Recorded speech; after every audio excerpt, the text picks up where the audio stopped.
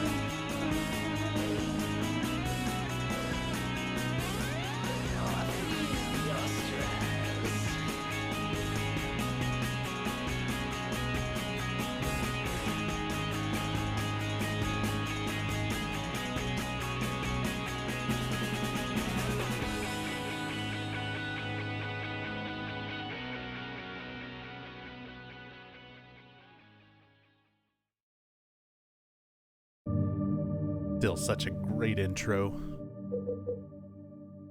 But alright, let's get started. Now, since we're going to be doing so many playthroughs tonight, and the focus is on enemy kills, we're going to need a lot, over 300 enemy kills over the course of multiple playthroughs.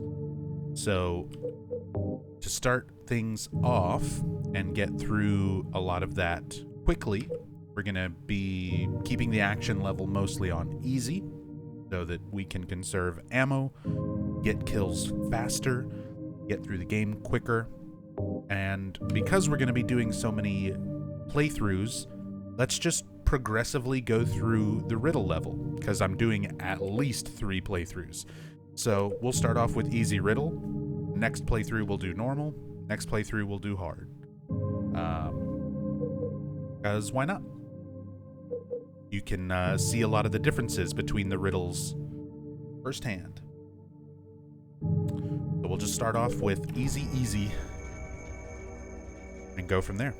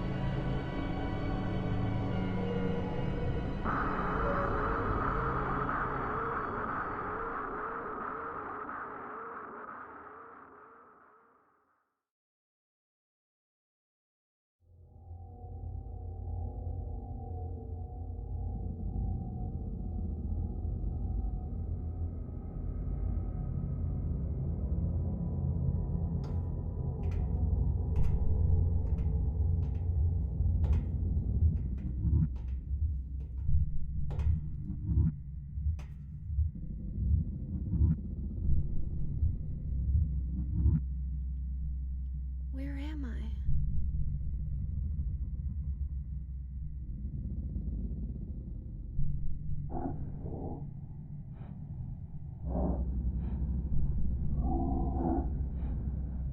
We are in Lakeside Amusement Park.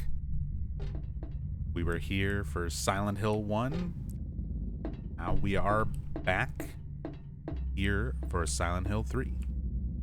Is this in 60 FPS? It is. So I've got some mods running. This is the PC version with quite a few mods tacked onto it. Sadly, there is no actual enhanced edition type thing for Silent Hill 3, not yet anyway. But there is a lot of people out there that have made mods for the PC version. So we're running a widescreen mod, we're running an FOV mod, we are running a 60 FPS mod. I'm running a mod that should let us view the Silent Hill 2 Easter egg cutscenes without having to have like save state shenanigans to unlock it, because that's weird on the PC version. Blue Pa, thank you so much for the sub. Very, very much appreciated. Thank you. Enjoy them emotes. Thank you so much for the support.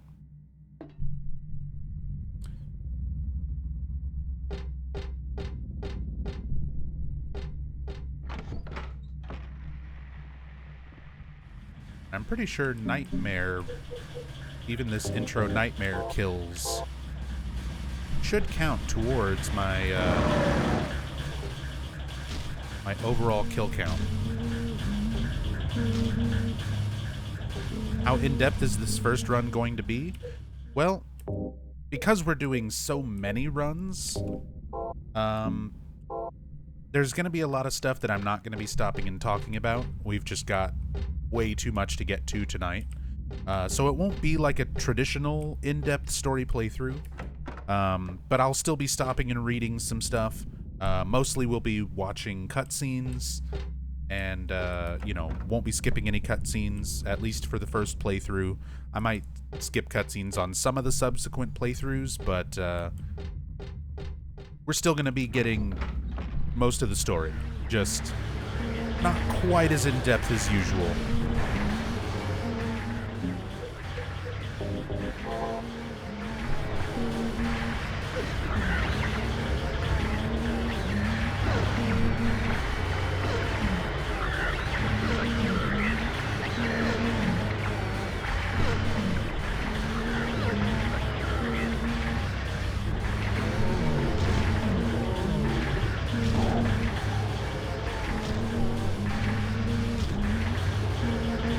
This game can be kind of weird about what counts as a kill. There's a lot of enemies that'll fall to the ground, and you can't leave the area too quickly. You kind of need to make sure that they die.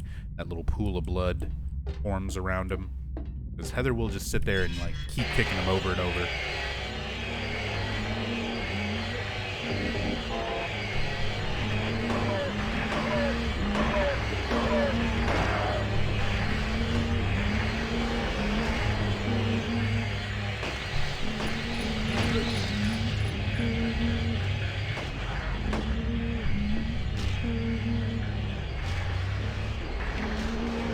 Heather's a firm believer in the double tap. Oh, much more than that.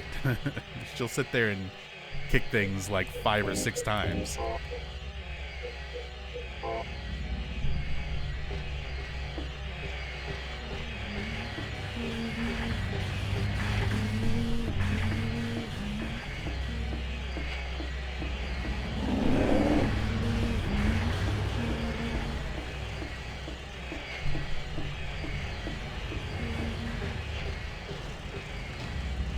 Locked.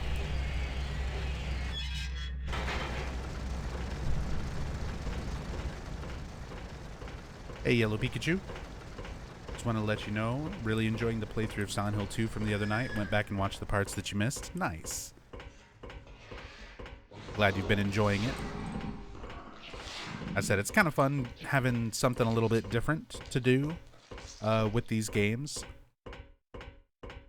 And I've never really shown like what it takes to unlock all this stuff from scratch, so I figured this would be kind of an interesting combination of story playthrough slash walkthrough if you're playing these games for the first time and you want to unlock some of the New Game Plus stuff or get the UFO ending. It works as a walkthrough so that you can kind of see what all goes into getting that.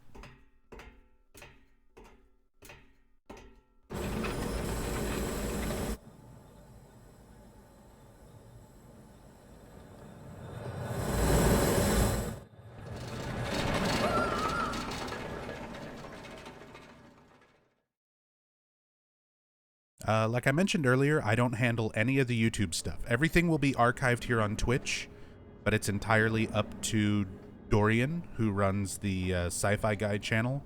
He's the only person I've given permission on YouTube to re-upload my stuff there. So whatever he chooses to get is and archive is what he chooses to put on there. But yeah, I just give him permission to grab VODs and put them on YouTube if he wants to.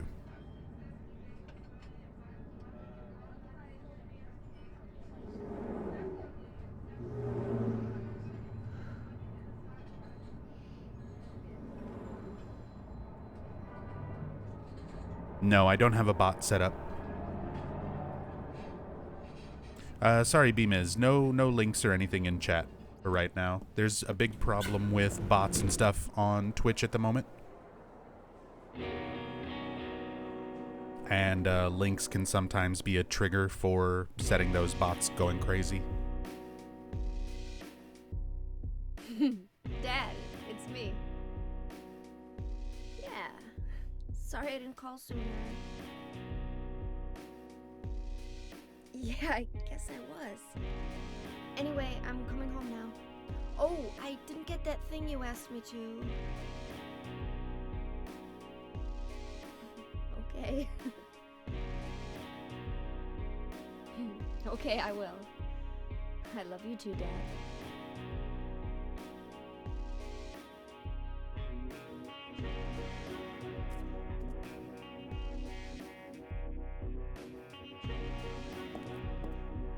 Heather, I need to speak with you.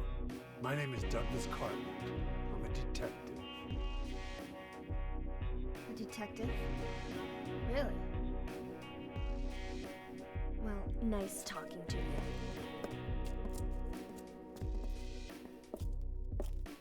Hold on. There's someone that wants to meet you. Just let me have an hour. No, half an hour of your time.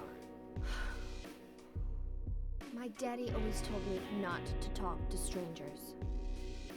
This is very important. It's about your birth. I'm not interested.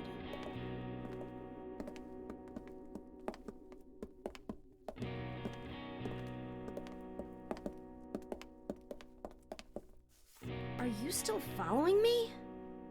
Do I have to scream? Sorry. I'll wait here.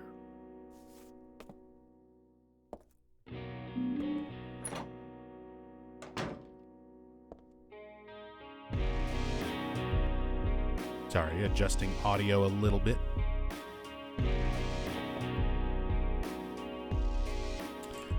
Catching up on chat real quick. I know it's a silly question, but how old is Heather? 17, I'm guessing. Heather is 17. So, this is one of the few points in the original Team Silent games where any kind of a timeline is established. This game takes place 17 years after the ending of Silent Hill 1, either the good or good plus ending of Silent Hill 1. So we just did that good plus ending a few nights ago, and you can see Harry kills the god. Alessa reincarnates into basically a new baby, and that newborn baby is given to Harry, and Harry runs out of the town and escapes with that baby. That baby is Heather. That is Alessa reincarnated. So she is reborn into a new baby that is originally named Cheryl. Harry raises Cheryl for 17 years. At some point, they are being tracked down by the Order, and Harry moves and changes her name from Cheryl to Heather for that reason. But this is 17 years after Silent Hill 1, and Heather is 17 years old. Better be some sweet boxers in the future of these runs. Oh, definitely. We'll be switching out some costumes and stuff. Once we get through this first new game playthrough, all the new game plus playthroughs, we'll throw some extra costumes and stuff in there, including for Douglas. In a way, do you think not having your saves and hardware at home to play the Silent Hill games feels like a nice way to start over and motivate yourself to play the Silent Hill games again?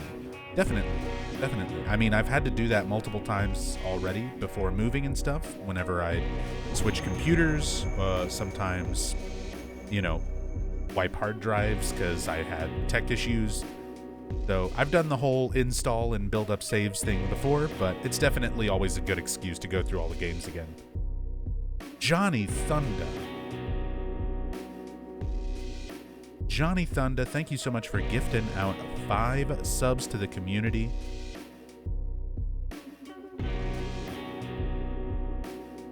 B4 is Puiham? By Spuiham? Cloud 1984, Frostknock, Professor Merc 01, and Rory Z. Enjoy the subs. Enjoy the emotes. Do not ask for subs, please. But Johnny Thunder, thank you so much for those subs out to the community. Everybody who got one, congrats. Enjoy them emotes. Johnny, thank you so much for the support. Dom, I saw it the first time you posted it. I saw it the second time you posted it. I've talked about it on previous streams, but just to get it out of the way, I'm usually not interested in seeing other fan videos that focus around their theories on connections, occult, psychology. Those are all things that I prefer to research myself. Usually I'm only interested in videos if they feature first-hand information, an interview with developers or people who worked on the games themselves. But as far as like other fan videos and stuff go, I'm usually not interested in looking at those. Nothing against them, but I prefer to do my own research, make my own connections on those kind of things.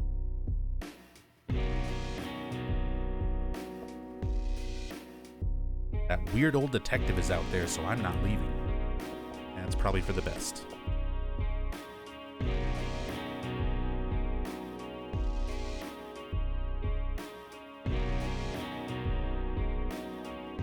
Hey, Silence Crab. Day is pretty good so far. Been meaning to ask, are you aware of the Heather texture that's in the texture files in the black copy PS2 version? Is there any good explanation for that, you think? Heather texture that's in the texture files in the black copy PS2 version of Silent Hill 3? What do you mean?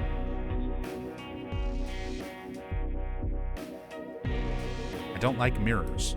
It's almost like there's an unknown world right on the other side. And the person staring at me isn't really me, just an imitator. I know how stupid that sounds, but that's how I feel. But if I keep thinking about it, it just makes me feel sick. Some good dialogue right at the very beginning. Just kind of giving that impression that Heather kind of realizes she's got another life. That she had a different life before she was Heather, and she's sort of reminded of that when she sees her reflection. The mark on this mirror, it looks so familiar somehow. What do I know it from? Where did I once see it? And why does my head hurt so much when I try to remember it? So with these save files, or save points rather, there's a lot of them that'll give a little bit of extra lore and extra dialogue. The road is blocked with empty boxes and stuff. Can't get through. You can just barely see it, but just kind of a neat little thing here. If you look on the other side of that fence, there's some buildings and stuff kind of off in the distance. That is actually a little segment of Silent Hill. It's the Texon station. In Silent Hill 2, you run past that area, you pick up the steel pipe that's sticking out of the running car. It's also where you get the Book of Lost Memories for the Rebirth ending. We'll eventually get to Silent Hill in this game. We start off not in Silent Hill, that's worth pointing out. This is not Silent Hill. You're in Portland, Maine. But eventually we go to Silent Hill and we'll visit that area. But there's a little low poly version of it sitting back there just to kind of make the street and backdrop not look empty. I don't think it's intended to actually be recognized as a piece of Silent Hill being there. I think it's just more there to kind of fill out the backdrop. But just a little interesting note, a bit of an Easter egg almost. We are in Maine officially. Douglas straight up mentions Portland. Well, that's helpful. Maybe I should walk around it. Never mind. But how did this car park here? It's a really, really good parking job.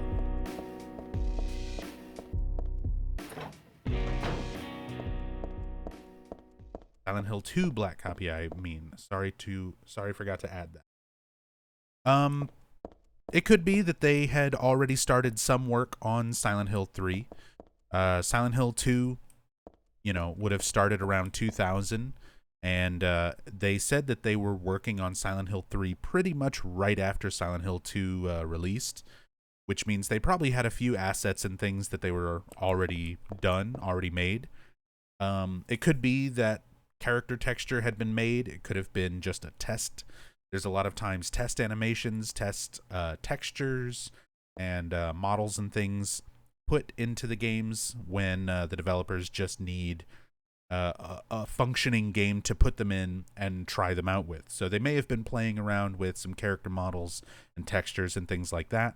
They already had the Silent Hill 2 engine running, and we're still working on stuff for Silent Hill 3, or hadn't gotten that far in for that project yet. I don't think it's anything worth picking at too much, thinking about too hard, because it is a pretty common thing in not just the Silent Hill games, but a lot of game development in general. But it is interesting that you can see a texture that early on.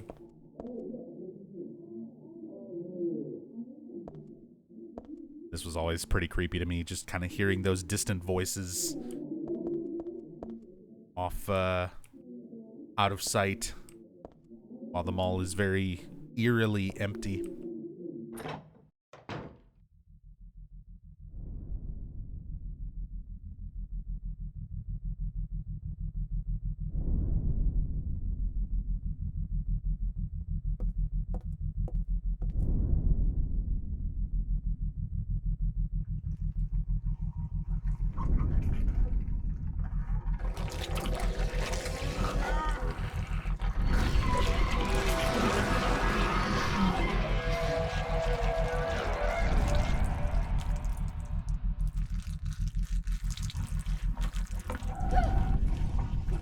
Stay back!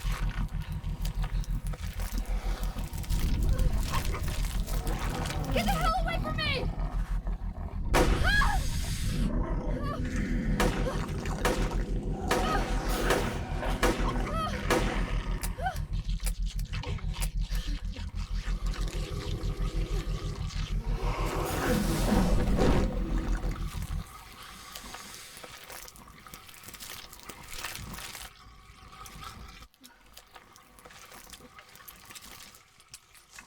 What the hell is this thing?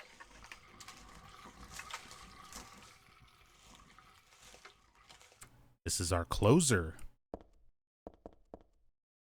It's definitely not human. I've never heard of such an animal. And no way is it a costume. It sounds crazy when you say it, but monster is the only word for it. But I don't think I'm crazy. Possibly a little nod to James's line in Silent Hill 2. A lot of Silent Hill 2 references and things here. So the closer itself is very reminiscent of it. I mean, it literally is a creature from Silent Hill 2.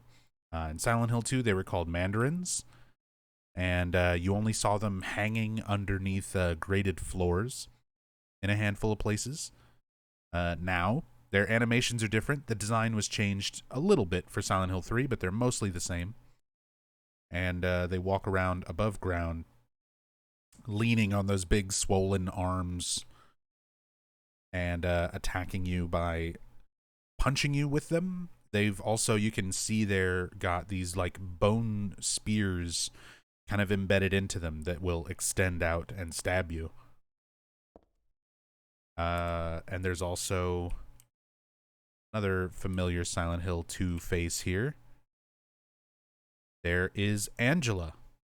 It's not, I don't think in the context of this game, supposed to actually be Angela, but it's Angela's model from Silent Hill 2, just to kind of be used for this corpse, this victim of the closer monster.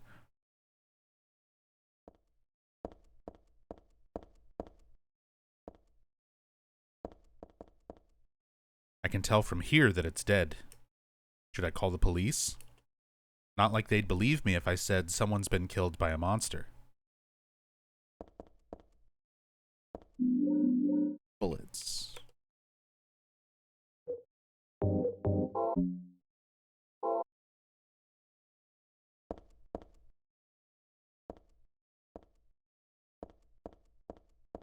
If this is a monster from Silent Hill 2, does that mean they don't represent part of Heather's psyche? Not at all. I think this is just this is one of those things that you can't think too literally about in the context of lore and story. This is still a monster. In the context of this game, there is a god that is the same god from Silent Hill 1, essentially. When Alessa was reborn into the newborn baby that Harry escaped the town with, a piece of that god was still inside of her. And that god has been growing inside of Heather as she's gotten older. That god is what's influencing reality around Heather. That's why all of these things can happen. The manifestation of monsters, the warping of reality, even though we're not in Silent Hill. It's all happening because of that god growing inside of Heather. And it's doing the exact same thing as Silent Hill 1. The god is essentially the power of Silent Hill. It's drawing from Heather's mind and manifesting things around her. As far as the creature being used, Masahiro Ito probably liked the design, and they also had less time to develop this game as something like Silent Hill 2. So you get a little bit of bleed over. They wanted to just copy that monster design over. It was already very scarcely used in 2. They probably liked the design and wanted to reuse it for 3. I think trying to pick it apart is like, well, it's something from 2 and it's not part of Heather's psyche, is thinking a little bit too hard about it. It's more of one of those sacrifices of game development. You've only got so much time to work on a project, so there's some reused models, some reused textures, just like Angela being there. So just a poster, big deal. Something about this face, a little creepy.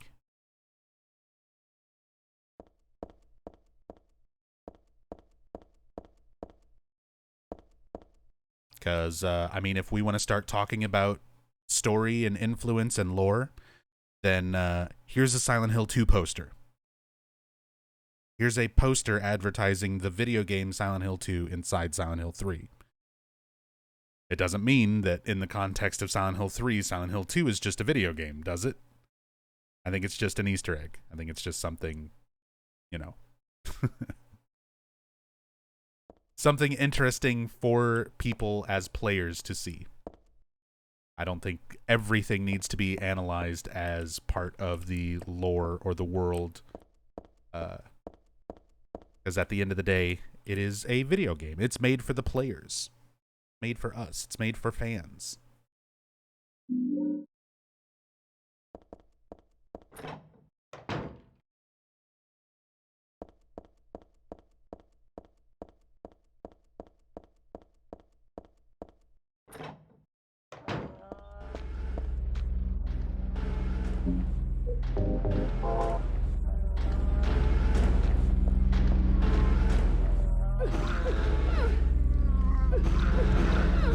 Yeah, this is the PC version with a bunch of mods to make it widescreen, 60 FPS, etc.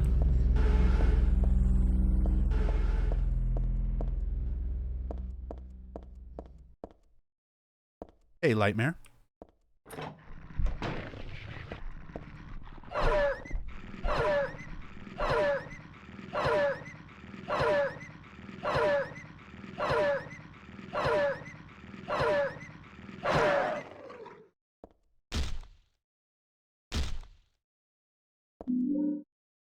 Beef jerky, that'll actually come in handy at some point while doing these enemy kills, because later on we're going to need to try to kill like slurpers when there's a bunch of them around us.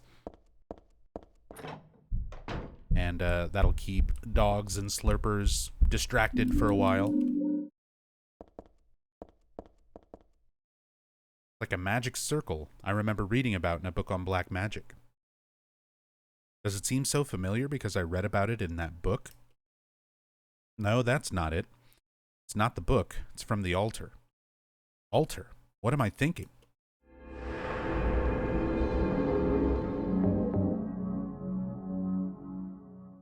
So already she's having these memories from her life as Alessa. She's remembering the church altars used by the cult,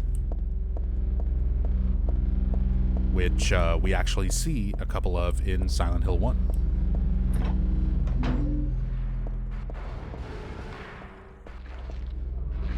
Helen's Bakery. So a little bit of development backstory behind Helen's Bakery. When this game was first being scripted out and the story was being written, Heather's character was originally named Helen. She was going to be Helen Mason. So in the earliest drafts of the script, that was her original name. Then when they started casting for the game, casting their voice actors, a voice actress by the name of Heather Morris got the role. The developers, Team Silent, they liked Heather's name so much that they wanted to name the character after her. They kind of asked her a little bit about her name and about like how names are in the United States, if there's any sort of differences or anything between Helen and Heather. And they ultimately decided on Heather because to them it sounded like a much younger, more youthful name as opposed to Helen. So the character's name was changed from Helen Mason to Heather Mason. But they kept Helen's Bakery in as a little nod to that original character name.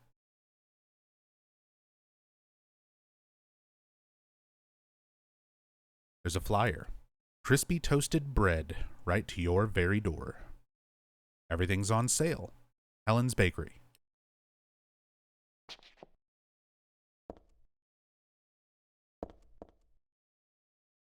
It's bread.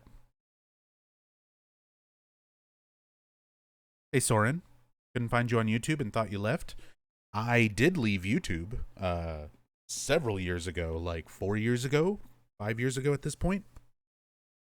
I was only running my own YouTube channel for like a very, very brief period of time. I got tired of YouTube's nonsense. It's impossible to upload things without content ID flags from completely uninvolved parties, and it's impossible to get through that automated system to like fight those content IDs and claims and stuff against videos. So a lot of times my videos would get taken down or they'd be blocked in most countries. It was just too much of a headache, so I stopped dealing with YouTube and I put all my focus into Twitch. But I've still been very active here on Twitch.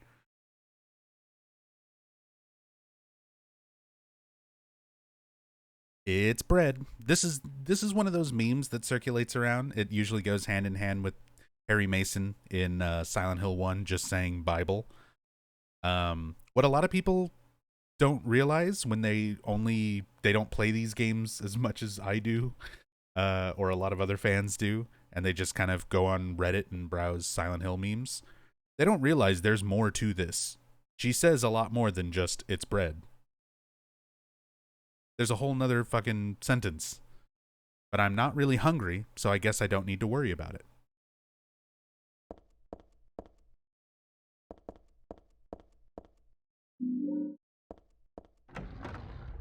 That's what happens when you only know a game through memes instead of like playing it.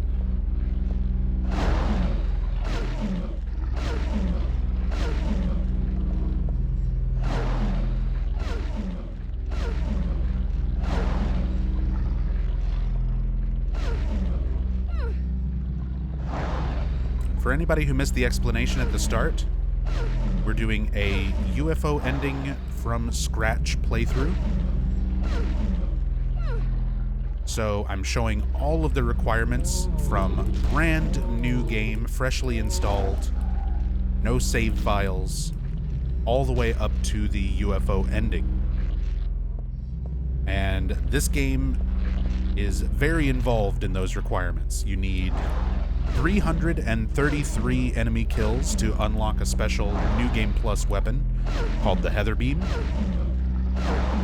And getting those 333 kills, there are way less than 333 enemies on a playthrough, so it takes multiple playthroughs.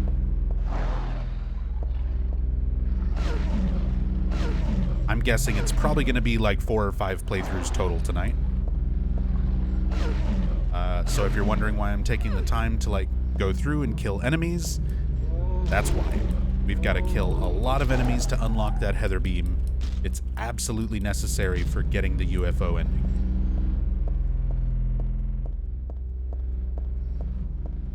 And I think that's everything up here. Yeah. Hey, what's up, Adana? Hope you're doing well tonight. This is gonna take a while. As said, this might be the longest of the first 3 games as far as getting to the UFO ending from scratch. Silent Hill 1, it took about 11 hours, a little over 11 hours. Silent Hill 2 took about 14 hours. So this will probably be at least 14 hours, if not more. And we're doing it all in one go.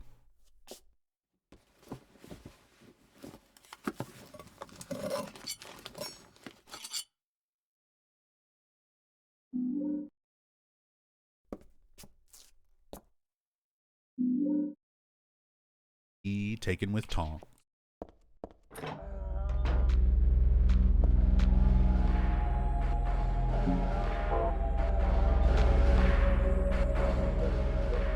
am I doing on that? Still only 20 bullets, so we still need to knife things.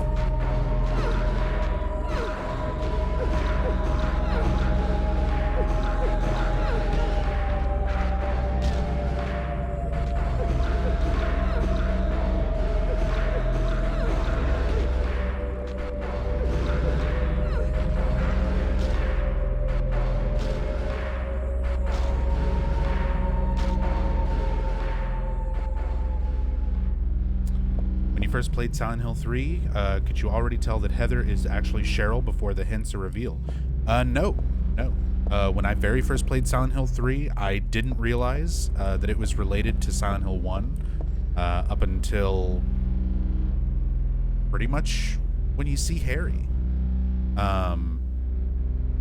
That was kept pretty well hidden. Like, they didn't advertise the game as a sequel to Silent Hill 1. There was nothing to really give away who Heather was. They were very secretive about it. So I played it pretty much right on launch, and without knowing anything else about the story when I first played it. So it was a big twist at the time that, oh my god, this is a direct sequel to Silent Hill 1.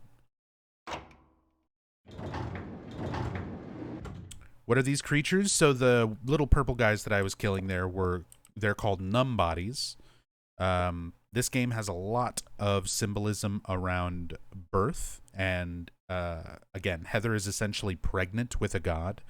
So birth and rebirth and impregnation are big themes throughout the game, and that's definitely shown through a lot of the enemies. The numb bodies themselves are supposed to sort of resemble fetuses, undeveloped fetuses that are walking around.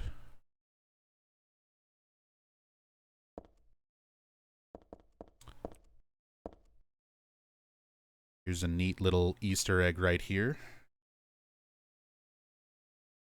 One of those coincidental connections. But that magazine cover there that says college, that blue book on the top of the screen, that is Norman Reedus. On the far right, those three guys.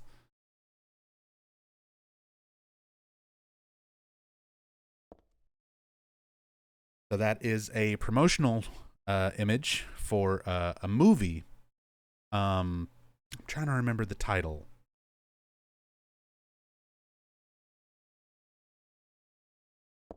Pull this up real quick because it's so hard to see.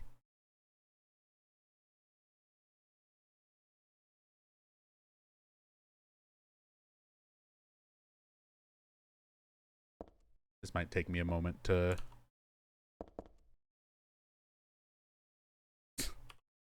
Funny how they're like spinning around while I'm trying to mouse over different things.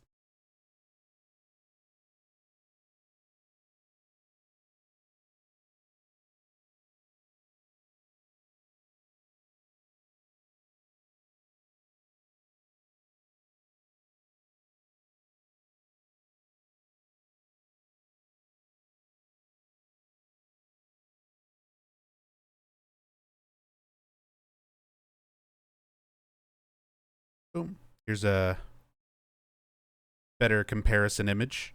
You can see the book in-game, that magazine on the right, and then the full original image there on the left. It was for a movie called Gossip from 2000. But there you go. There is Norman Reedus in Silent Hill about 11 years before PT.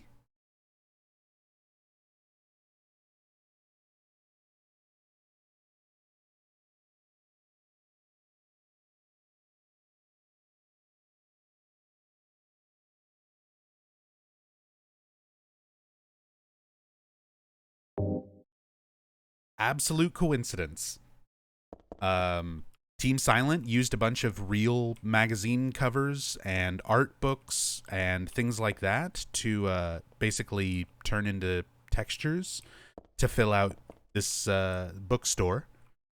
So all these magazine covers, all these art books, everything you see is pretty much taken from an actual photo or magazine or something, some real life, real world resource that Team Silent had.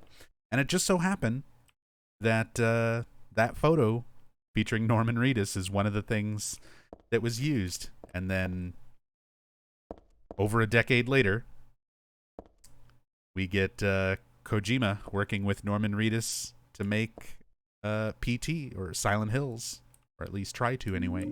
Thanks, Konami.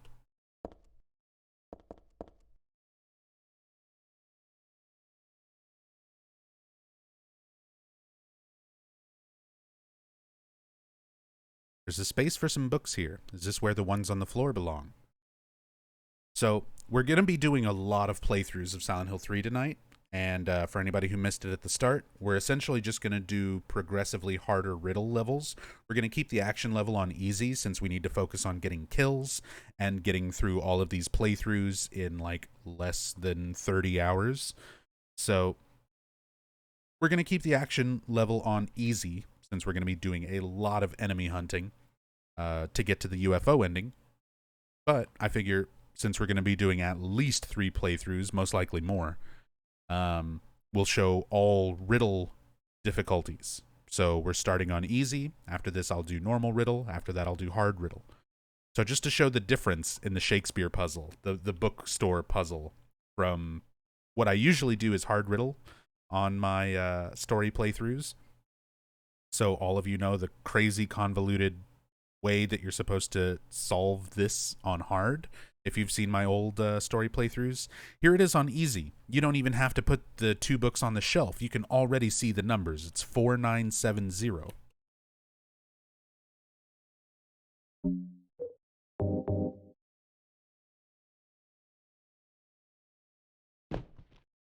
And there's no mixing them up or putting them out of order or anything like that. You just put them in 1, 2, 3, 4, 5 order. 4970.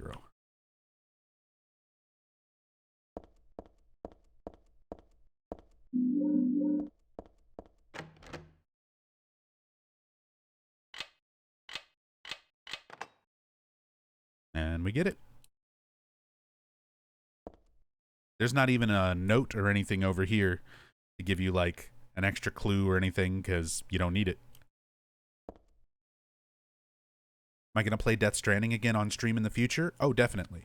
I'm not sure when. It'll probably not be until November at the soonest, because I've kind of got the rest of September planned out, and October is going to be all horror games. I usually take a break from Silent Hill and DBD and my usual stuff to catch up on horror games I've been meaning to play, so I'm going to be getting through Tormented Souls, Resident Evil Village, Resident Evil 3 Remake, and a bunch of other stuff throughout October. A lot of horror games. We're also going to be celebrating my 10-year anniversary on Twitch. October 9th is 10 years that I've been on Twitch. So we'll be celebrating that. But November, possibly, I'll see about getting back to Death Stranding to do an in-depth story playthrough of it. Now that I've played it a few times, done some research on it, I know more about its development, I know more about the story itself, and yeah, it'll definitely be one of those things that I would love to do a more fully in-depth story playthrough of. And that story playthrough is going to take multiple days of getting through it, because that's like even knowing what you're doing, that's like 100-hour game to go through and do everything and explain everything. 100-hour plus.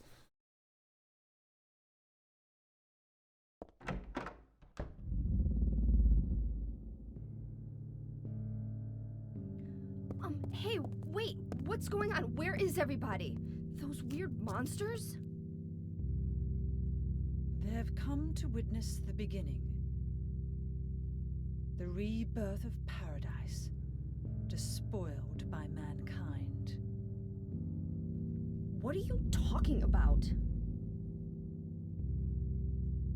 Don't you know? Your power is needed. How should I know? I am Claudia. So what? Remember me, and your true self as well. Also, that which you must become. The one who will lead us to paradise with blood-stained hands. Claudia, right? Did you do all this? It was the hand of God.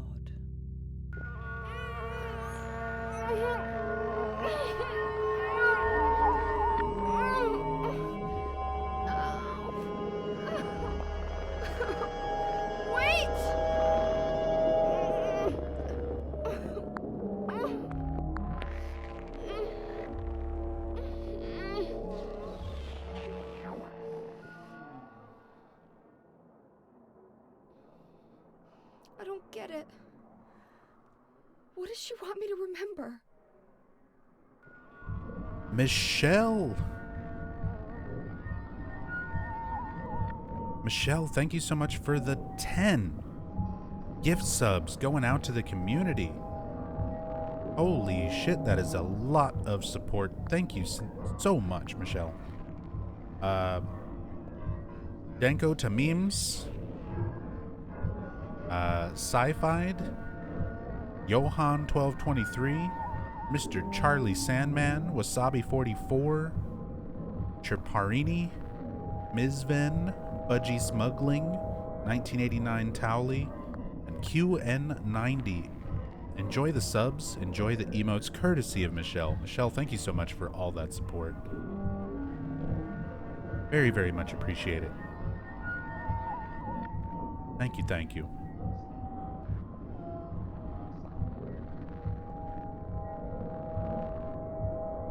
Director's Cut coming soon for Death Stranding? It is, but it's just PlayStation 5.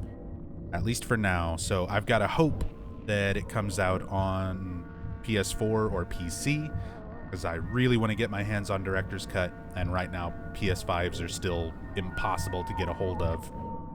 So, here's hoping.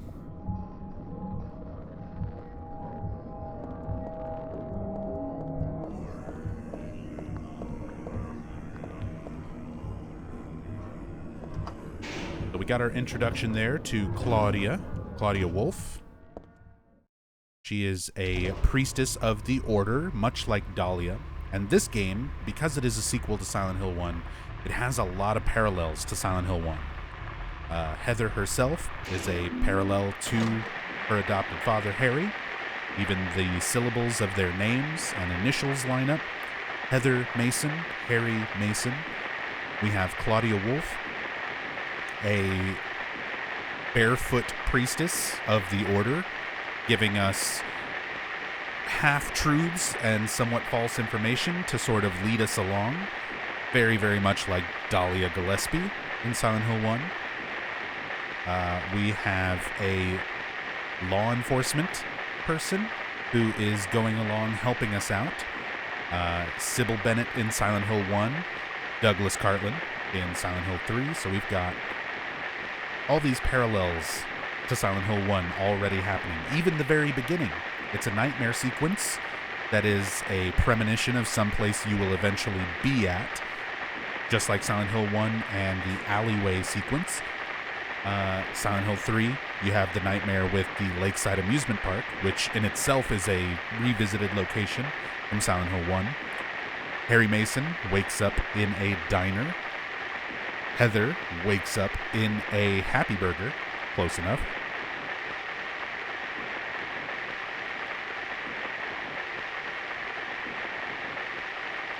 What's up, EJ?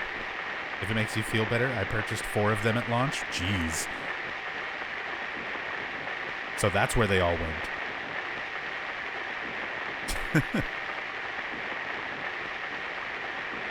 A radio. What the hell is this doing falling down from the ceiling? Anyway, I guess that explains the static from just before. But all it's picking up is static. I wonder if it's broken.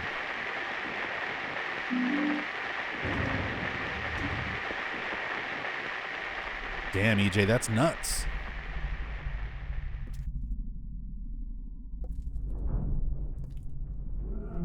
Well, I'm glad somebody out there is able to get him. I sure can't. Not anytime soon. Is this a dream? It's gotta be.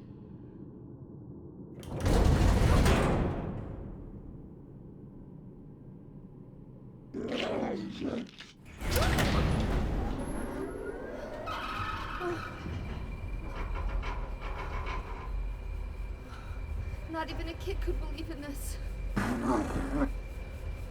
Hey, Valtiel. Hanging out, twitching head.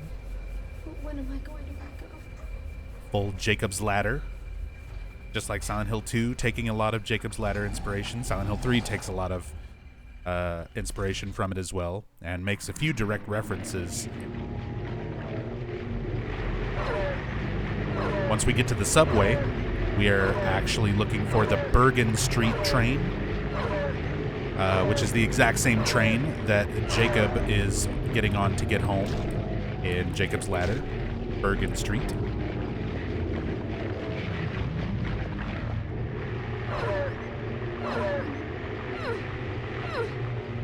Get back here.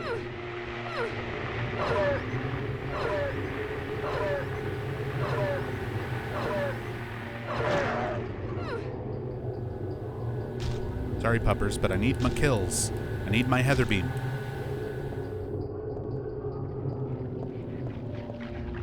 Unafraid Zio always have this question, why the radio is the signal for knowing monsters are around. It comes from the idea of spirits, ghosts, and supernatural things being able to interact and interfere with electronic signals. You'll see this a lot in like ghost hunting shows and paranormal investigation things where they take like EVPs or they detect the presence of supernatural or spiritual things using EMF readers because those things will supposedly interact and interfere with electromagnetic fields and electric signals. So the radio would be one of those things that detects the supernatural, essentially. This again. Looking at it makes my head hurt, but at the same time, it's like so familiar. I know I've forgotten something really important, but I also have the feeling that I'd be better off not remembering it.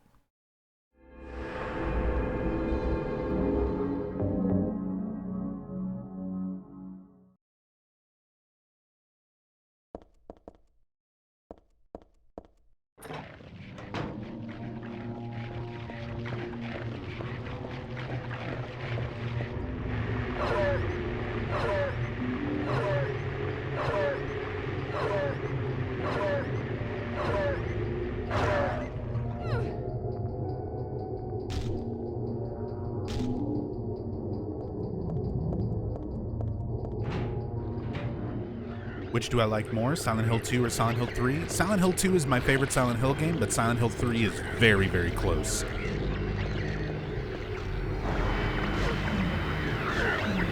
Very, very, very close.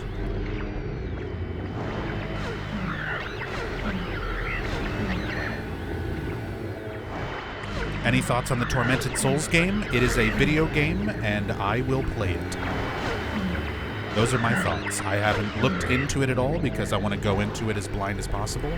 I haven't seen anything about it. I haven't watched streams of it. I haven't done anything regarding it because I'm going to play it for the first time next month. So those are my thoughts. It is a video game, and I will play it soon. In a few weeks. And from what I hear, it's a horror game. And I like horror games.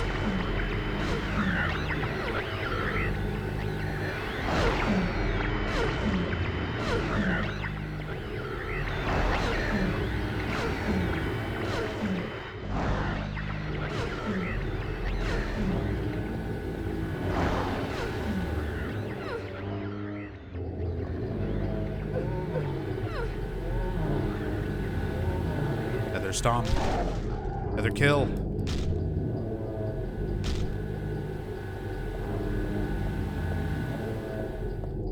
Faster, Heather cat. Kill, kill, kill.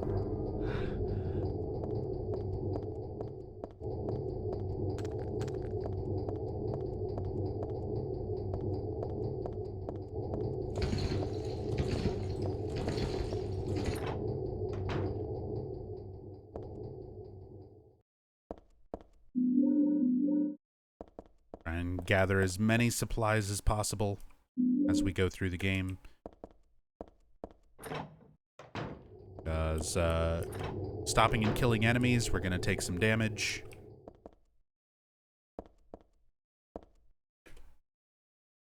Gotta show this off. Full of filthy, muddy water. Looks like something's stopping it up. Will you remove the blockage?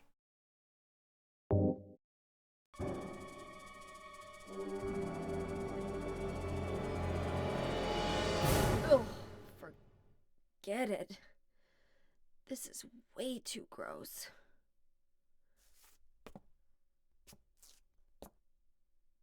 Who would even think of doing something so disgusting? Yeah. Can you imagine? Who would actually reach their hand into a toilet, a dirty, dirty toilet, just because they see something blocking it and not even roll up their sleeves or wash their hands? Is someone actually in there?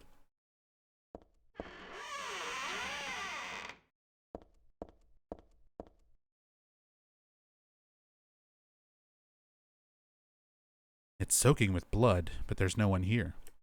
Did someone respond, or is it just me?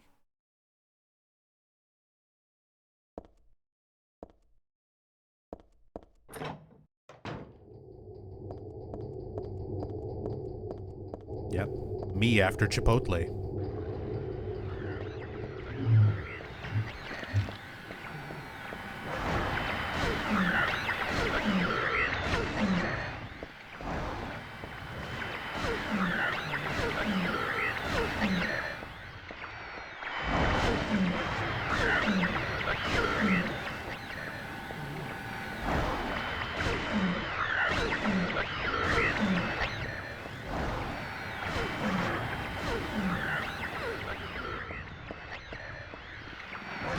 Ouch.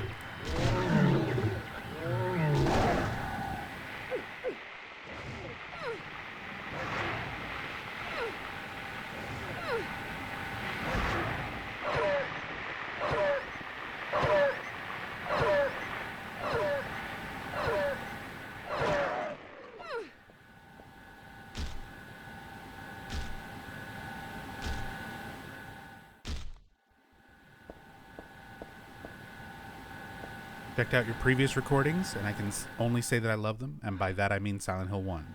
But I've heard that Silent Hill 3 is very similar to Silent Hill 1. Is that so? It is. Silent Hill 3 is a direct sequel to Silent Hill 1. It is a continuation of the same story 17 years later. And the game itself parallels a lot of the events and characters of Silent Hill 1. So there's a lot of connection between the two. And I said it is a direct sequel. Silent Hill 2 was kind of its own thing. It's a very much a standalone game. You don't have to play any of the other games to understand it. It's not part of a continuation of a story or anything like that. It's just kind of a self-contained little thing. Silent Hill 4, similar situation. It's very much its own self-contained story. You get a little bit more out of that story by understanding Silent Hill 1 and 2, but only through a couple little references. Whereas Silent Hill 1 and Silent Hill 3, they are absolutely connected. They are essentially the same story across like 17 plus years. Grab this bulletproof vest. We probably won't need it, but there are some situations I can get into where I'm fighting enemies and I'm taking damage. That bulletproof vest will help mitigate some of that damage, since we're going to be doing so many enemy kills on all of our playthroughs tonight.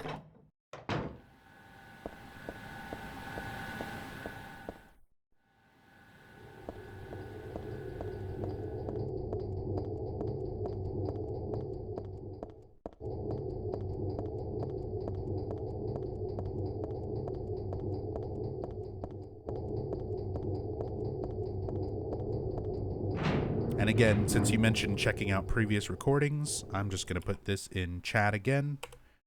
There is a link to my collections page. Collections on Twitch are basically the same as YouTube playlists. It's just a big collection of VODs of all of the videos and past broadcasts and things that I've done over the years. That collection link will be all of my Silent Hill stuff that's archived here on Twitch. It's everything that's ever been on YouTube, plus way, way, way, way more. It's about 420 hours long, and we're adding to it right now. So, you mentioned liking my past videos or my other playthroughs and stuff with Silent Hill. I guarantee there's something in that playlist that you probably haven't seen yet.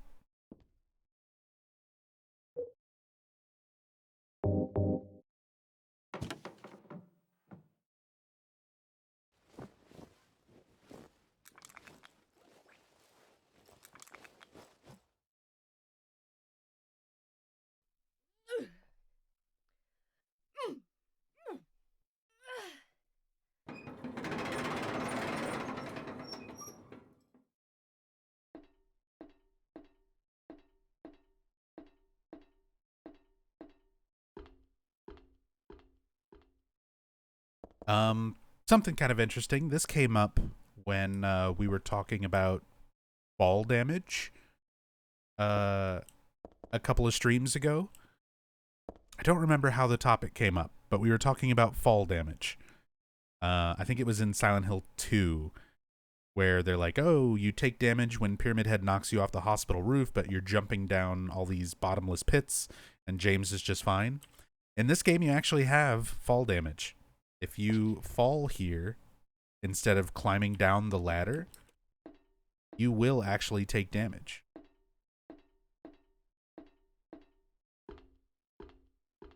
So we'll look at our health. It's currently yellow.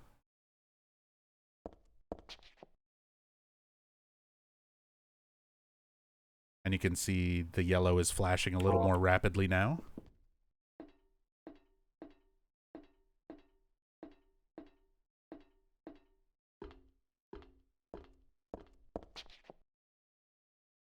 Now we've taken enough damage that the health indicator, low health indicator, comes on.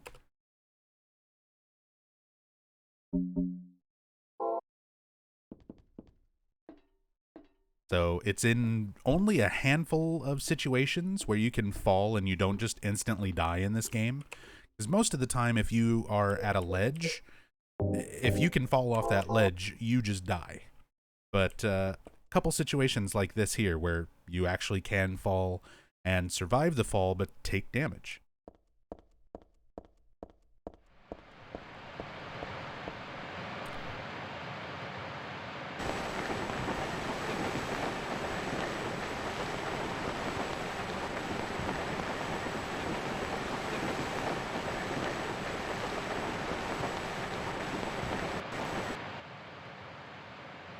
So we've got some missing audio. We're playing the PC version, and there is some missing audio here. I'll talk a bit more about all of that. Hey, what's up, Techie? Can you die from fall damage, or does it cap at the minimum? It'll cap you out at like 0 HP or 1 HP. I forget if this game calculates it the same as Silent Hill 2, where you only die when you get hit at 0 HP. But it'll put you at whatever your minimum health is if you take enough fall damage, but it'll never outright kill you. So we get a little glimpse there, a little cutscene from Silent Hill 1 in that static. Whenever Harry Mason is in the Silent Hill town center, and there's the big stack of TVs, he sees a video of Cheryl where she says, "Daddy, help me." And, that audio is in the PlayStation 2 version of Silent Hill 3, but it's removed along with all the other Silent Hill 1 audio in the Silent Hill 3 PC version. So essentially, what happened is there was not a lawsuit, but a threat of a lawsuit. So Konami made Silent Hill 3, and when they were putting together Silent Hill 3, they were using some audio clips from Silent Hill 1. Since this game is a direct continuation of Silent Hill 1's story, they wanted to have those direct tie-ins, and they even had some audio clips and little bits of cutscene that were used for this game. However, Konami never went through the proper channels. They didn't contact any of those original actors to get, formal rights to use their voices in a new production, in a completely new project. Now, if it had just been like a re-release of Silent Hill 1 or something, that would have been one thing, but this was a completely new project being put out using those assets. So Konami, well, one of the voice actresses, the voice actress for Lisa Garland, her name is Thessaly Lerner. Thessaly found out after the PlayStation 2 release of Silent Hill 3 that her voice was being used in this new Silent Hill game. She went, did her research, found out that that was the case, talked to a lawyer, and a lawyer said that she would have a pretty good case for suing Konami for not getting her permission or for not paying, any royalties or anything like that for the use of her voice, as well as any of the other Silent Hill 1 voice actors and actresses that they use, because they use Harry Mason's voice, they use Cheryl's voice, they use Lisa's voice. So it's one of those things that she had a good case for. And she went to Konami. She was like, hey, I know that my voice is in this new game. You guys never contacted me. I'm willing to take this to court. And Konami said, okay, we'll settle outside of court. They paid her a couple $1,000s. And that was it. That was the end of it. And just to make sure that none of the other voice actors or actresses came forward and tried to threaten the same thing, the re-releases of Silent Hill 3, like this PC version, don't have that original Silent Hill 1 audio.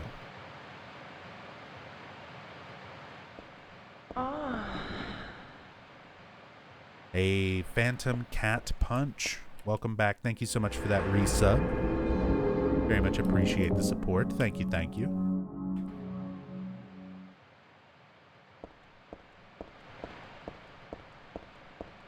Hope you're doing well tonight.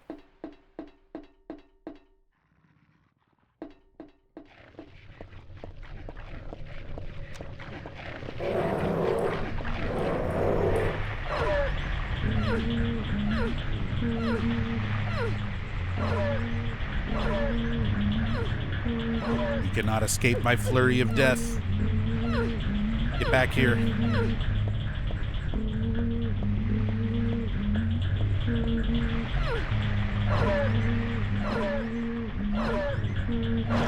Hey, what's up, Chope? Hope you're having a good night.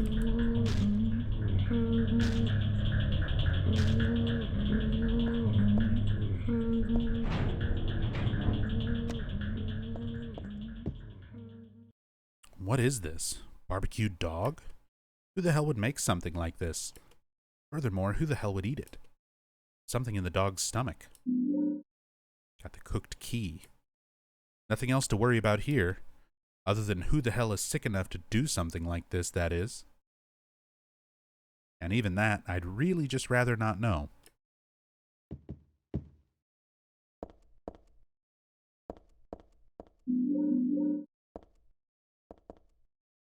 Here's one of my favorite bits of dialogue in the game. Rows of wine bottles. I don't really feel like eating and drinking stuff from an alternate reality, okay? Yeah, but health drinks are fine. You drink those.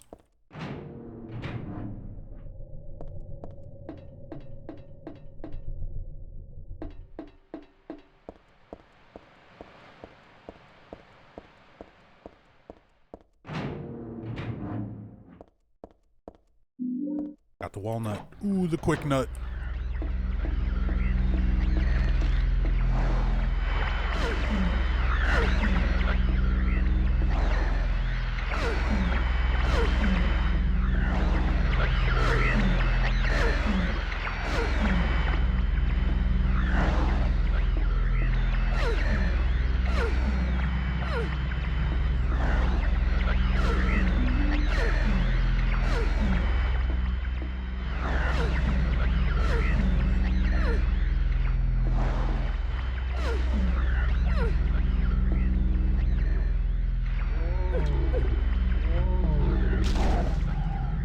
Hey, what's up, Cider Man? Is there a way to beat God on hard mode without that glitch? Absolutely. You very, very painstakingly have to dodge fire. Make sure you've got enough health drinks and healing supplies for when you do get hit by random fire. And just really take your time. Really, really take your time. If you're low on ammo, try to save it just to get God to bend forward, and then switch to melee weapons, run up close, get in a hit or two, and then move out of swipe range, move back in, do that until God stands back up. And yeah, start dodging flames. Basically, get good. Pretty much.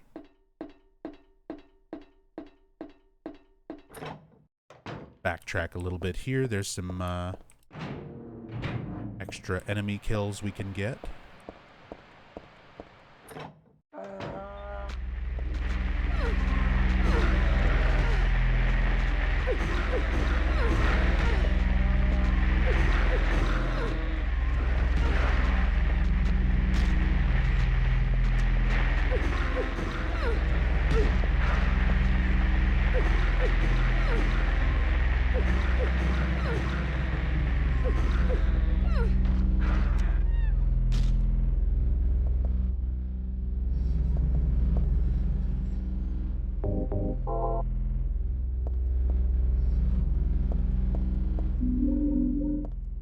Supplies.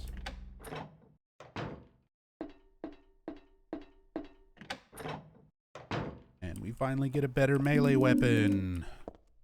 Give me the pipe.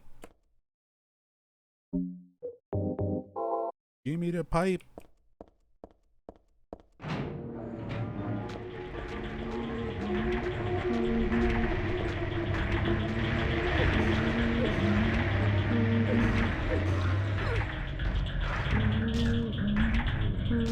Anyone keeping count of kills so far? I'm not even bothering counting.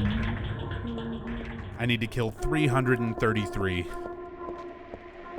Even if I kill every single enemy in this first playthrough, it will not be enough. It's gonna take multiple playthroughs, so I'm just gonna do playthroughs and kill everything that I can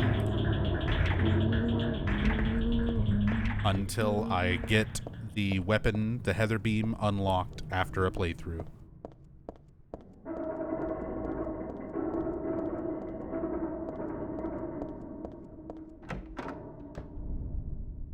It will speed up a little bit as we progressively go through these playthroughs.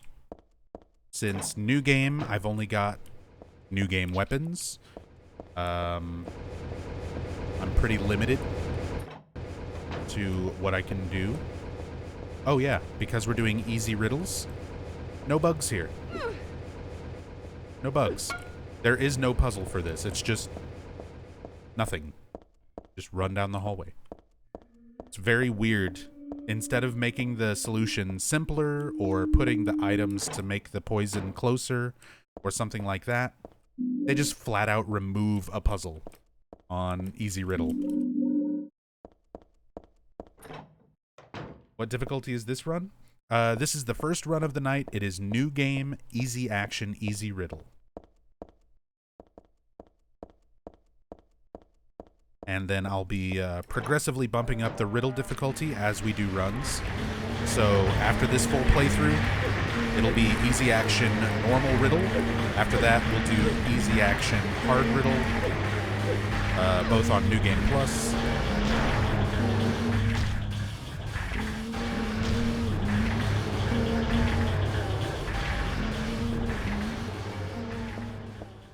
You kill everything once you get the possessed ending. Not necessarily. You also have to do some other stuff to get enough points towards the possessed ending. So even if you're killing things, you also need to take enough damage, and you also need to correctly answer the person in the confessional in the church at the end.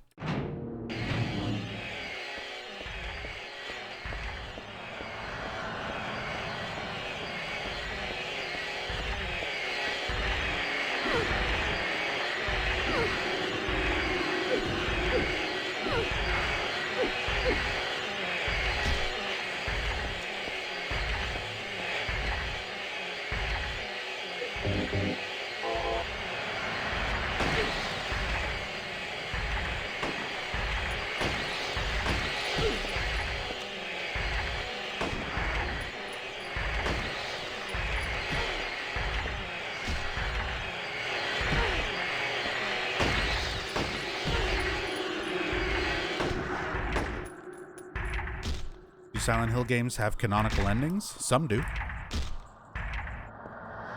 For instance, for Silent Hill 1 to lead into Silent Hill 3, you basically have to get the good or good plus ending. But for Silent Hill 2, there is no follow-up, there is no continuation. And the endings themselves are more about you as a player, how you interpret James dealing with, you know, the events of that game. So it's doesn't really have a canon ending. Same thing for Silent Hill 4.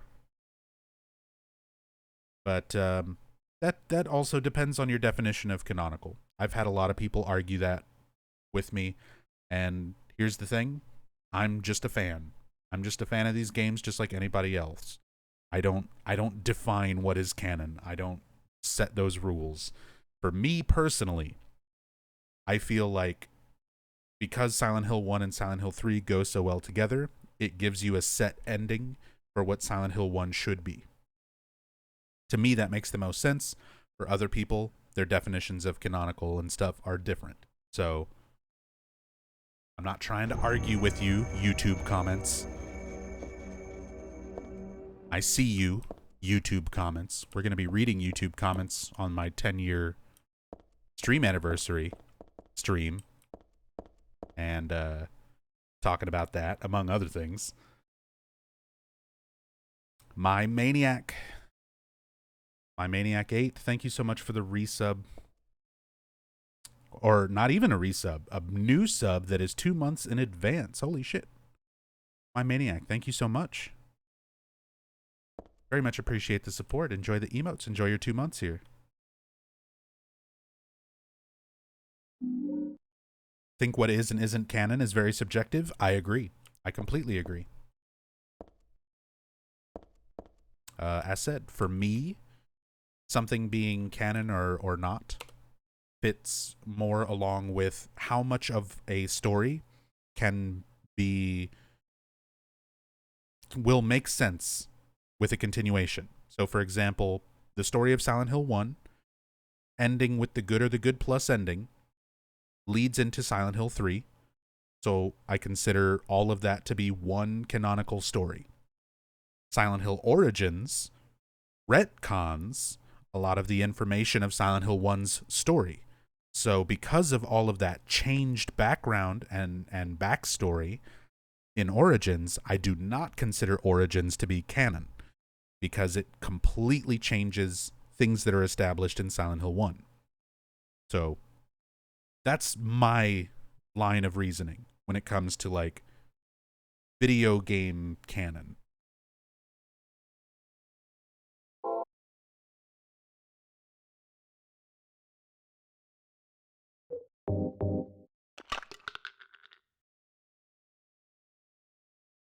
No nut in the walnut shell, just a jewel. Give me that moonstone. Yeah, so it's kind of a running joke in our community about UFO endings being canon. And again, going by that logic that I've just said, UFO endings could be considered canon. The UFO ending of Silent Hill 1, Harry gets abducted by the aliens. UFO ending of Silent Hill 2, Harry and the aliens that abducted him come back to Silent Hill and abduct James. Silent Hill 3's UFO ending we'll be seeing like 15 hours from now. So for those who haven't seen it, I won't spoil it. But it is a further continuation of the Silent Hill 1 and 2 UFO endings.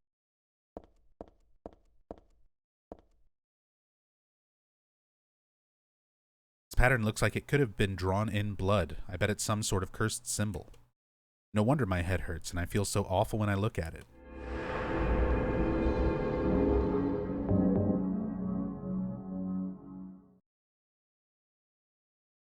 Nubs, you are wrong. I read the wiki. Yeah, you're probably right.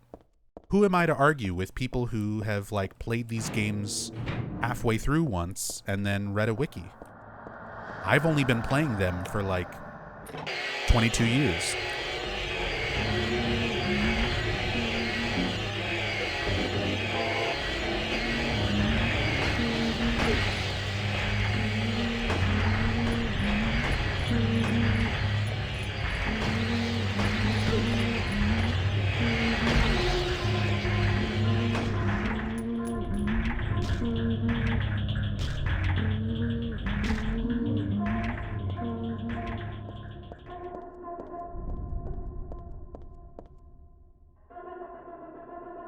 UFO in Homecoming, the cop legit said he knew they exist in town.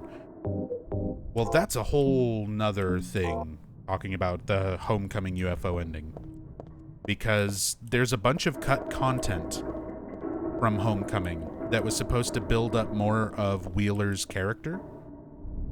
And Wheeler, if you read all of the stuff that was on the Silent Hill Homecoming website, there was a bunch of extra notes and diaries from the characters that fleshed out their characters a bit more. And Wheeler is like one of those conspiracy theorist people. He believes like Kojima is going to make the next Silent Hill game. He's one of those kind of crazy tinfoil hat people. So, you know, he believes in Abandoned being Silent Hill. He's one of those kind of people. And he also believes in aliens and UFOs. He thinks that UFOs are making all the weird stuff happen around Shepherd's Glen and Silent Hill and all of that. So if you read all of those conspiracy theory diaries written by Wheeler, and then you get the UFO ending in Homecoming where Wheeler comes out and goes, "I knew it," it makes a lot more sense. But a very small percentage of people actually read those diaries, read that extra, you know, supplemental material. It should have been in the game. It's stuff that really should have been in Homecoming so that you could flesh out those characters more. And it would have made Wheeler's reaction to the UFO ending make a lot more sense.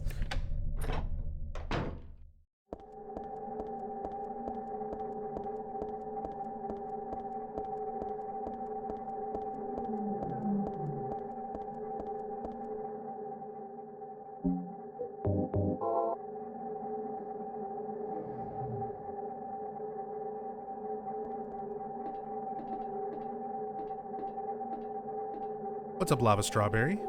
Welcome to the Twitch side of things, where I put all of my focus. Glad you enjoy the stuff on YouTube. Again, shoutouts to Sci-Fi Guy, Dorian House, who is the only person I've given permission to archive my stuff on YouTube to.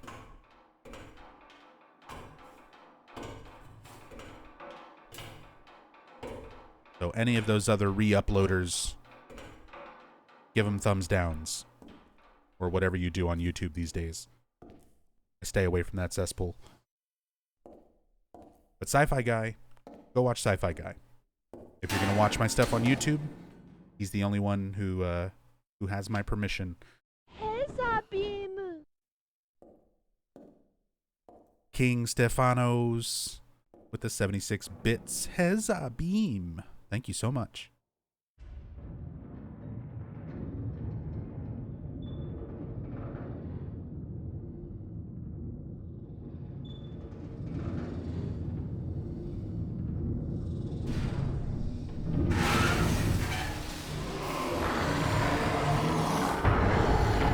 It's a one-eyed, one-horned, flying purple people eater.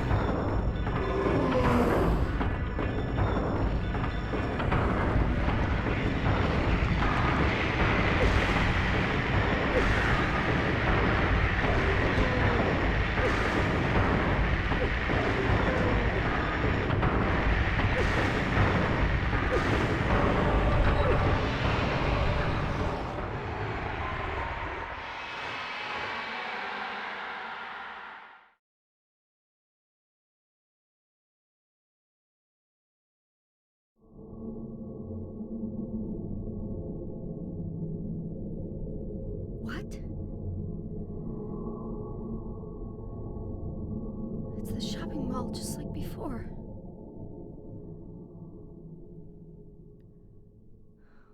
Am I back?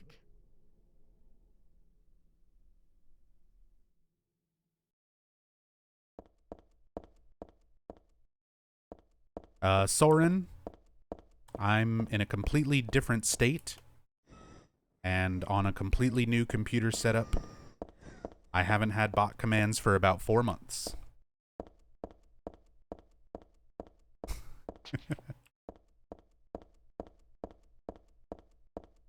But I appreciate your tenacity. Hey, Ms. Nix, thank you for the host.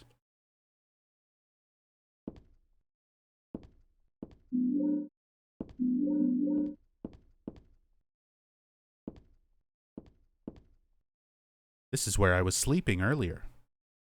Hell, I might still be sleeping here for all I know. I wish I were. You know deep down that you're not.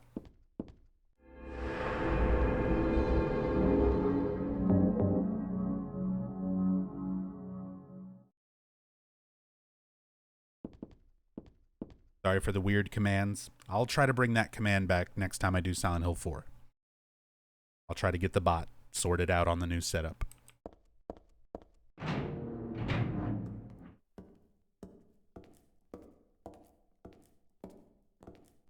Heather, It's you. what just happened? You must be one of them. What did I do? And what do you mean by one of them? You're in on this with that Claudia, aren't you? Claudia?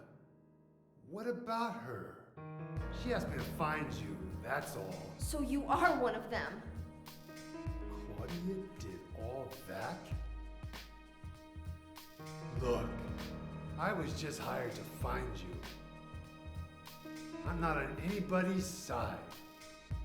I don't know anything about this. Why don't you start by telling me what happened here? And that monster. What the hell was that? I don't know any more than you do. All I know is that things are getting really screwy around here, and I got a weird feeling it's got something to do with me. Maybe you're just an innocent bystander, but I can't feel sorry for you because you dragged me into this. You know, if you hadn't found me... What are you talking about? What's so special about you anyway? If I knew that, I wouldn't be so confused, would I? But I know there's something. Something I've been running from and forgot for a long time.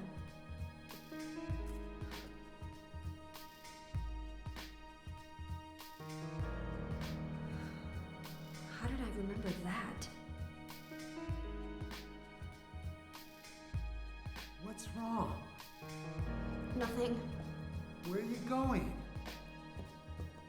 I'm taking the subway home. What should I do? Hell if I know. You're 50-something years old. Why are you asking me? I'm 17. A 17-year-old girl trying to go home from the mall. Why should I know what you should be doing? Growing strong and healthy, it's Minmo. That's the Minmo theme song.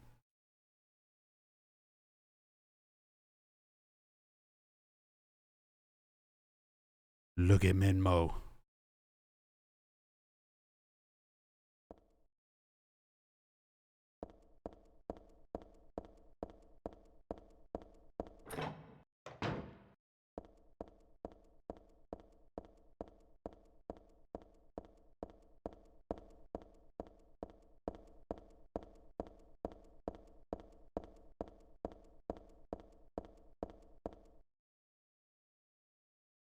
Heather really has her shit together for 17-year-old girl.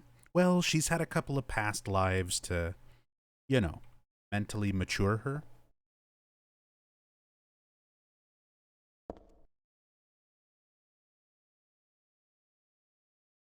There's a newspaper left on top of the ticket machine. Fatal accident at Hazel Street. At about 11 p.m. on the 4th, a man waiting on the platform at the Hazel Street station fell onto the tracks and was decapitated by the arriving St. Renata college-bound train. The victim died instantly. While police have not yet determined whether the death was an accident or suicide, witness reports that the victim did not look inebriated and seemed to jump off the platform deliberately. The victim's identity is still unknown. He was approximately 40 years old, 5 feet 10 inches tall, and wearing a black jacket. This newspaper is 4 months old. What's it doing here now?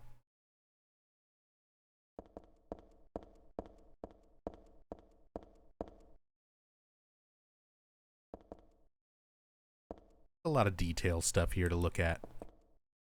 Like this little room you can never go into, but there's all this like unique rendered stuff in there, little textures, posters, calendars, stereo, stack of tapes.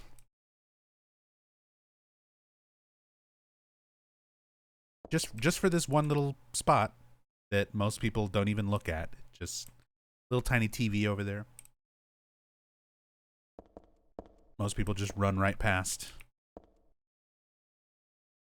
Is it possible to no-clip into that room?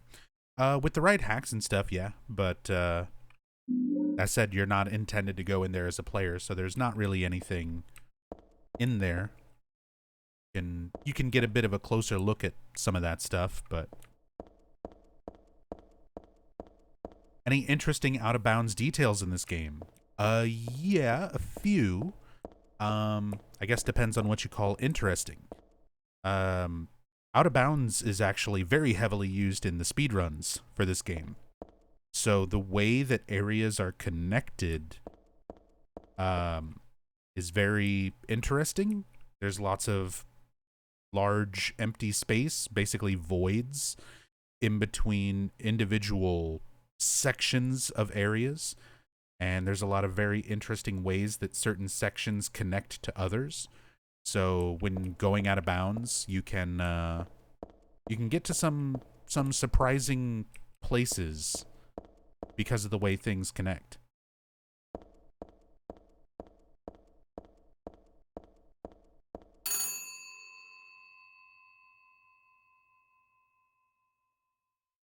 Phone for you.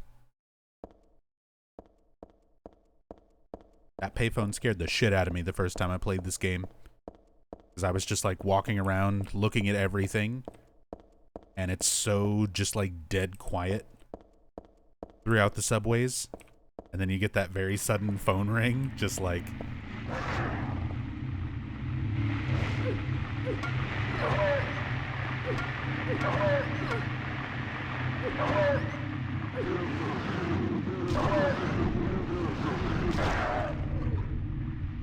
How many cities actually have subways? Is this town big enough to actually have one? I mean, this is Portland. It's one of the biggest cities in Maine. I don't remember if they actually do have a subway system. Because I didn't have to ride on a subway when I was in Portland. But it might. It's a very large city.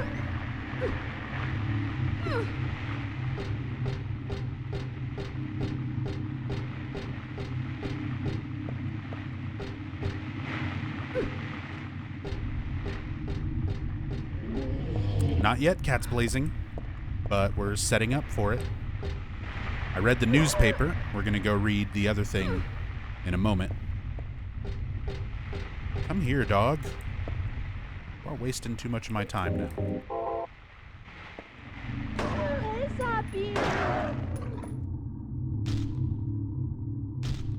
Ciderman Legend, thank you for the 100 bits. Sorry if I'm annoying you by throwing money at me. I'm sorry if I missed your question. Like, it happens. We usually have a pretty busy chat when I'm doing these playthroughs, and I'm also trying to, like, play the video game. Could you explain the possessed ending for me? It isn't explained well on the internet. I can give kind of my thoughts on it, but it's one of those endings that is just, it's very ambiguous. It's one of those things in Silent Hill, like, I've talked about many times, in different games, different playthroughs. Not everything has an answer. Not everything in these games is meant to be solved or figured out or explained. So the possessed ending, essentially, you know, you've taken so much damage, you've inflicted so much pain, you've been, you know, affected by so much pain in order to get that possessed ending. It's all about how many things you kill. It's all about how many things hurt you. It's about giving a cold response to the woman who, you know, murdered a girl in the church confessional. So I think, in my opinion, it's supposed to be giving into sort of the god that is growing inside of Heather, to the point where the god itself is not born, but Heather is still sort of overcome by it. She's quote unquote possessed by it for the possessed ending. So then she's killing people in the you know, sort of name of that god. So we see her basically after stabbing Douglas to death. Again, that's just my thoughts on it. It's not anything 100% or confirmed. It is very much a just a creepy, ambiguous ending. Used a nutcracker. Crack some nuts.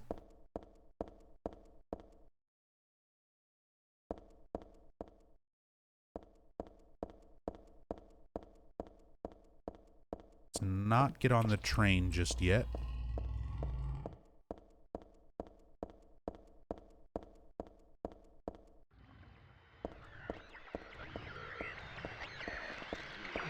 But we can spawn some enemies. Save our ammo.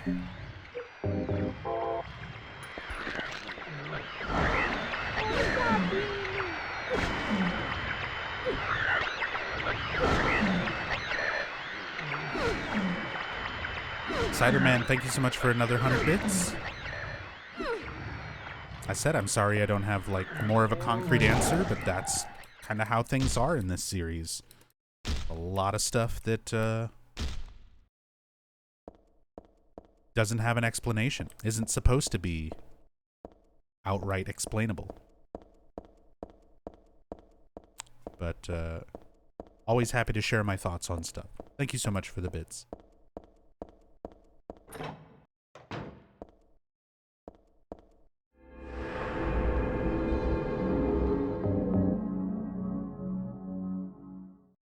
Exactly, Bowie. I agree. The little elements of the story where things are left vague and unexplained, it's part of the reason why there are still so many fans of this series that are still discussing elements of the characters and elements of the stories, like, almost 20 years later.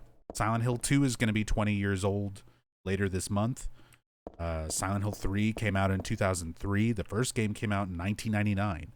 And as I said, even after all this time, after all these other horror games and things that have come out since then,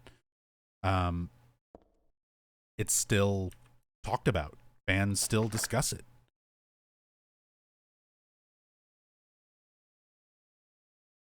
Yeah, Tosh.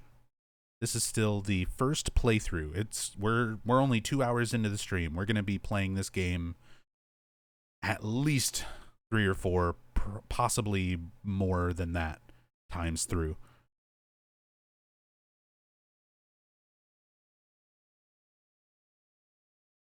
I read this a long time ago. The Nothing Little Occult magazine seemed like a bunch of crap to me. It's not so bad if you just read it for fun, though. The souls of those who died suddenly by suicide or accident don't realize they're dead. Sometimes they stay put and haunt that particular place. These spirits have lost their human senses and memories and can only keep replaying the pain and sadness of the moment they died. The pain can get so bad that they turn to humans for salvation, or they begrudge humans their lives. At such times, they can possess humans. Oh, here we go. Here's another theory for you, Ciderman Legend. Maybe it's one of these vengeful spirits that possesses Heather in the possessed ending. Places known as famous suicide spots or high accident areas are often to blame. Should be careful when approaching such locations, especially on the day or at the time the death occurred. That is, if you don't want it to happen to you too.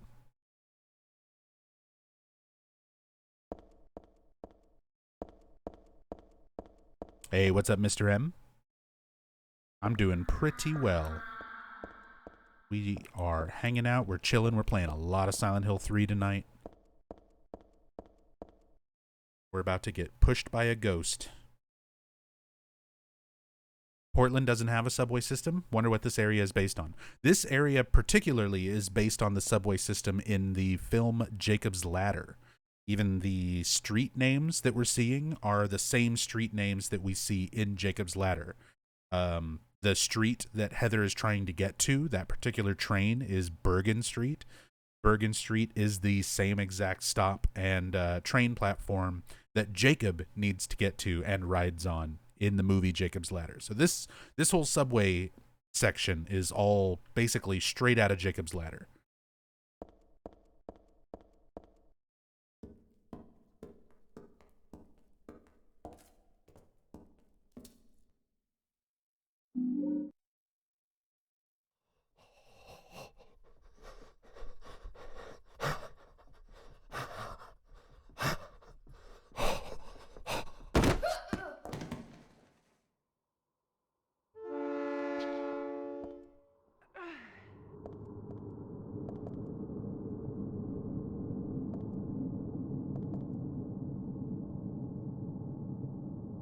So you can actually stand there on the tracks for too long and get hit by a train.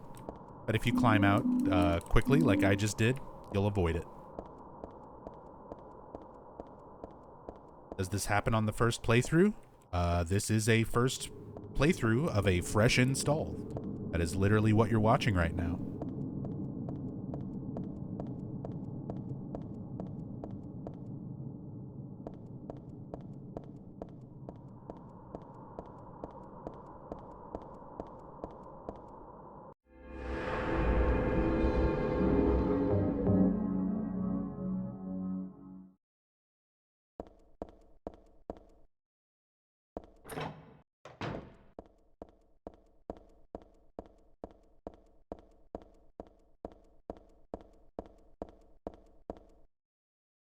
Did I go get the other thing? Yeah. We're good to go.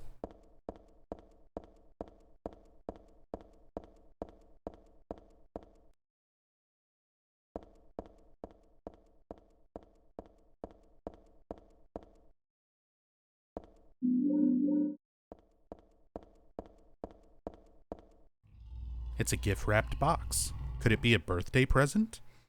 Well, it is. It is your birthday.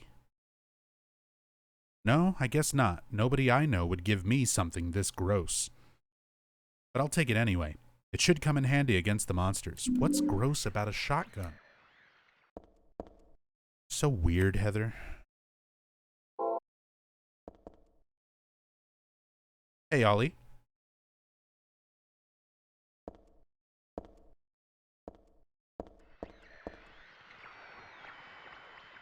I'm sorry you had to deal with getting through COVID, but I'm glad that you were able to feel better, and I'm glad that my videos and stuff like that could help get you through that rough time.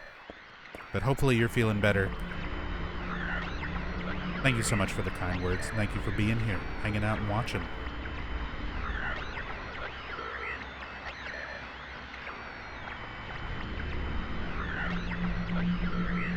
Memories totally failing me. I recall this happens only when you read the article and die once on the tracks on a previous playthrough. Nope. You can do it on a first playthrough without any deaths. You just have to read the newspaper first, read the occult magazine second, and then step close enough onto the St. Renata tracks. Not onto the tracks, but like close enough.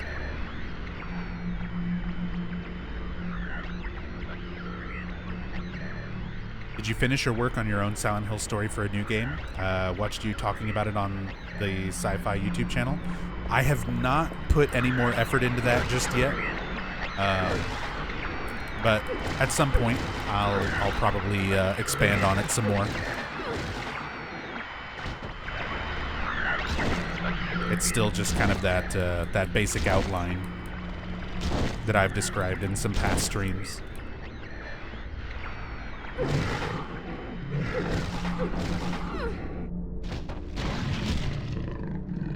That's a big boy. Yep, this is the insane cancer. Insane cancer representing something evil that is growing and getting larger. just as the cult's god is growing and getting larger inside Heather. Giggity. Is Harry Mousen living with you in Georgia? No, sadly, this was a very unplanned kind of move to Georgia. Originally, I had planned to save up money, take care of stuff at home a lot better, properly move all of my stuff, my computer, my audio setup, all my stream stuff, my cats, all of that here with me. But I was basically here back in July to visit for about a month or so. And then COVID started getting really bad. The Delta variant started affecting a lot more people, especially here in the South. So cases in Georgia started rising. Cases in Texas started rising. And back at home, my sister, my niece, and my niece's son all caught COVID and were quarantined in my room in my house. So I couldn't really safely go back home, and just decided to go ahead and make the jump on moving here, just staying here since I was already here. But yeah, because of that, my cats, Tutu and Harry, are still both back at home in Texas with my mom looking after them.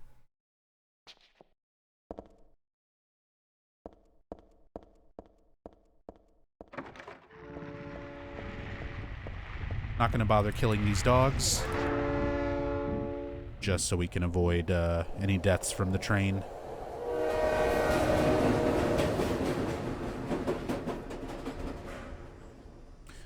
Yeah, so far my family, my sister, my niece, and her son, they've all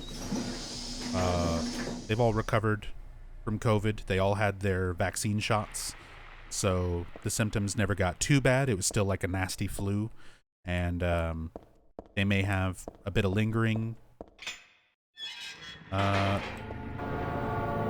effects, the loss of smell and taste, but otherwise doing much, much better now.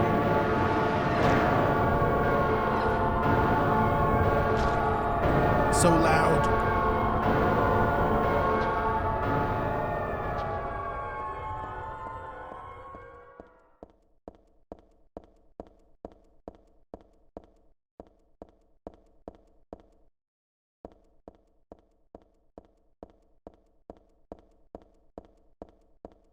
Did the train hitting the dogs count on the kill counter? No, the dogs actually stay alive. You can still hear them running around on the tracks even after the train pulls in.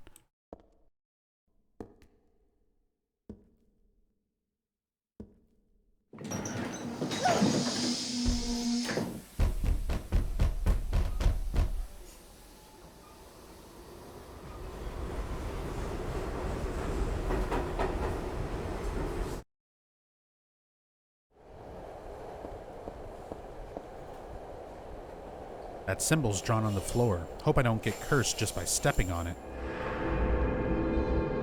Hey, Varska. Good evening.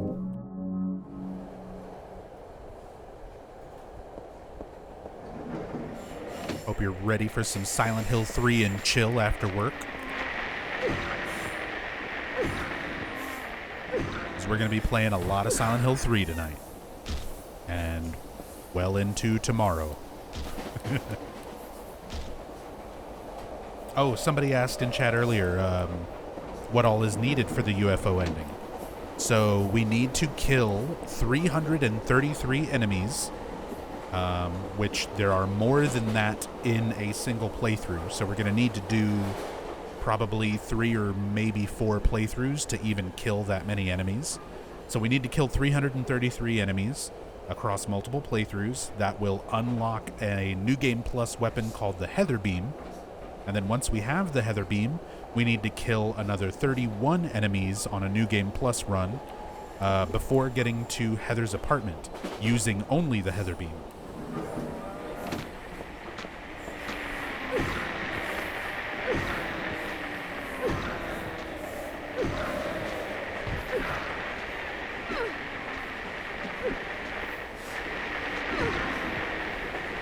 And this is still just the first 2 hours into the first New Game playthrough. We're not even to New Game Plus yet. So, lots and lots still to do.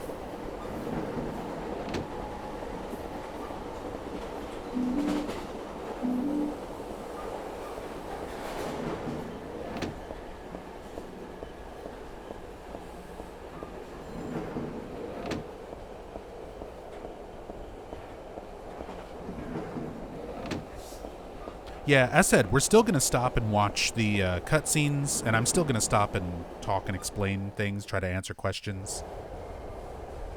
It's not quite as in-depth as some of my past playthroughs have been, because we need to get through all these playthroughs for the UFO ending, but we're on an okay pace.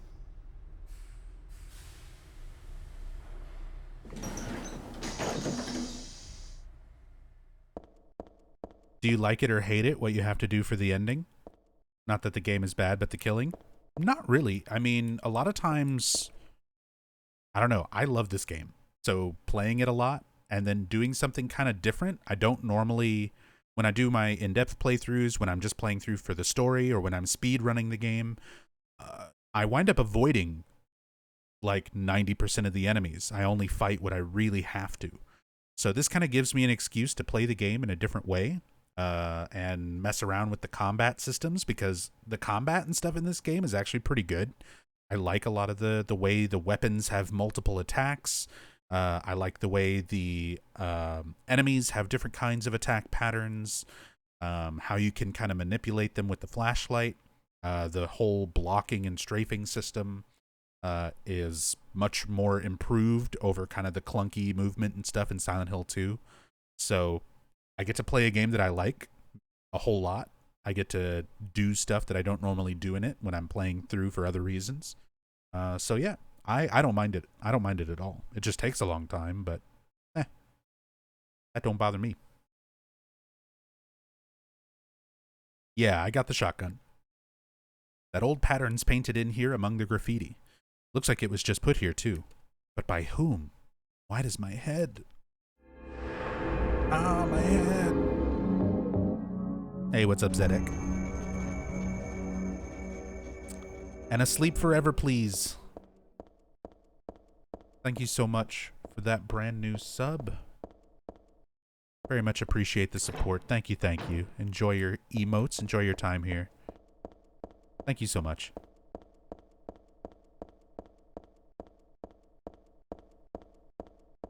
Miss when games had replay value. Games now don't do that anymore. Yeah, and this game, out of all of the Silent Hill games, has a ton of replay value. So there's all the new Game Plus weapons to unlock. There is all of the new difficulties to unlock. You start with easy, normal, hard, action, but once you beat it on hard, you get extreme. Once you beat it on extreme, you get extreme 2. After that, Extreme 3, Extreme 4, all the way up to Extreme 10. There's a ton of costumes to unlock. There's so much. There's so much replay value in Silent Hill 3.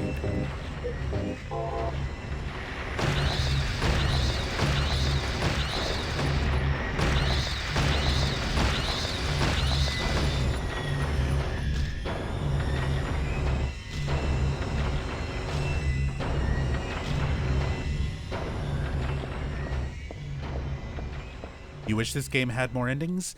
Yeah, considering all the other stuff there is to replay it for, I do kind of wish there were some more endings and things to it. But at the same time, it's meant to kind of be just a finale, a true ending to the story that began with Silent Hill 1, so I can kind of understand it being more limited on its endings.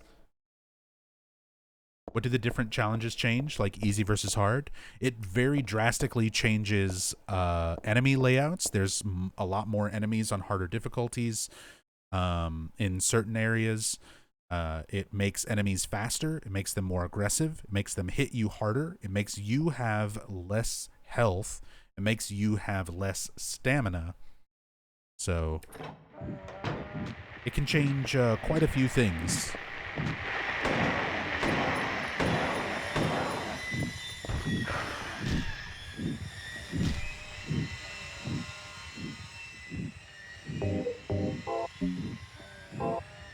Extreme 10, I'm guessing if someone sneezes on Heather, she dies. It's not quite that bad, but basically, yeah. Almost everything in the game can kill you in like 2 hits, and there's a lot of things in the game that can kill you in 1 hit. Like, if a slurper knocks you down or hits you with a grab attack, you're dead. If a dog does the grab attack where it bites onto your ankle, you're dead. Like, you take so much damage faster than your ability to wiggle out of those attacks, so they're just like guaranteed death if they get you.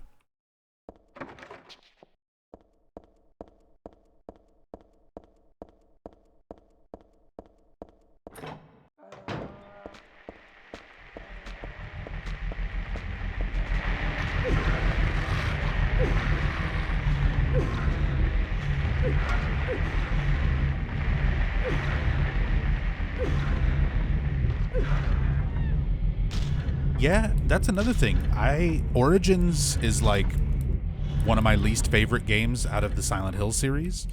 But Origins does have a lot of replay value. Like, there is a lot of costumes to get, a lot of extra weapons to get. Although some of those unlockables are really annoying, like the ability to turn off the noise effect. Really? Like, I just want to turn off the noise effect. That you have to beat the game to unlock that shit. That's stupid. That should be something you could just turn off in options on New Game. But at the same time, Origins does have a lot of interesting unlockables. Got the Mowl.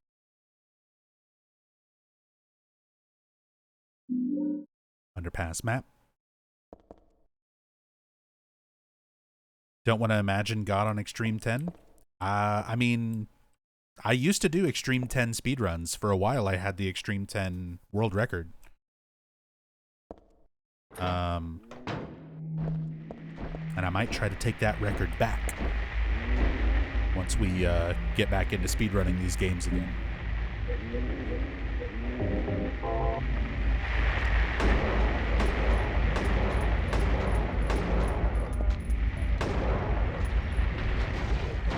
But yeah, Extreme 10 God, especially if you're doing it without the safe spot exploit,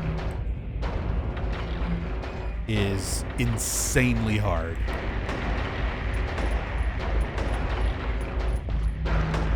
Oh, wasted a shot.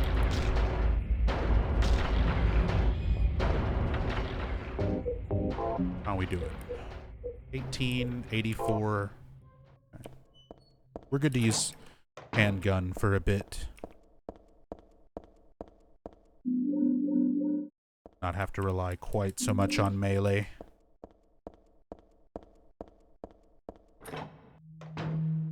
World record, not easy to get. Once I learned the new skips, there's some new out-of-bounds tech for Silent Hill 3 since I last ran the game actively.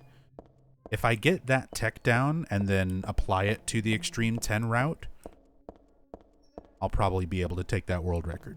Not easily, but I think I can do it.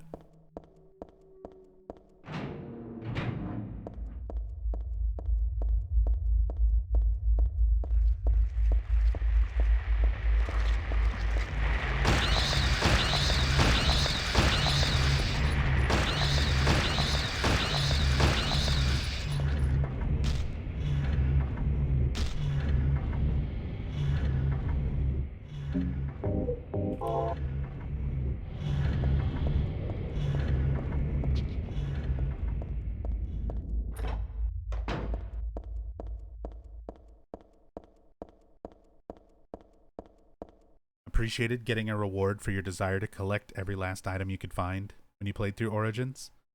First few Silent Hill games, it was just making the item count yellow in the results. Yeah. It was still necessary if you were going for 10-star ranking. Nothing more satisfying than finishing the game and seeing all 10 stars lit up in that results screen. That is Some grade A satisfaction.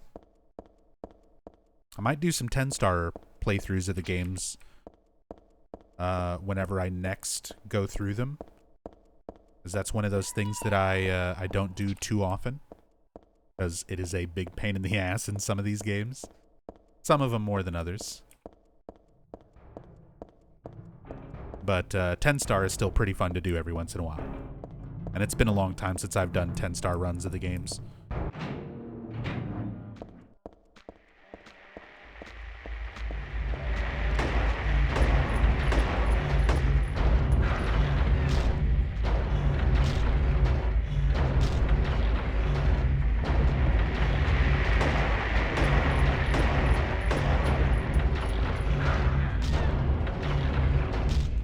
Which has the hardest 10-star? Silent Hill 1.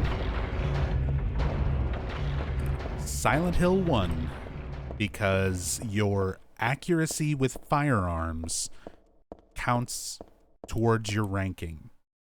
And there are a lot of times in Silent Hill 1 where even if you feel like your flashlight's on, you're perfectly lined up with an enemy, take out your gun, and you take a shot, sometimes Harry will just fucking miss. And if you take too many misses, you can't get 10-star, and you gotta start all over. Nah, Silent Hill 2, if you know what you're doing, it's pretty easy to get the fighting and shooting kills.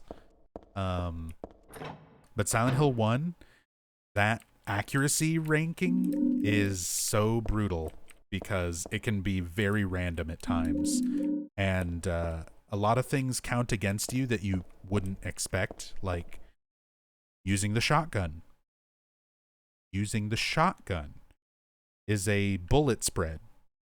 And if some of the spread doesn't hit the enemy, it still counts against your accuracy.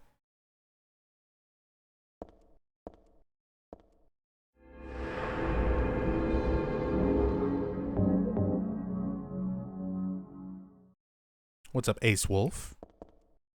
Hope you're doing well. Hey, Egan. Yeah, we got some follower emotes now. I bumped all my tier 2 and tier 3 sub emotes down to be follower emotes. And eventually I'll get some new emotes made for tier 2 and tier 3. And maybe if we get enough support, we're only halfway through September. If I can hit 400 subs this month, we will unlock some more emote slots. And I'll be able to add some more subscriber emotes. But I'm definitely already going to add some stuff for tier 2 and tier 3 eventually.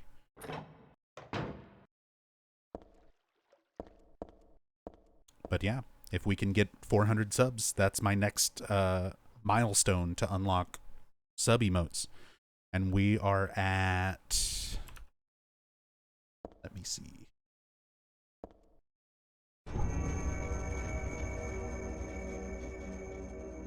we are at 290 right now.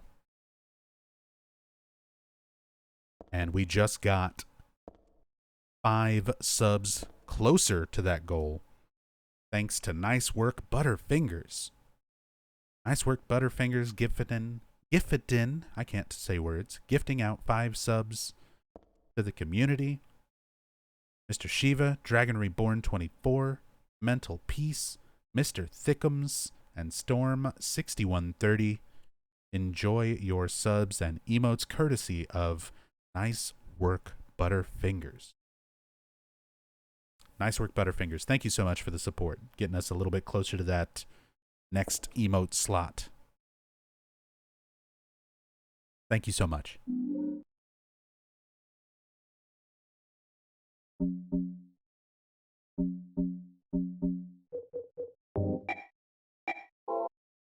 Oh, whoops. I didn't even put oil in the bottle yet. Thank you again. Very much appreciate that support. Nice work.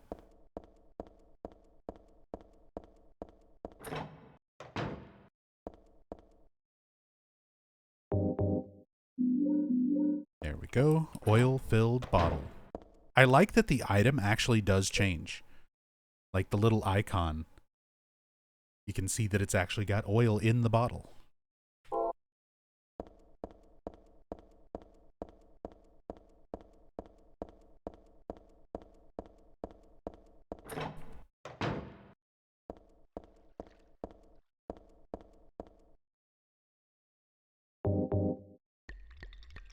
Put the kerosene in the fuel tank. Throw the switch.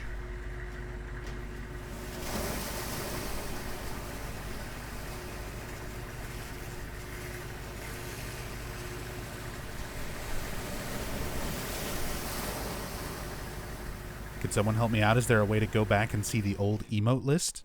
I think you can use if you have better Twitch TV, you can do like the custom emote list thing where it'll autofill emotes for you and you can adjust which ones come up whenever you like click on the thing.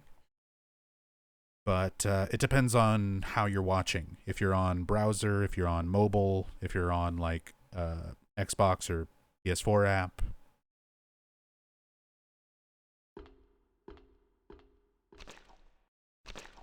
Because I know better Twitch TV will work for browser and I think mobile, but not any of the other apps.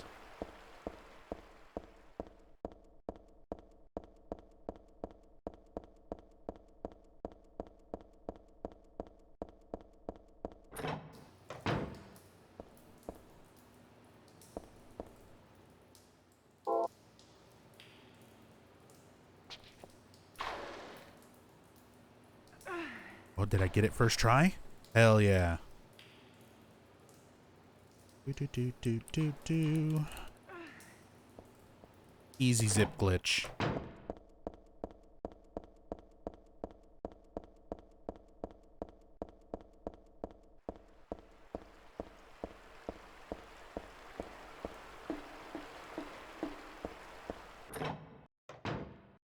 Yep.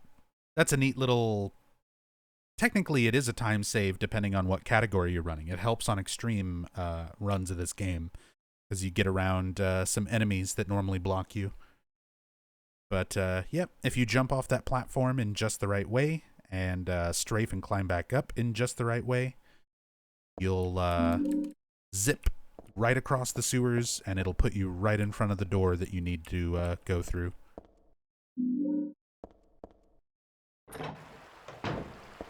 Nope, we're still on the first new game run, Kurt. It's going to be a while before we get to the UFO run. We're going to do this new game run and probably 2 or 3 new game plus runs after this before we even get the weapon unlocked that we need for the UFO run. So we still have like 3 or 4 more playthroughs of this game tonight.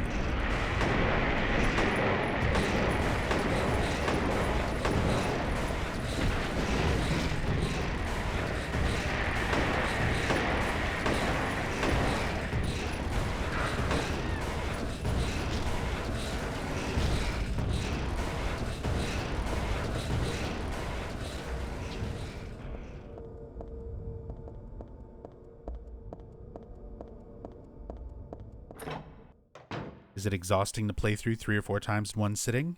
I mean, it's exhausting doing anything for like 14, 15 hours, possibly longer. But I enjoy it. It's one of my favorite games of all time, so I like doing it. But yeah, it is absolutely exhausting. By the time I'm done, I'm ready to just like crash out and sleep for the next 20 hours.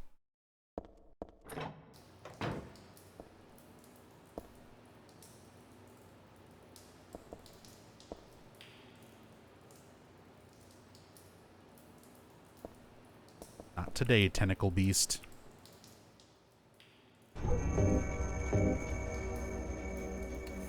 Ollie Wolf. Ollie X Wolf.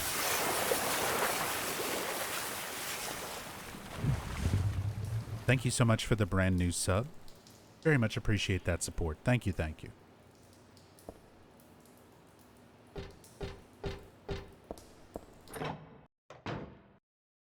Thank you, thank you. Peroskinov. Do the enemies have names in this game? They do. Pretty much all the Silent Hill enemies have proper names. Like this noisy motherfucker is called Pinwheel. Just kidding. It's called Pendulum. I always called them pinwheels. That's kind of the thing. I think a lot of people do that, where they kind of come up with their own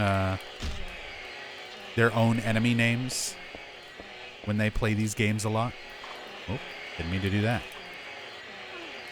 So I always called these pinwheels when I was like playing the game when I was younger. But yeah, their proper name is Pendulum. So far, we've encountered the little purple guys, numb bodies. We've encountered pendulums. The big tall ones with the swollen arms are closers. And we've encountered Splitworm, which was the big phallic purple worm boss. And insane cancers. The big fat ones in the subways. I think that's all the enemies we've encountered so far. Always wondered if it was closers or closers.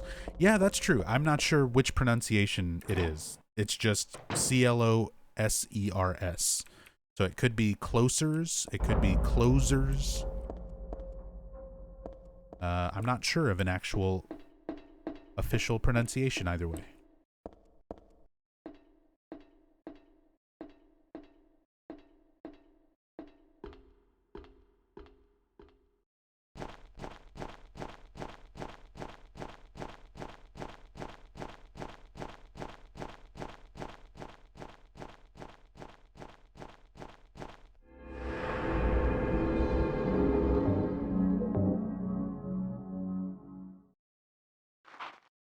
Got the emote thing fixed? Had to turn off better TTV from your Chrome. Ah.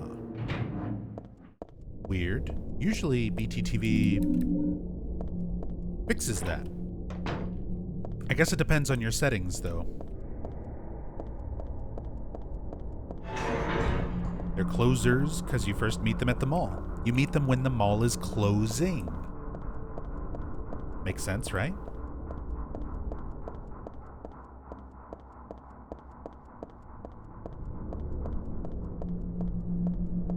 Or they could be closers as a reference to 9 Inch Nails.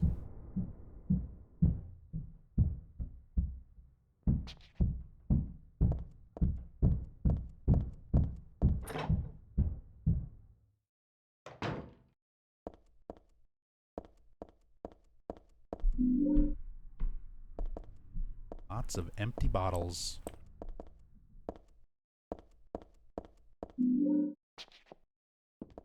This comfy little hobo hut.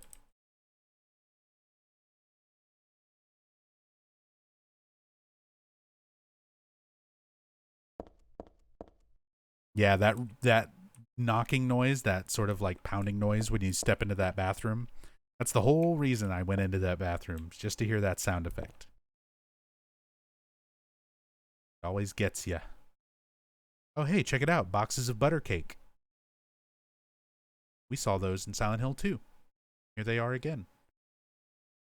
The box of cookie as well.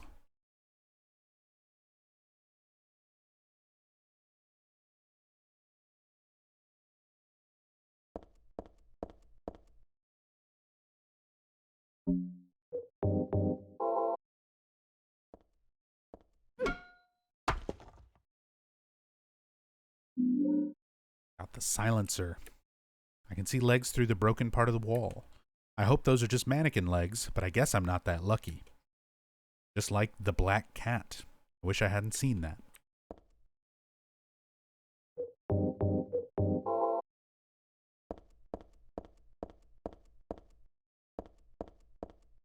but they also get closer to you. I mean, so does every enemy in the game, for the most part. It's Solid Snake. I saw a video about it. Is there a video about it? Because the whole Solid Snake thing comes from the Brady Games strategy guide. They reference, they say, is this a reference to Solid Snake in the Brady Games strategy guide? And it's like, yeah, obviously it's Snake in his trademark yellow pants. I guess people didn't realize that the silencer is not like an imaginary thing made up by Metal Gear Solid, that it's you know, like a real thing that exists in the world.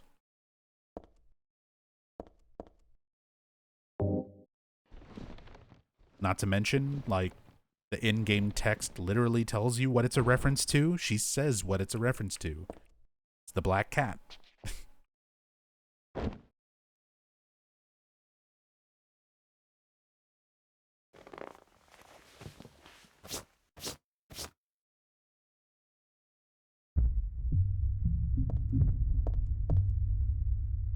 Some rubble from the broken ceiling. Could be dangerous if I'm not careful. Well, be careful. I always love the music here.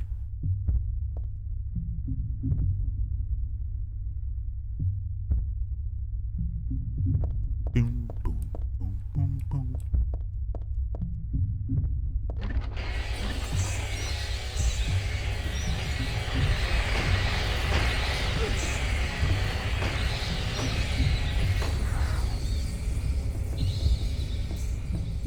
Time to farm some easy kills.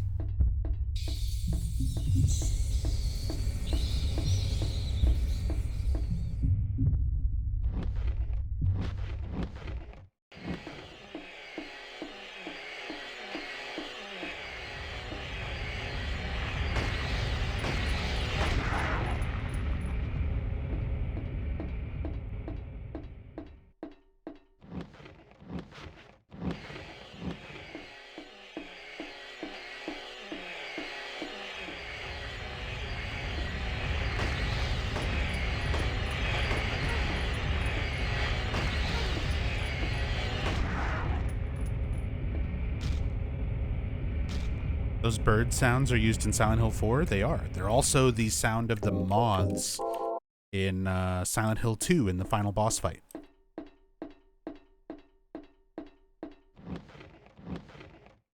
It's the rarest animation in the games to see organically, you think? Eileen sneezing, James falling backwards, or Heather sitting and kneeling down. The rarest to see organically? Probably Heather kneeling down. Like, we could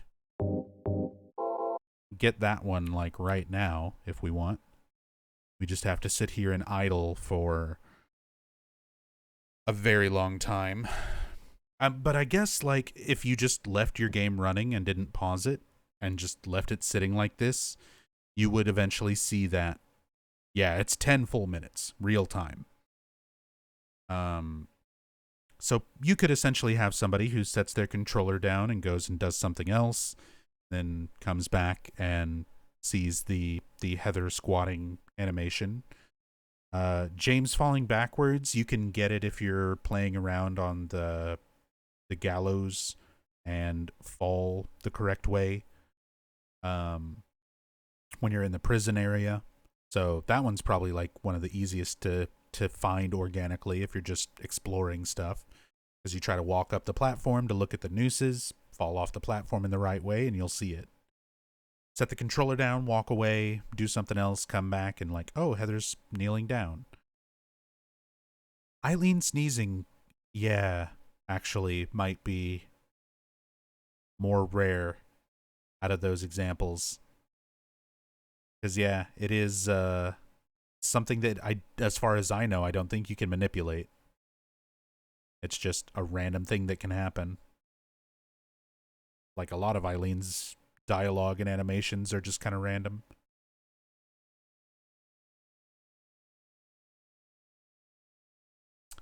Well, we're not going to sit here. Can't just sit here and watch Heather squat. But I did a whole tweet a few years ago about the Heather squatting animation. because a lot of people didn't know about it. And I recorded a video of it just to show people. If I was at home on my own computer, I would just pull up that video to show people quickly. And if I hadn't deleted my Twitter back in 2020, I could just link you to the tweet. But I deleted my original Twitter account. And when I reactivated it earlier this year,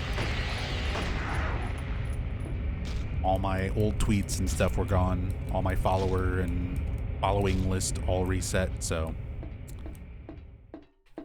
sadly, I don't have like an easy way to show it other than standing still for 10 minutes. Maybe I'll do it when I go on break at some point.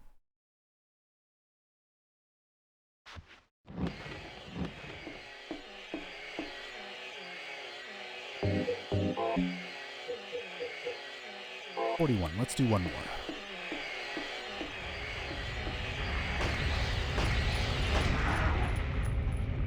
There we go.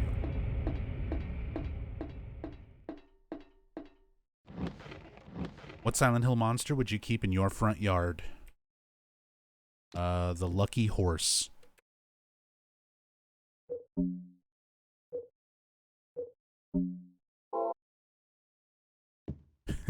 Does the lucky horse count?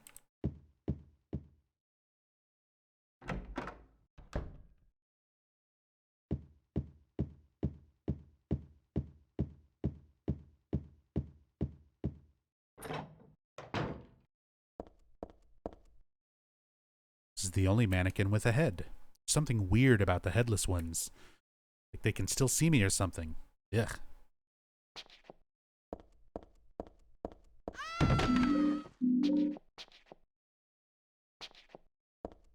We hear a Heather scream.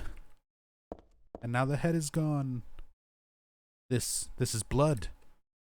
Is that the same room from the second movie? This is the room that they based that whole scene on in the second movie, but now there's not like a horrible CG monster with bad acting happening. It's just a little jump scare with mannequins.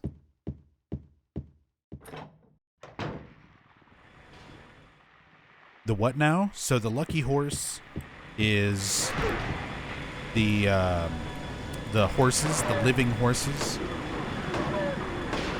that are on the carousel section of this game in Lakeside Amusement Park.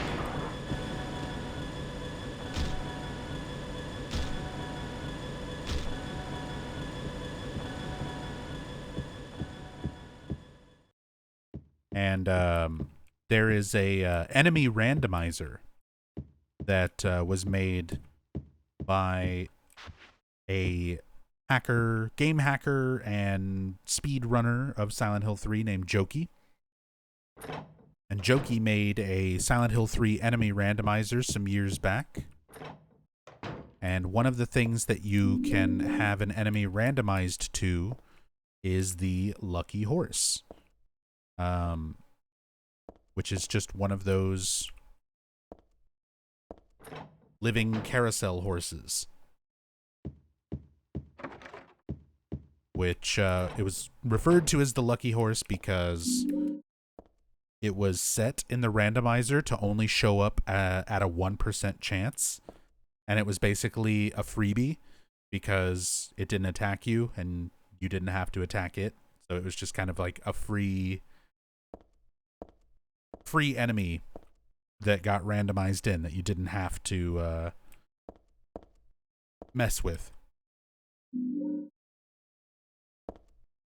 That rope. Map.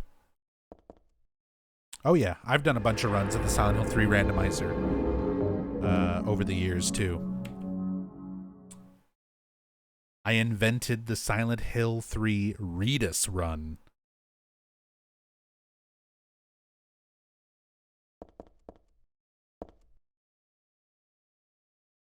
So the Redis run is the randomized enemy extreme difficulty UFO speedrun. REEDUS. And I did that for a long time.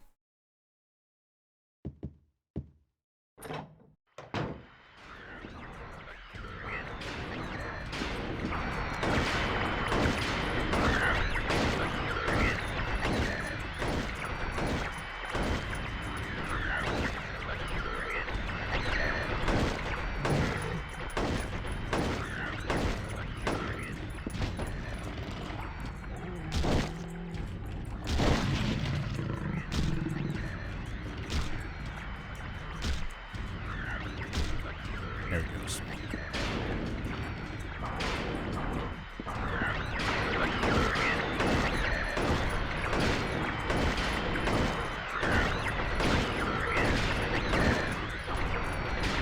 Dang, that's a big boy.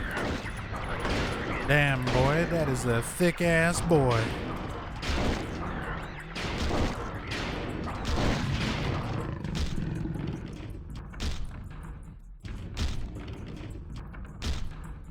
There he goes.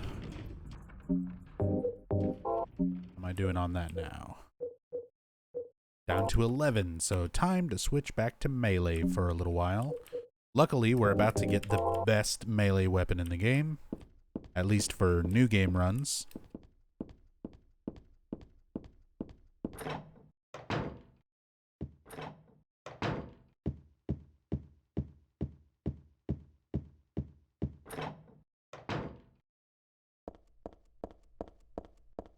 Did staying in the room with Lucky Horse cause the death from the gas? No.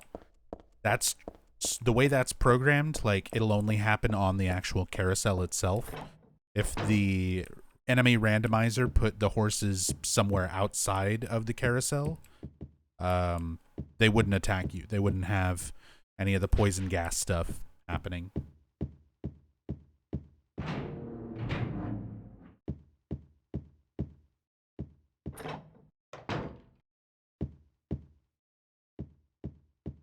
Here we go. My melee weapon for the rest of the game. Folded Japanese steel.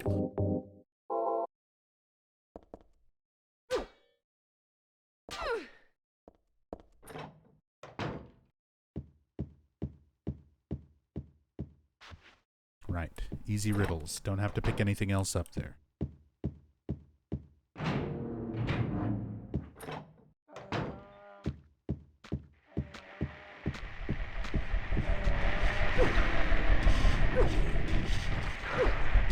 Look at that. One whole stab. Bop. Bop.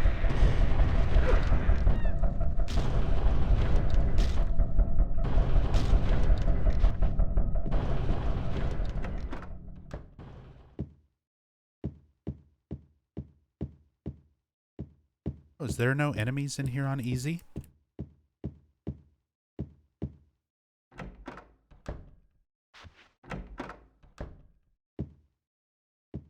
Okay. I learned something today.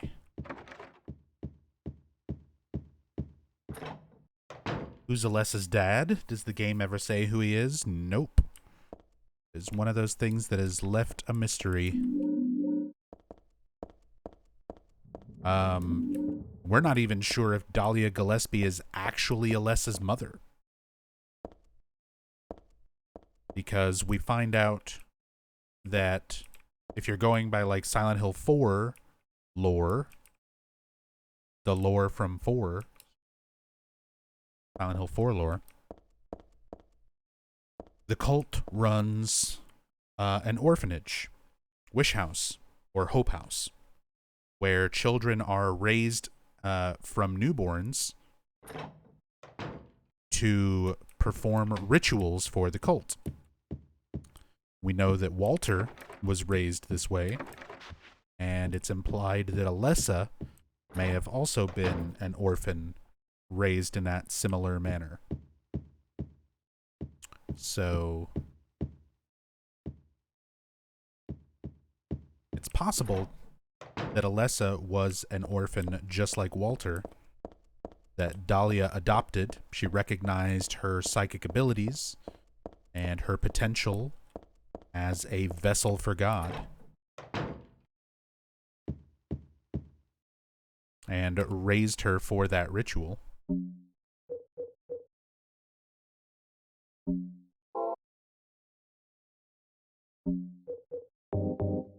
Rather than actually being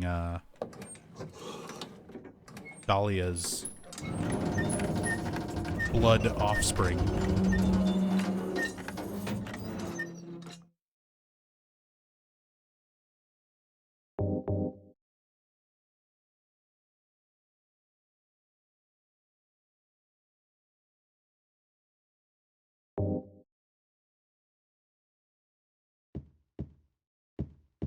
But again, that's nothing that's confirmed one way or the other. That's just kind of fan theory that's been around for a long time. That old familiar pattern is on a piece of paper stuck to the vending machine. Who the hell put it there? It's not like it's the latest fad or anything, right? Yeah, it's just a fad. Like Vines or TikTok. Kids are just running around putting halos of the sun everywhere.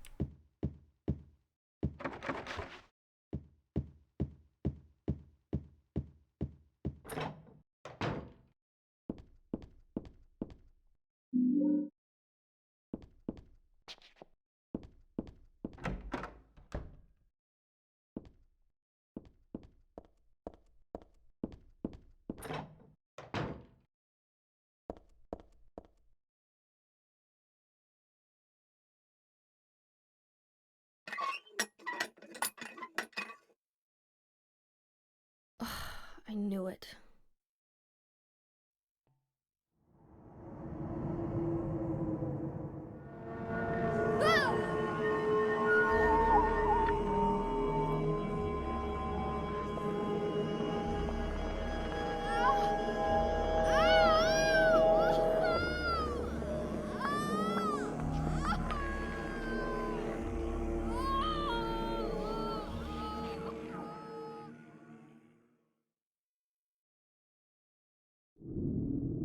It's being invaded by the other world, by a world of someone's nightmarish delusions come to life.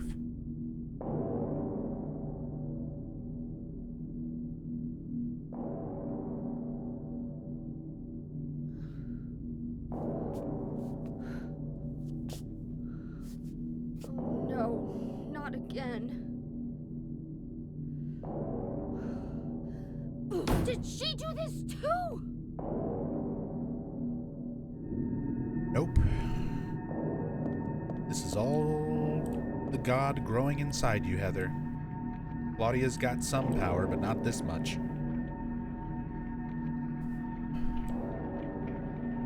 Here's a celebrity cameo. It's Marilyn Monroe's mouth.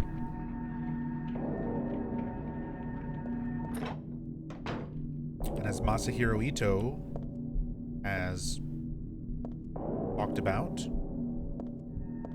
the mouth and the ears bleeding supposed to represent Alessa's shrieking insanity.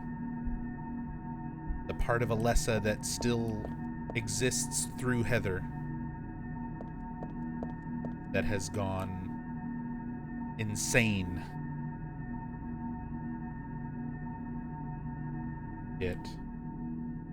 Very creepy image of that baby being held. And a figure that very much resembles Valtiel, although it is not Valtiel.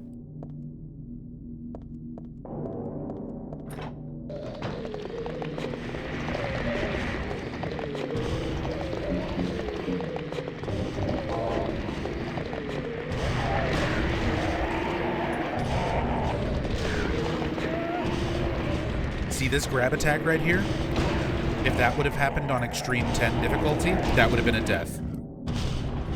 That would have just straight up been a death.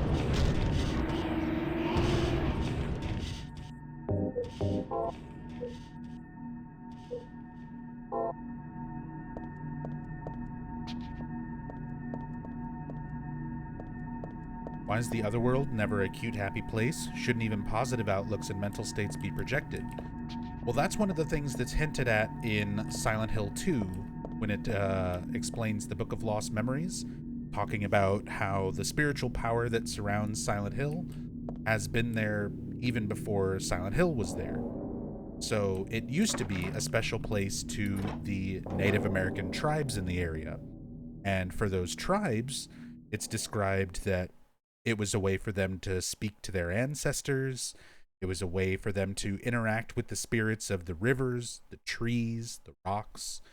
So it was more a part of nature. It wasn't always something inherently bad or evil. It's implied that it became more twisted over time, especially with the English settlers moving in, kicking all of the native tribes out, and starting their weird cult nonsense in the spiritual area.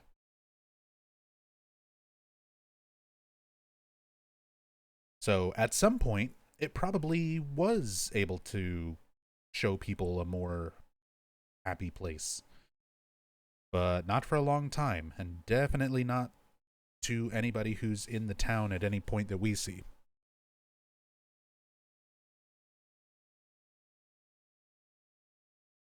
Find the Holy One. Kill her. There's Heather. It's me. Who could have taken this photo? That's really creepy.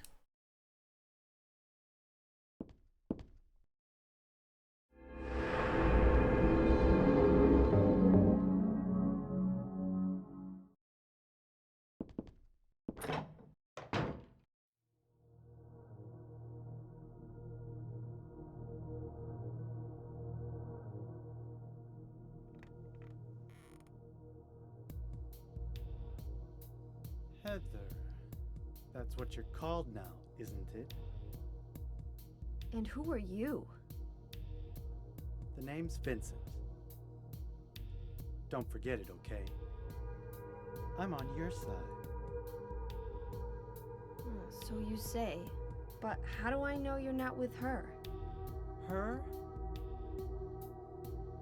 You mean Claudia? Please don't lump me together with her. She was totally brainwashed by that crazy old hag. Well, I guess crazy old hag is a bit harsh. She is your mother, after all. My mother? What do you mean? You don't remember? Ah, so Harry didn't tell you anything.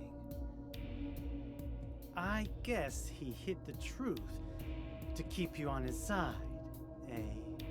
That figures. He's a pretty sneaky guy. Don't talk about my dad like that! Sorry. I apologize. Please, calm down. How do you know my father anyway? I know everything. I know about your past, too.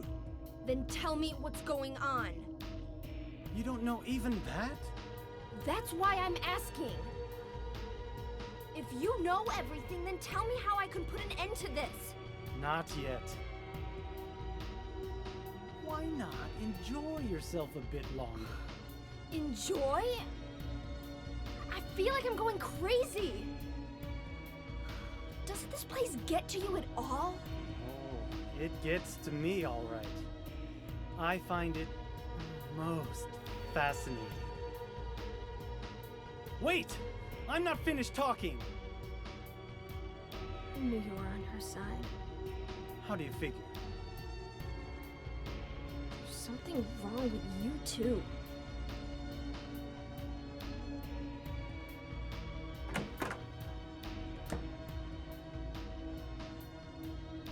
So that's our big reveal, that Harry is her father.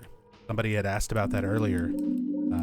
So yeah, my first time playing this game, I went into it without any prior knowledge. I played it pretty much right on launch, and that was the big reveal moment. that like, oh shit, Harry is her father? Like Silent Hill 1 Harry? There's a junior high school chemistry book here. When you pour diluted hydrogen peroxide onto manganese dioxide, oxygen is produced. Although oxygen will not burn on its own, it will help other things burn. Oxygen is also formed when the disinfectant oxidol is poured onto grated vegetables or liver. We're going to need to find us some oxidol and liver. Vincent Price was in The Black Cat, right? Yes, he was in the 1960s version. I think that was like 1962.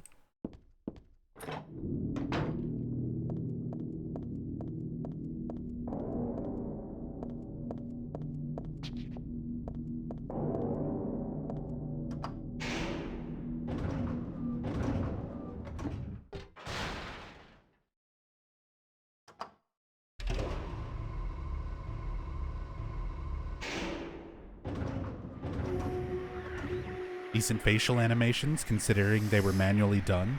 Oh yeah, for the time, like, Silent Hill 3 was so mind-blowingly impressive for its visuals. Like, this game straight up has better looking character models and animations than some, like, recent games that I've played, like in the last few years. What the hell? I don't want to get too close, but I don't think it'll attack me now. Why not? All bark and no bite. Anyhow, it's in the way. I can't get past it. And it's the ground floor, too. This ought to be the exit. Don't shoot it, Heather. Don't waste your ammo.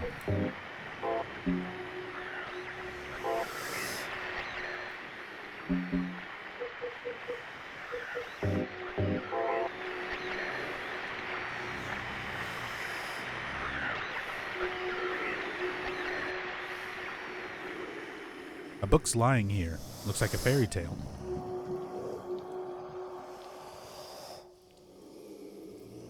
Once upon a time, there was a monster living at the gates of a village.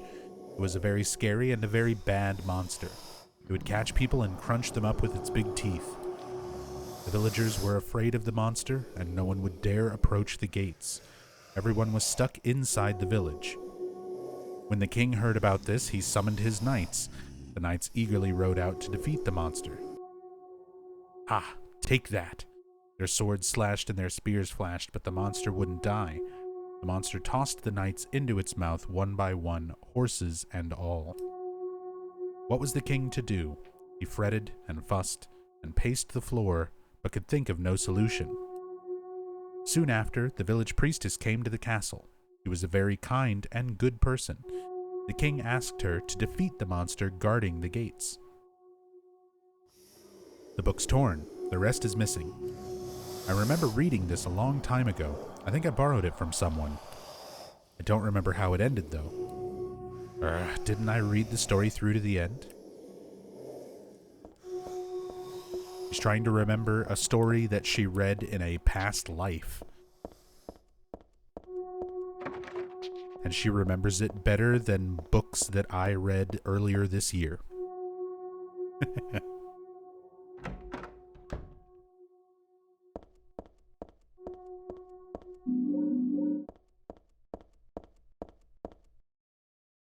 For some reason, the only thing in the fridge is liver. I hope it's not rotten. Hey, now we just need some oxidol.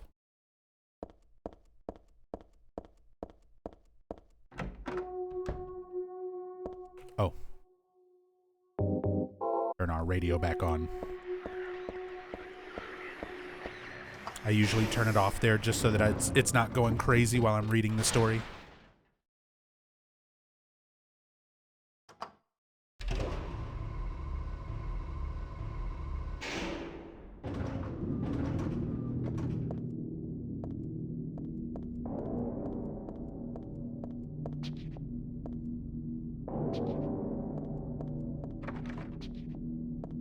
Oops, not this floor. I need 5.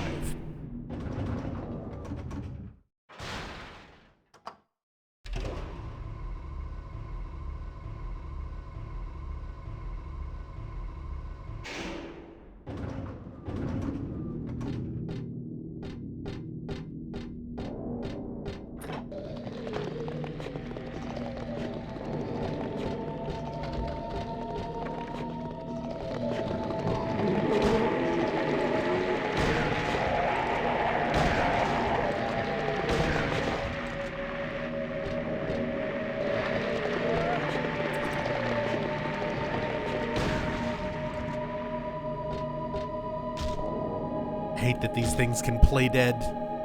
Get a cheap attack in on you. They're also really hard to hit with a lot of weapons, which is why I'm using shotgun for them.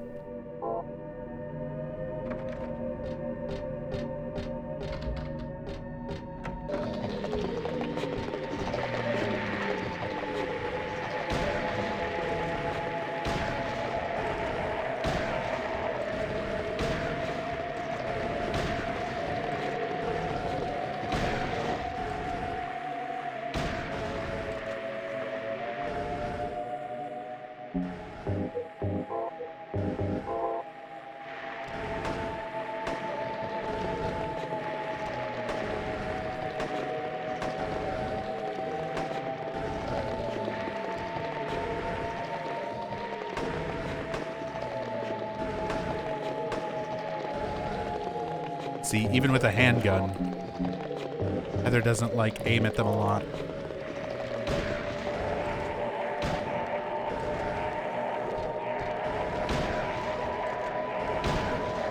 Oh, they're both still alive.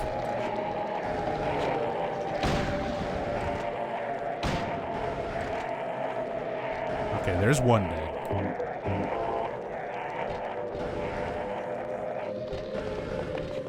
Come on, come back over here.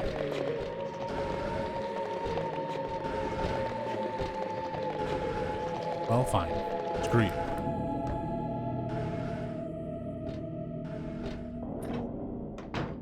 How many enemies are there in total in one playthrough?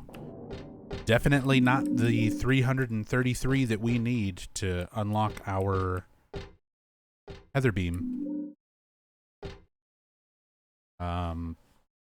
If you absolutely go through and kill every single enemy possible, I think it's just over 100. And usually there's a lot that, like that one, where they're on the other sides of fences or in areas that are just, they're not worth killing. So on an average playthrough, even killing most things, you'll usually wind up around like 80 or 90.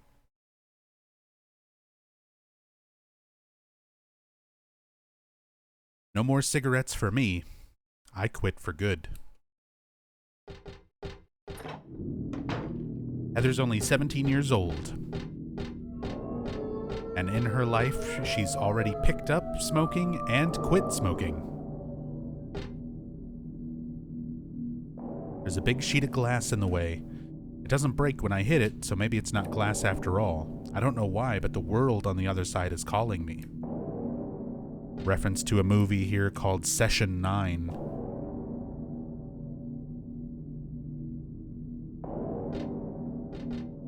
In fact, let's take a moment and pull up a reference image.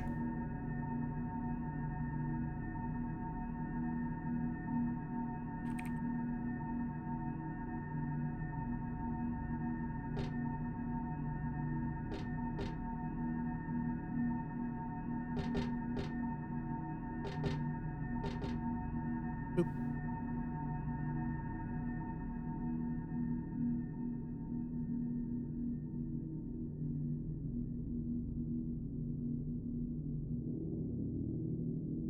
Just a neat little visual reference. Dev team loves putting that kind of stuff in for movies and media and stuff that they really like. Yeah. Silent Hill 4 wheelchair enemy.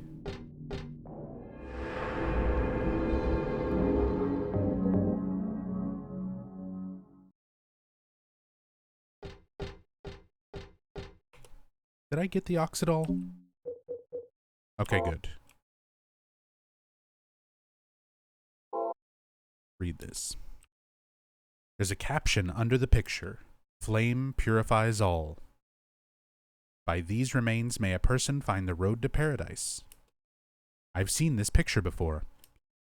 No, wait. I've never seen it, but I do know it somehow.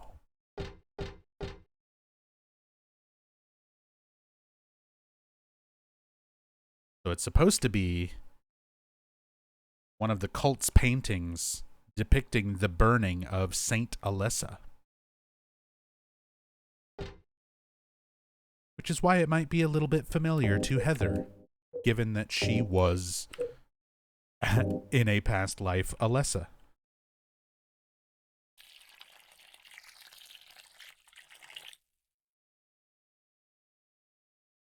Looked up the Session 9 reference when you mentioned it in the in-depth a few months ago, since I was curious and all. Found that Ito on Twitter said it's just a coincidence. Very possible. They could have just settled on some very oddly similar imagery. It definitely wouldn't be the first time. But Ito wasn't one of the Otherworld designers for this game.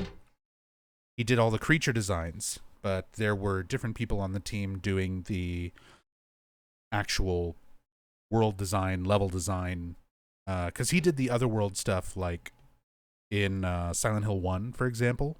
He designed the Otherworld locations, but not for 3. 3, he was more strictly an enemy designer. So it may have been a direct reference, but not one that Ito was aware of. Always possible. What might this be? The rest of that fairy tale I read earlier?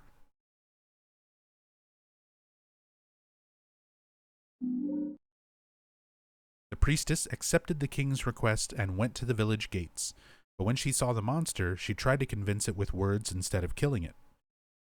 "Shut up, you. I'm going to eat you up." The monster didn't listen to a word the priestess said, but she kept trying to convince the monster to give up. It's wrong to eat people, you know. The monster grew very angry at this and attacked her, killing her with a single mighty blow. The end.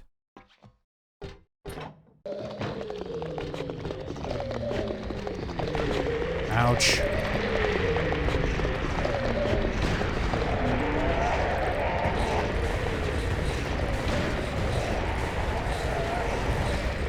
Stop it.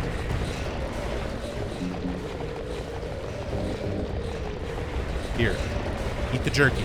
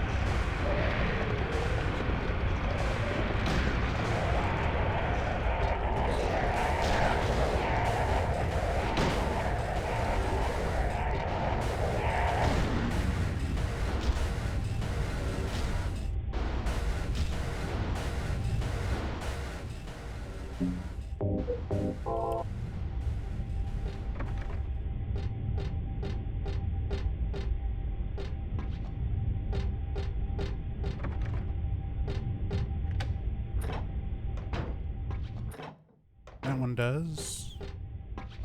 One unlocks and goes over there. There's some optional rooms here. I just want to make sure and grab these supplies and get an extra enemy kill. Wonder if you can see it here. Because there's another one of the slurper enemies underneath this bed.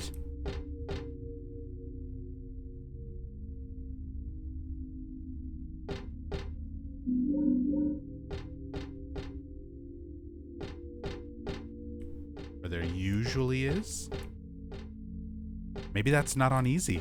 Maybe that's only on normal or hard. They hide a slurper enemy under this bed that attacks when you try to pick up the supplies. We're learning all sorts of things that are not here on easy today.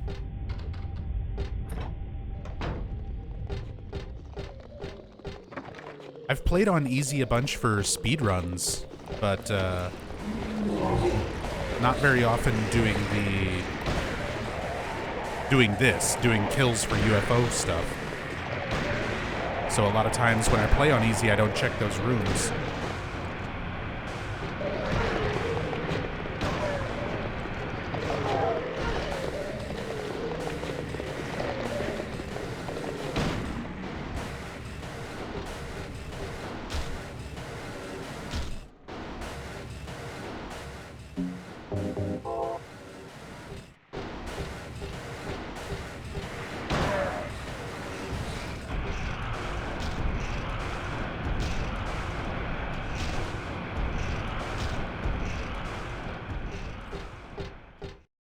Yeah, Lava Strawberry. At least 3 times, probably more. I'm guessing it'll probably be like 4 playthroughs to unlock Heatherbeam, and then a partial 5th playthrough to actually get the UFO ending. But we'll see. Got a silver coin. The lamp's shining on some old silver coins I know I've seen before. I got one earlier, so I shouldn't really take any more. I mean, I'm no thief. I might act like one now and then, though. I love that bit of dialogue. She acts like a thief every now and again. It gives an in-game character-driven reason as to why she would pick up a whole bunch of stuff and carry it around with her. She's a little bit of a klepto. Something written on the wall. Thus one's life turns to riches. What was a bag of silver coins is now the number in a book. Yet fate hath no price. Ah, but do people know this?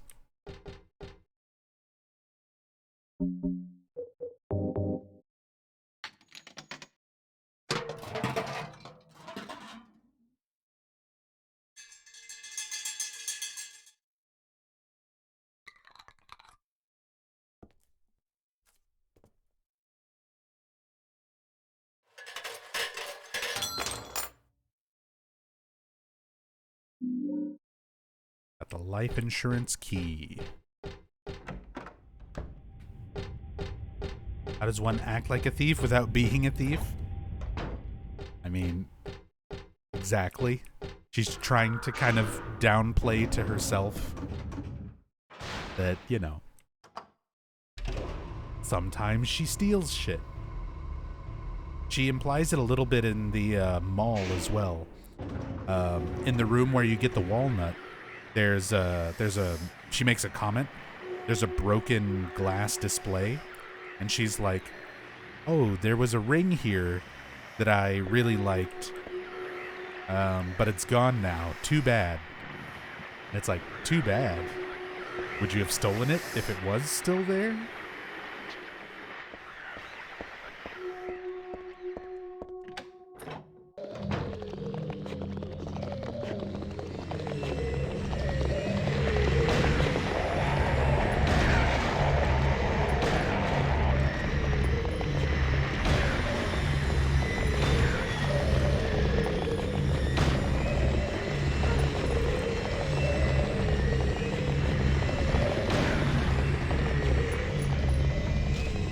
Yeah, Kabi. I think that's the exact dialogue. It's like, bummer, it's gone now.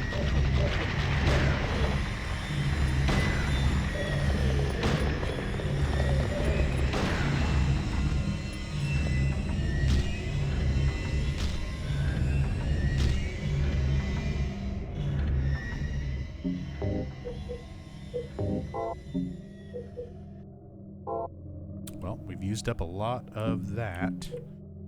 Have a little bit more handgun now. We should be good to switch to melee for a bit. Is it her doing the bad things, or the other thing encouraging it? If it's the god growing inside of her, you could potentially make an argument that, like, maybe that's influencing her behavior to some degree, even before, like, the events of this game, where it's grown enough to full on, like, affect reality around her and everything else. Possible. Or maybe it's just her being, you know, rebellious. a rebellious teenager, as many of us have been or might still be. Let's not. I meant that as a joke, but let's not discuss age in chat. This is an 18 plus mature stream. You have to click a thing where you agree to that if you first watch the stream. And if you say even jokingly that you are underage or anything like that, I will ban you, because that is just Twitch TOS.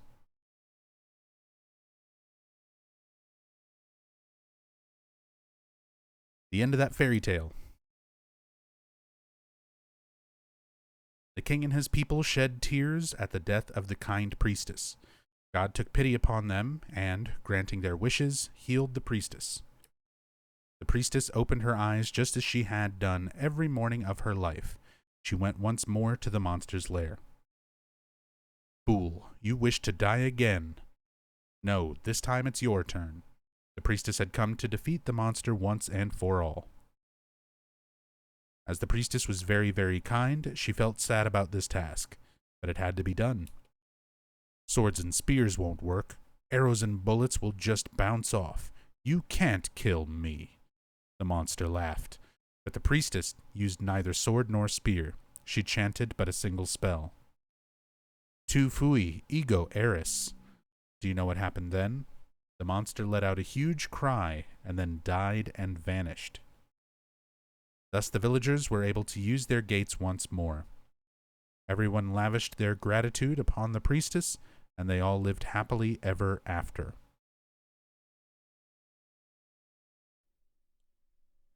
Tu fui, ego eris. Weird writing. What was that?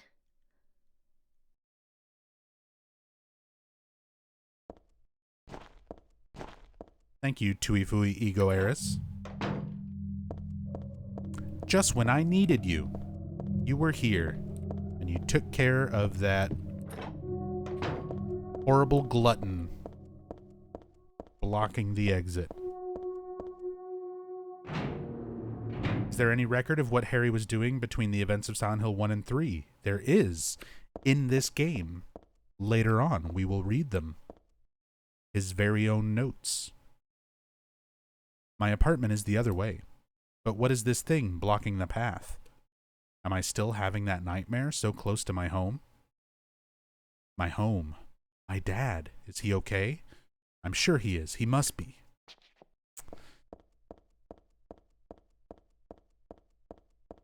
Got bad news for you, Heather.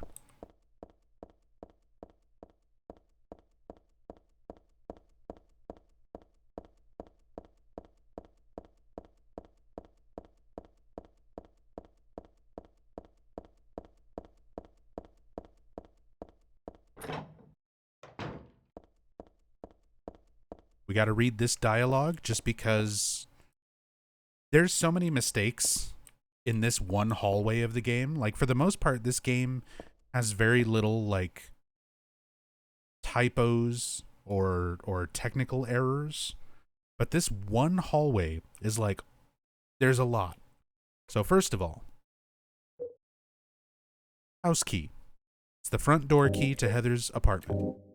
Daisy Villa apartment number 102 is carved into the key. This door, of course I can't zoom in the right part. This door here, 102. You can see it. It says 102. But Heather says, that's not my place. And if you look at the rest of these, it follows 104, 105, 103, and then this one with the light above it is Heather's apartment that is also listed as 102. So there's two 102 doors when there shouldn't be. And then we have this text here. I don't know whose stuff this is, but I think I'll leave it alone. None of it is really can help me out right now.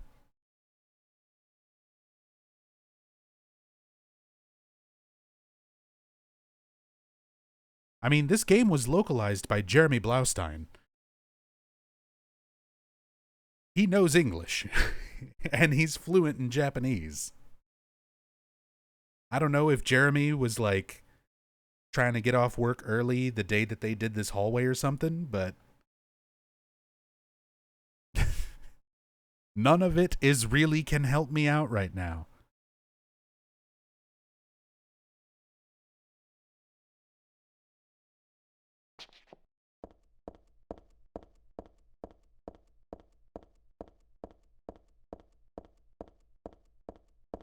And if that's not enough, then we also have this. What's this doing here? That really pisses me off. It's like having someone spit on your sacred place. Looking at that makes me head hurt. What does it mean?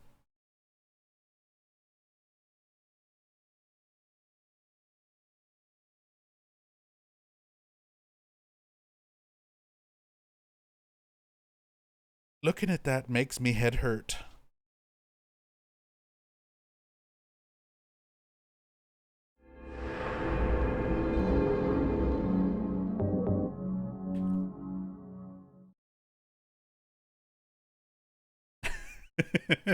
Clip door. That's what it feels like when you're reading that other set of typos. Why do they call it of in when you of in the cold food, of out hot eat the food? It feels like that. It feels like that kind of stuff. The mailbox is empty. I gotta figure out why this Easter egg doesn't always trigger. Maybe it's only on New Game Plus? We'll find out. There's normally an Easter egg here. One of the Silent Hill 2 Easter eggs, just like we got with the blocked toilet back in the mall. There should be an Easter egg here where she mentions not having a letter from a dead wife. Not that she has one of those anyway. So normally you get a little more dialogue, a little reference to Silent Hill 2 there. But it doesn't always trigger.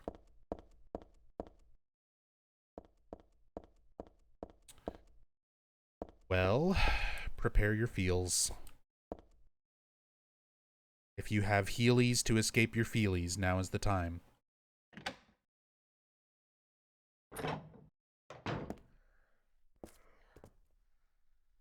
Oh. Dad, I'm home. Listen, something really crazy's going on. I think we should... Dad? Dad?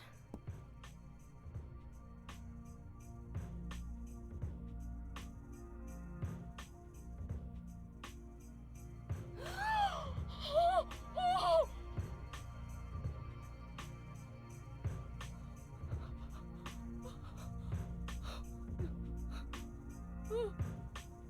No! No!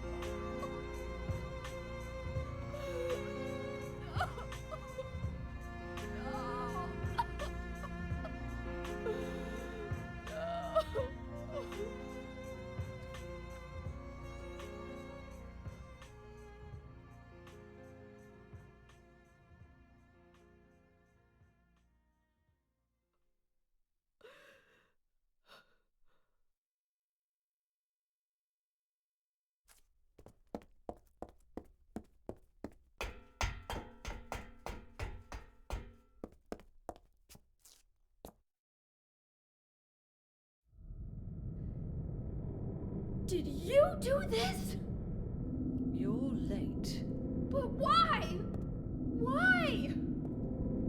Revenge for 17 years ago, for one thing. If not for him, our dream would have come true. And then he took you away from us. I'll get you for this! There is another reason. To fill your heart with hatred. It must be this way. One day you'll understand why. No, I'll never understand! You must try to remember me, and your true self as well. You will birth a god and build an eternal paradise.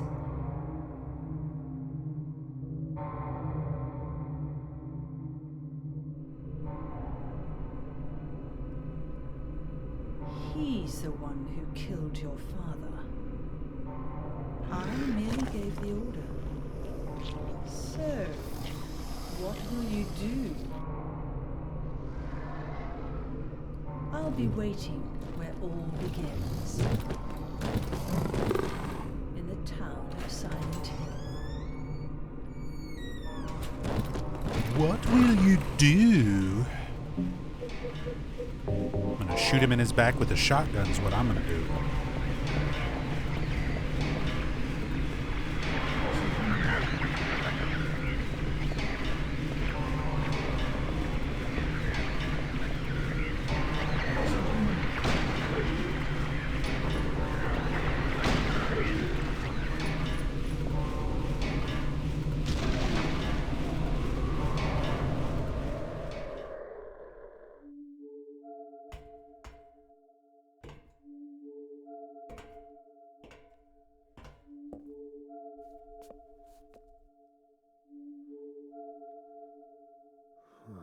I don't know what to say.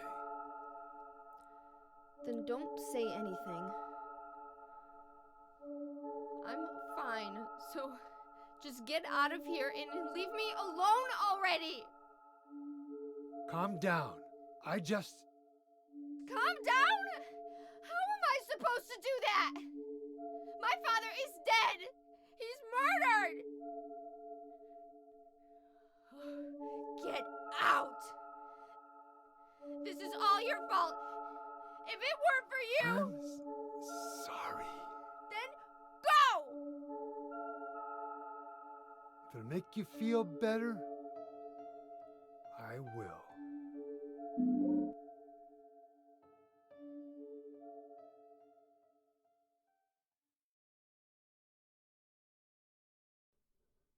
Is he okay like this? What else can I do? There's no one here to give him a decent burial.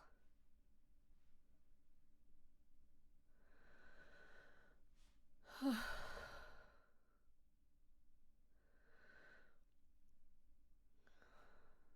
sorry, Dad.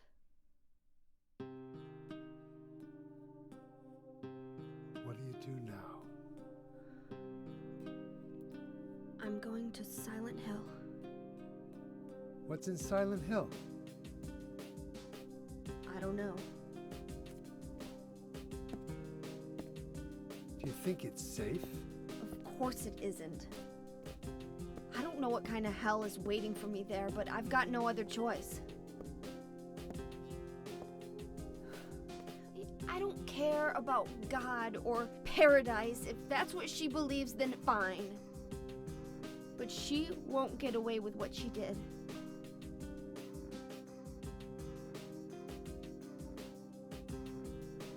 When I find her, I'll kill her myself.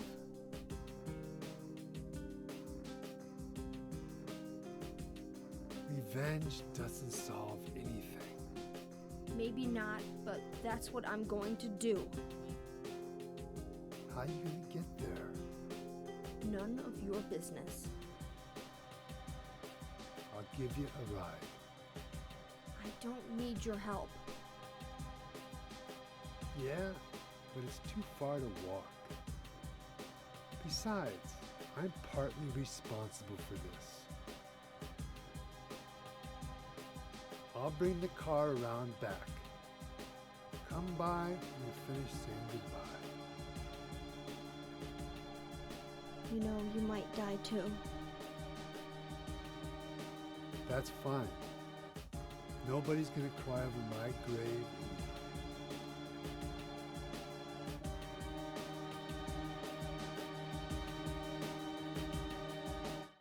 Douglas.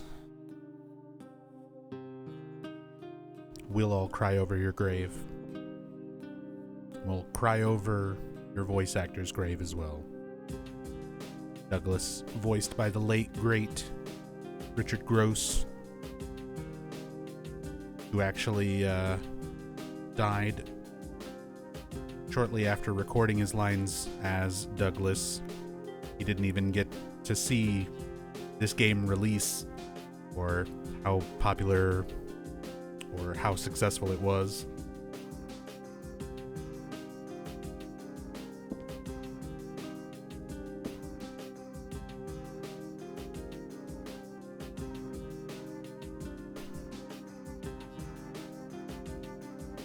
I'll find that woman and make her pay.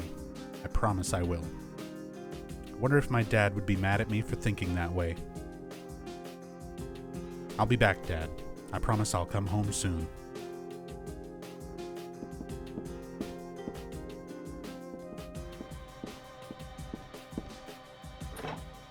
Like to imagine the game takes place primarily in Brahms?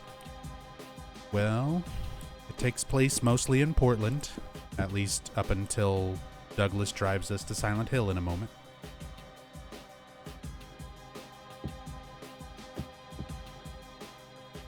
Dad, why did you have to die? You told me you were the strongest man in the world. Liar.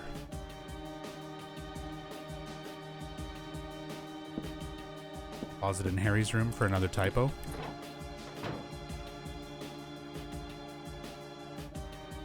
This is the closet. Nothing to do here.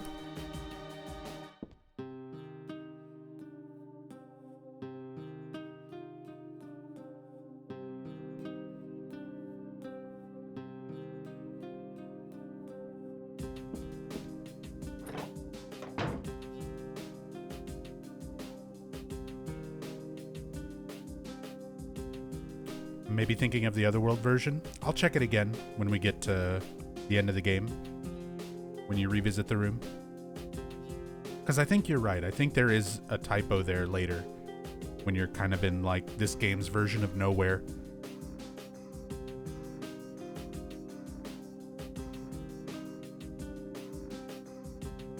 Didn't both Heathers and Douglas VA do work for that bad FromSoft mecha game after this? Yeah. Not Mecha Salt. I actually bought a copy of that game and intended to stream it and never got around to it. It's on the original Xbox.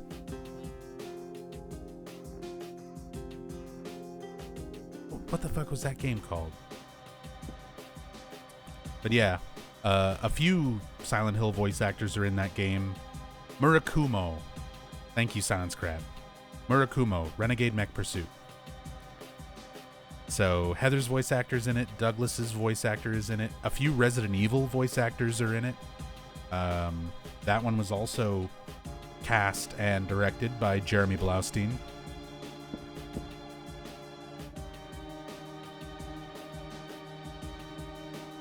Can't reach anybody, not the police or the church. What if this game had a rebirth ending? Where Heather tries to bring Harry Mason back, and he comes back as like a horrible Silent Hill god that you have to fight? That would be awesome.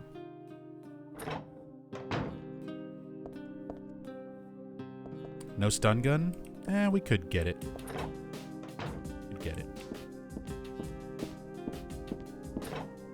I won't use it, but we'll have it.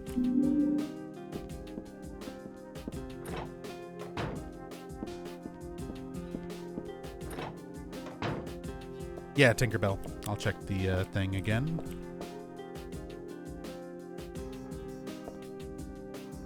No dialogue at all now. I said I'm pretty sure the Easter egg dialogue is when you first get in the apartments. But for some reason it doesn't always trigger. Especially on PC version, because PC version you need to use mods just to get it to even happen in the first place. I think it's more consistent if you're playing on PlayStation 2. It might work for New Game Plus. We're going to play this game at least like 4 times through tonight, so we'll try it. We'll check every single time.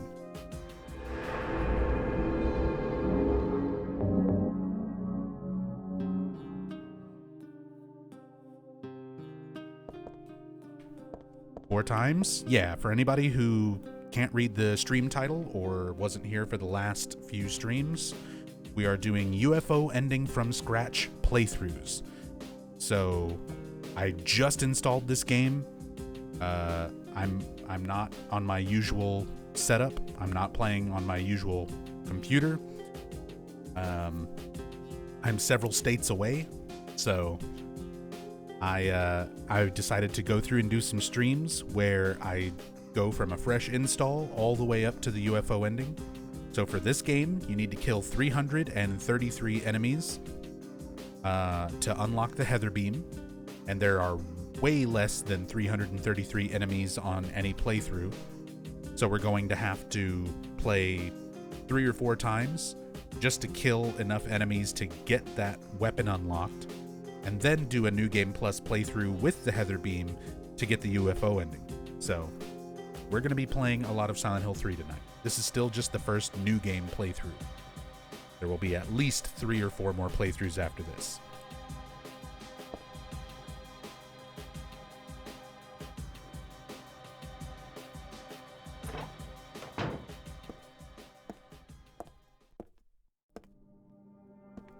I just met some guy named Vincent. Vincent? He's a friend of yours, right? I'm not sure. He said when we get to Silent Hill to look for a guy named Leonard, and he gave me this map. What do you want to do? We can't trust him, but we've got no other choice.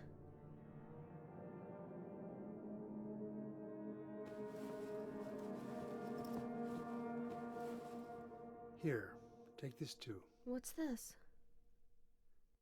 Your father was holding it.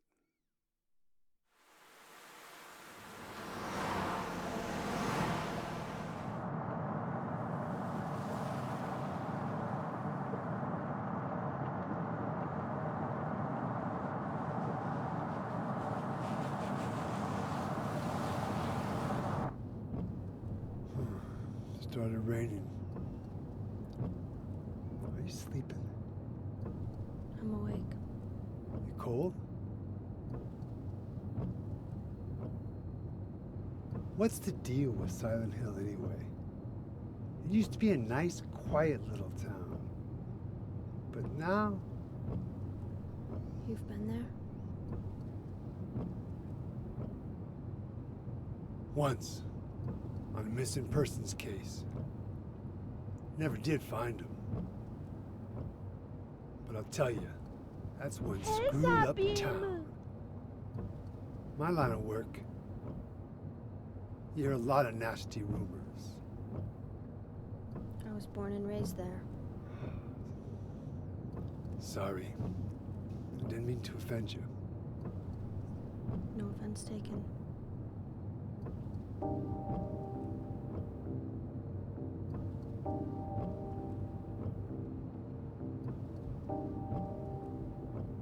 Anyway, I thought you grew up in Portland.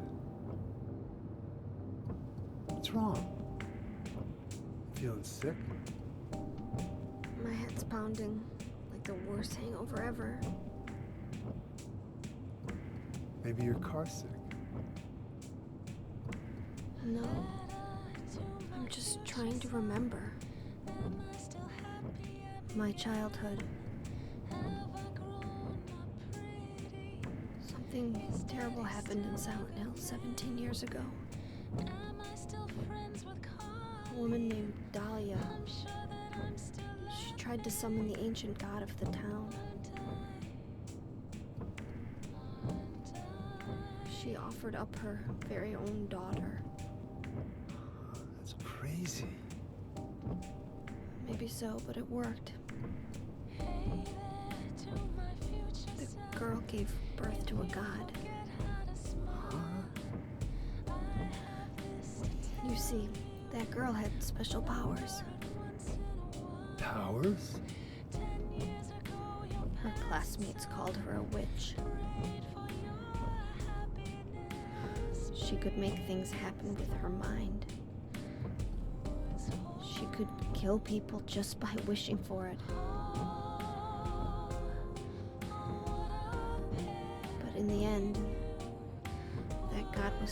a single person. My father, Harry Mason. I guess it wasn't much of a god if it could be killed by a human being.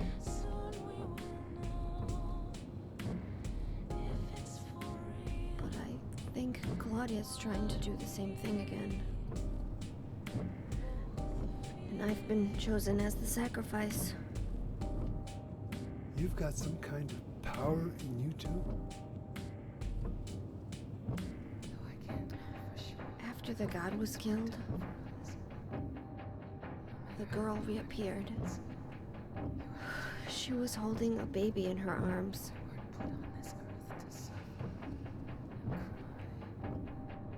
Before she died, she gave the baby to my father.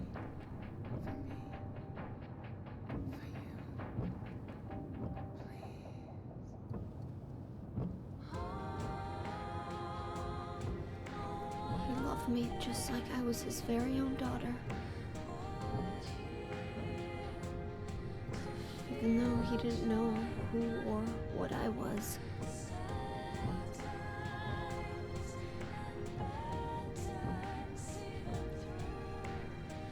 It was so sudden.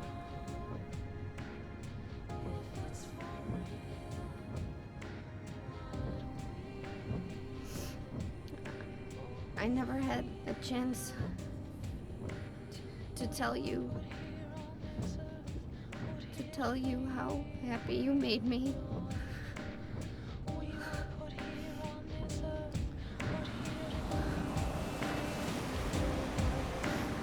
Rylever, thank you so much for the 500 bits. Very much appreciate that. Thank you.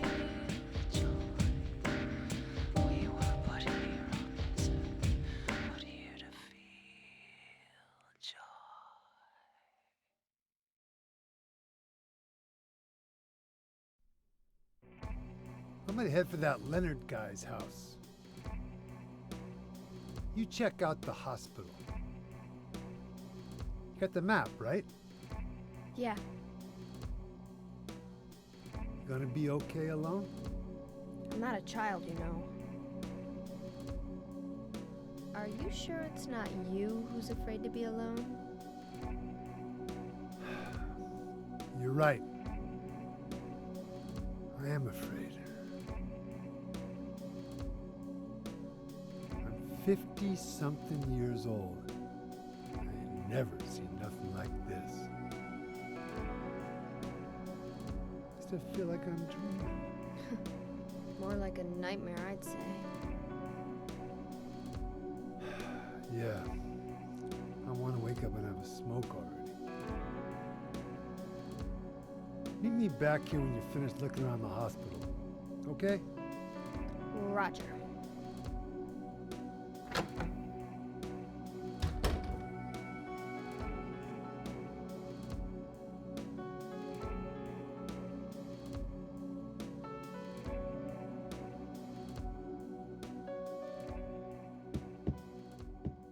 So on that car trip over, Heather pretty much explains some of the plot of Silent Hill 1.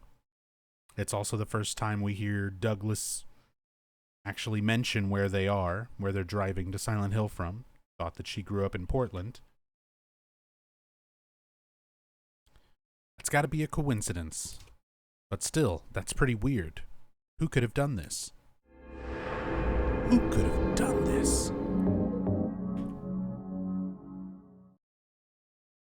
And Rylever, thank you again so much for the 500 bits. I usually try not to talk over cutscenes and stuff, so wanted to let all that that wonderful scene play out. But thank you so much for the bits and for the kind words. Glad you're enjoying your time here. Enjoying the streams.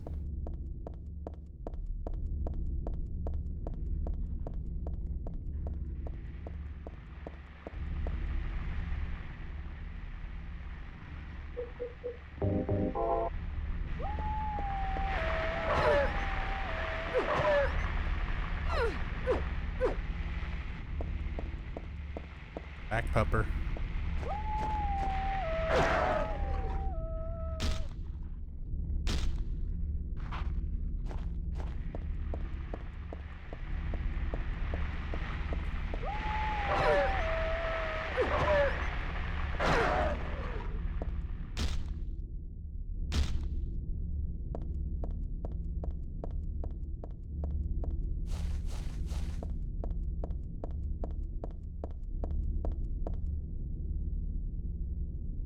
Uh-oh. Oh, no.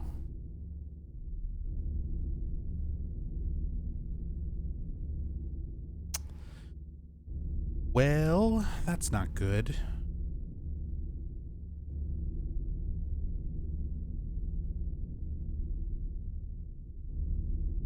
Yeah, good thing we saved.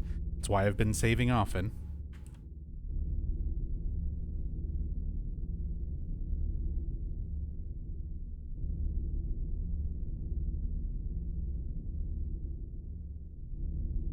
But I can't even get fucking...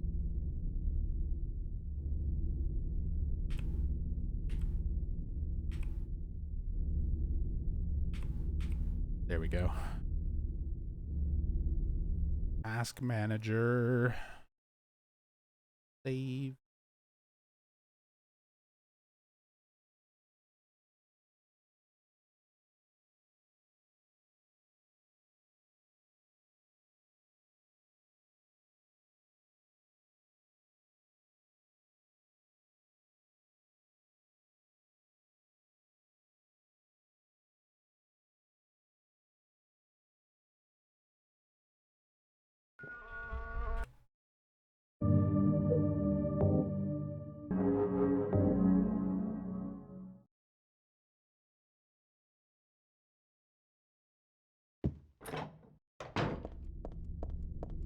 Let's see if it's a consistent crash or if that was just bad luck.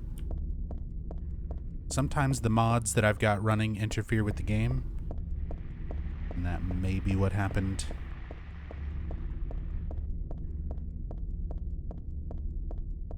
I think we're past that point already. Ooh. Okay. Don't rotate the camera. Game does not like rotating the camera. Let's just not even worry about these enemies in the street. We'll just get to Brookhaven.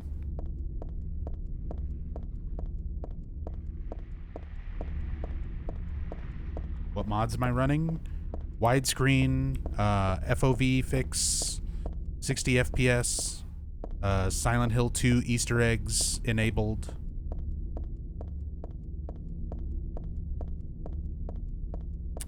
Resolution scaling.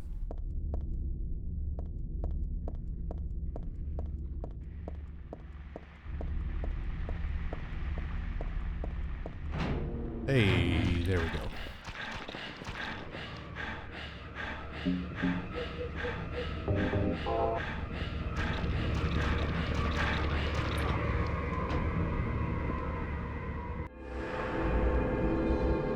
And make a save.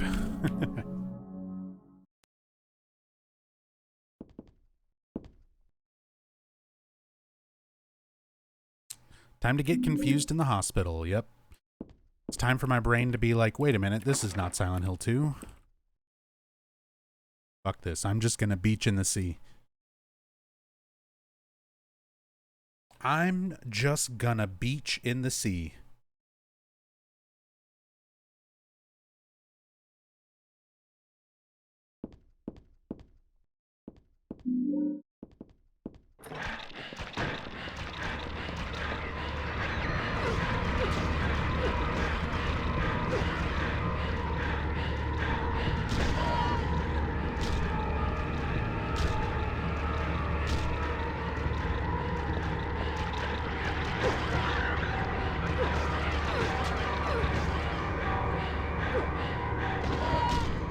I love how twisty the nurses get when you attack them with the katana.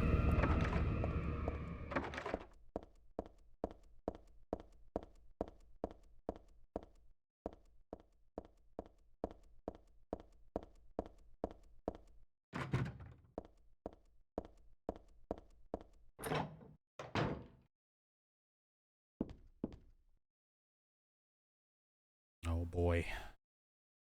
There must have been kids here too then. I played with dolls like this when I was a child too. It really takes me back. Of Heather's reaction to the doll, and you read the first Stanley note. He has a completely different reaction when you examine the doll again. This day has finally come. That's right, the day when you and I will meet. I was always thinking of you here in this gloomy cell. I never even knew your name or face until today. Now I know. I know you're the one I've been waiting for. And haven't you been waiting for me too? That's why you came to rescue me.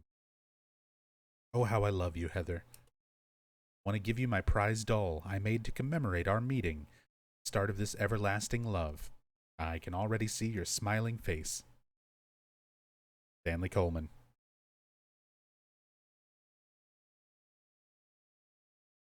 Now when you check the doll, disgusting. I won't touch that with a 10-foot pole or a 2-foot katana.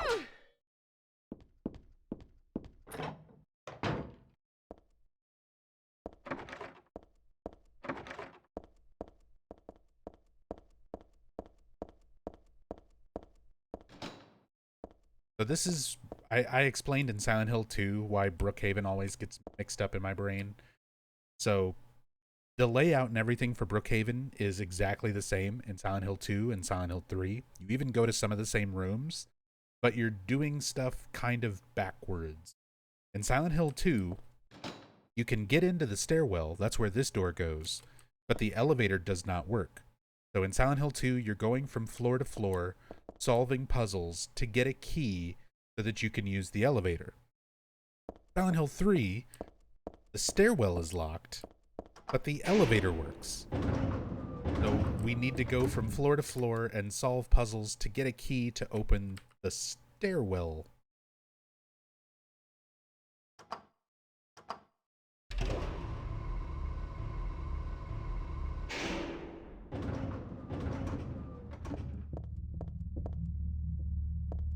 What is Stanley's role again? He gives you a bit of information about Leonard, and he also creeps you the fuck out as a player.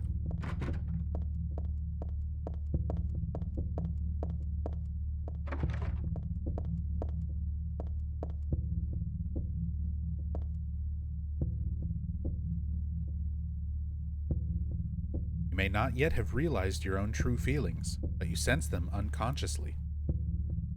So you're trying to get closer to me. That's a virtue, the path to paradise. The door's locked. Open it. Use the password for the prison gates. Dr. I've forgotten his name. Anyway, that quack has it posted. He should be here too. I mean, 4 numbers would have been good enough, but he kept on going. Isn't it a shame I'm not there? Aren't you irritated? I long for you, but you're so cruel. Still, I want you, Heather. Stanley Coleman. Ugh. Ugh.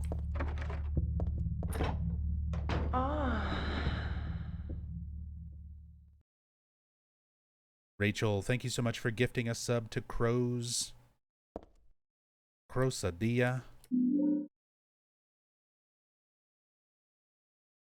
Enjoy that resub. Covered courtesy. Cyborg Rachel. You've been sniped.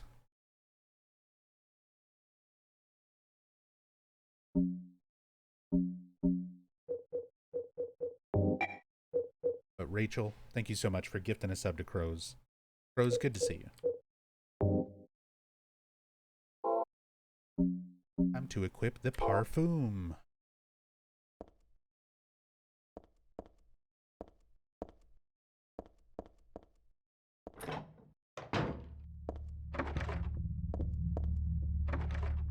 Perfume makes the monsters hate us. Hate us because they ain't us. Typewritten memo posted here. What's this supposed to mean? Press, move 2 right. Press, move 1 up. Press, move 2 down. Press, the door shall open.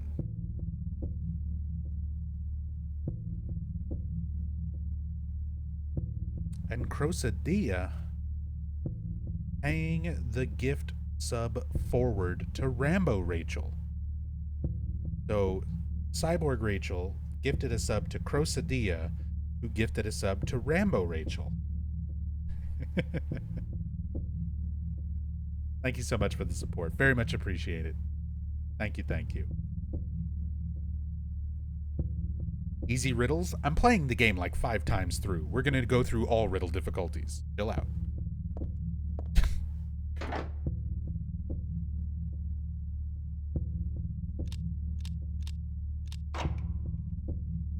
4639.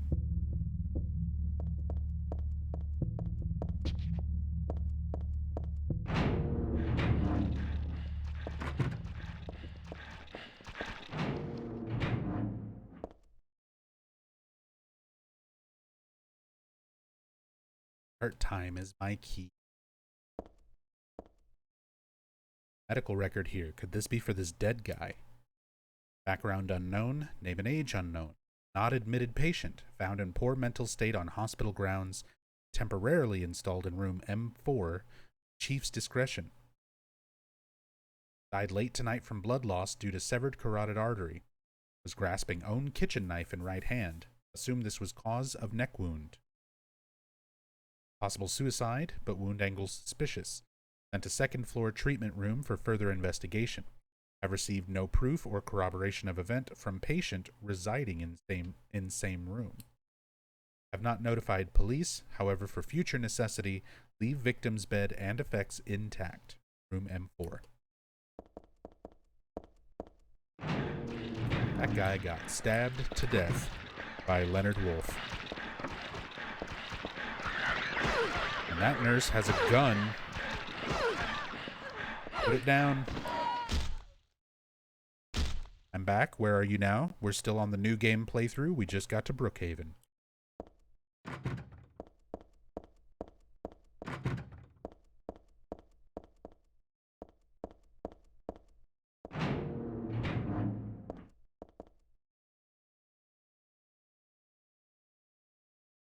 There was a tattooed guy on that rumpled bed. Not anymore, though. That alarm clock and filthy bag are his. But don't misunderstand. I haven't done a thing. I didn't hate him, though he was a liar. Shall I write something of my own? On my chest, since I can't cut it open to show you my heart? I love Heather. No, something a bit more forceful. I love Heather isn't enough for what I feel. Oh, what tender emotion this image brings. Stanley Coleman.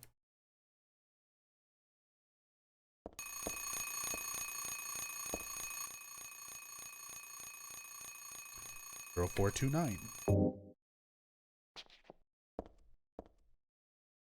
Easy riddles, you just plug in the number that's there.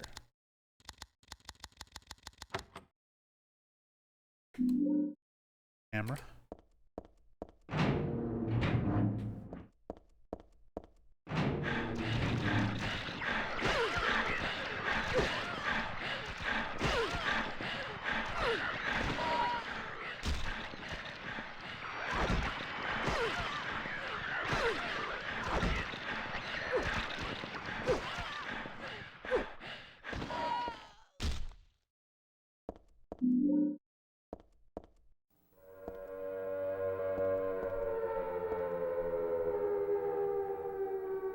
Hey, Docha. Docha, thank you so much for the raid.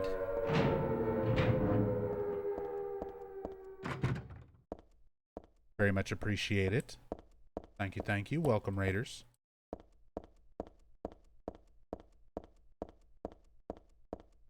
We are currently doing our Silent Hill 3 UFO from scratch playthrough, where we start from a fresh install of the game with no save files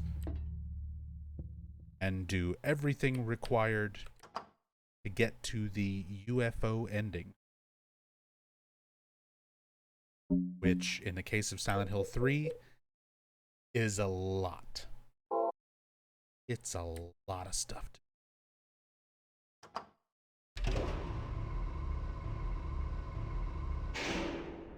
We've got to kill 333 enemies across multiple playthroughs.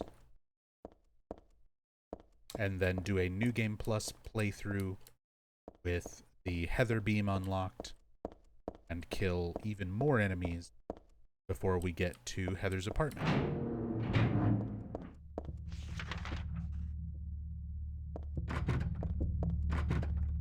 Oh yeah, we're doing it all in one go.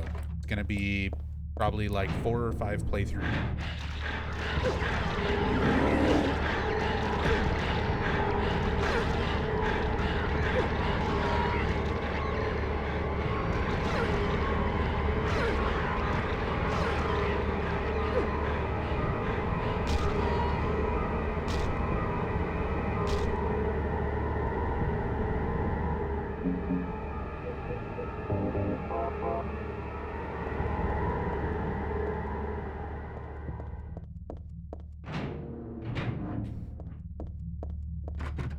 $100-hour stream? I've played these games a couple thousand times, so I'm okay at them. Pretty good getting through them. Even stopping and explaining stuff and watching all the cutscenes. It'll be a good lengthy stream though. Maybe around 15 hours.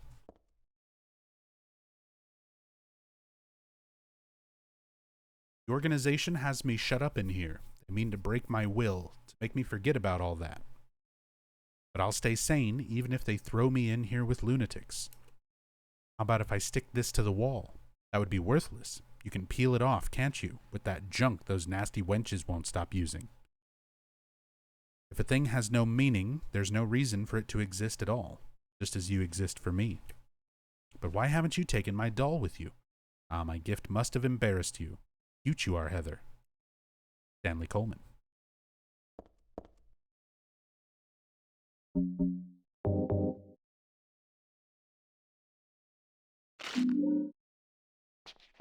Go. Now we've got our stairwell key.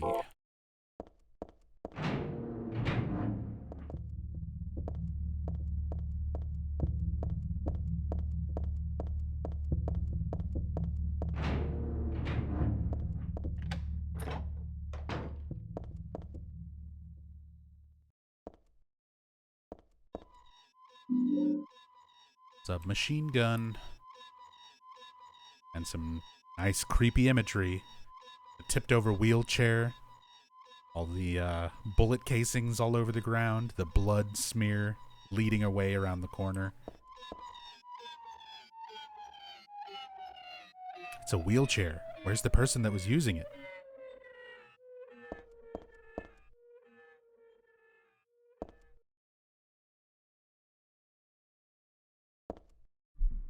Bullet holes everywhere. Bloody handprints smeared all over the elevator. Love it. It's just a creepy set piece. You can try to piece together what may or may not have happened here, but ultimately it's just a creepy fucking set piece. Doesn't need any more explanation other than what you look at and feel. The blood trail continues into the elevator. Part of me wants to peek in, but then it's a little creepy too. Not everything needs that close of analysis, Filthy Bear. Sometimes it's better to just enjoy a creepy scene without overthinking it, because ultimately it doesn't matter.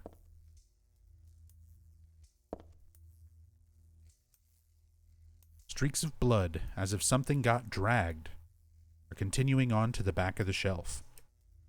No, it's more like they start from the back of the shelf.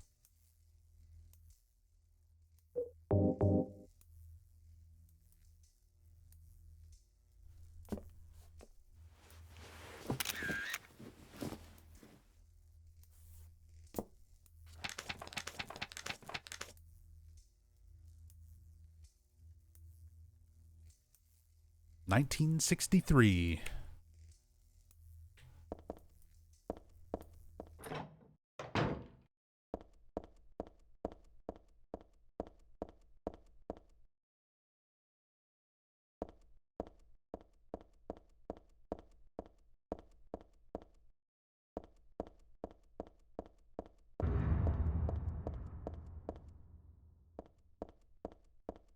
So go check the roof. We've got another Stanley note up here. I also like the rooftop. It makes me want to fly. You too? Stanley Coleman.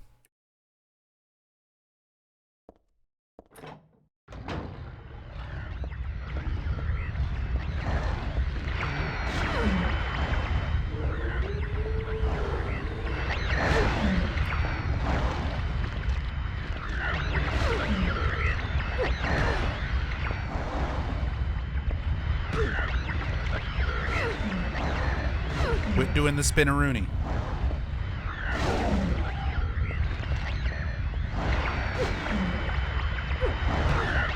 Quit doing spinneroonie.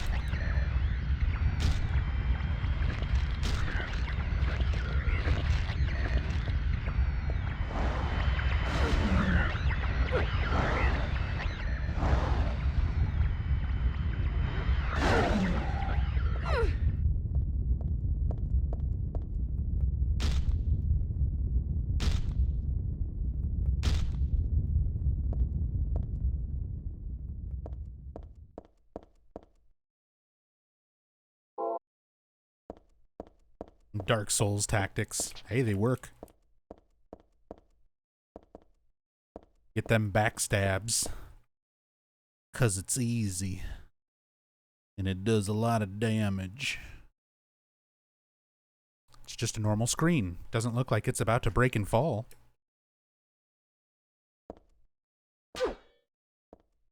James might disagree with you.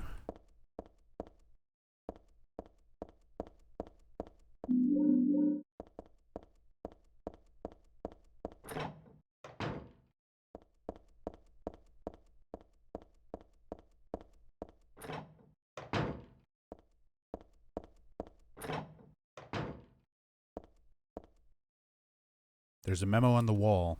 Punishment for brutality towards patient. 12 hours confinement in the special treatment room. Dismissal policy no longer in effect. Contact the chief if you have any questions. There's something handwritten on top of the typewritten sentence. The trick is not to leave any marks. One other thing, this looks like it was written by a different person. The chief is a pervert. Christy would have been better off if she had been fired.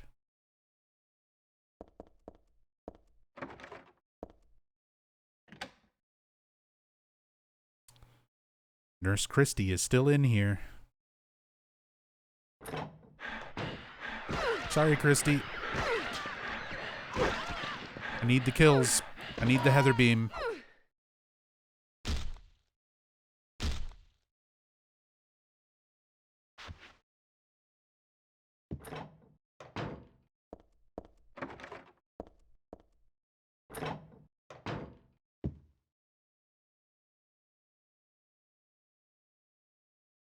Flowing freely your ebony hair like the night sky scattering fragrance.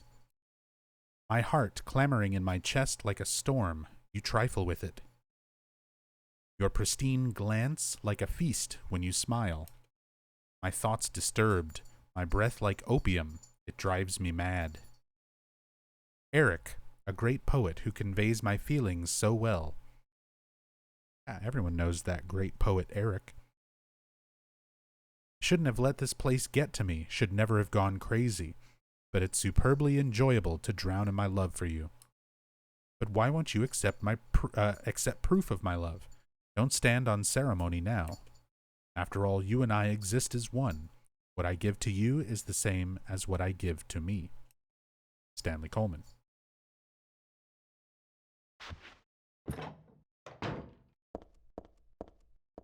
God, Stanley's writings are so fucking creepy.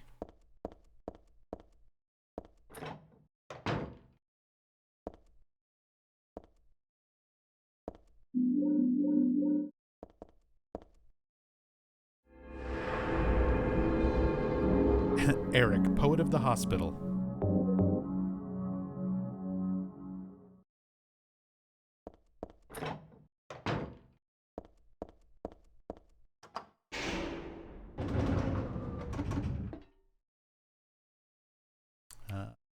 I need to finish checking out this floor.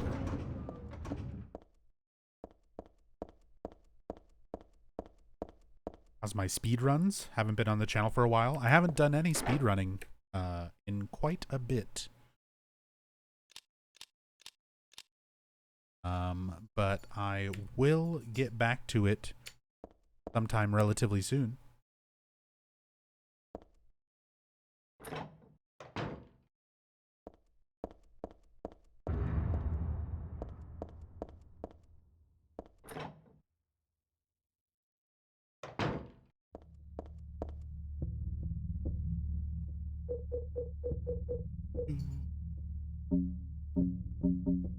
Oh yeah, we've got Dad's Notebook. Usually I read that a bit later.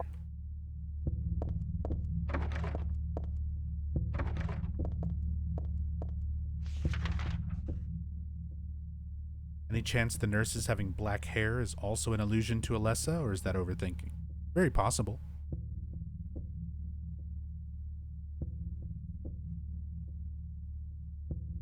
So got that.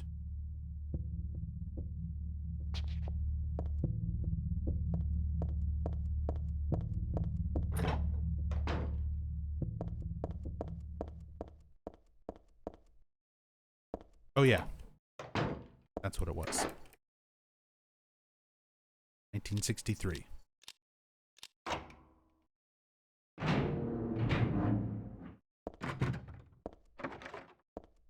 $1992.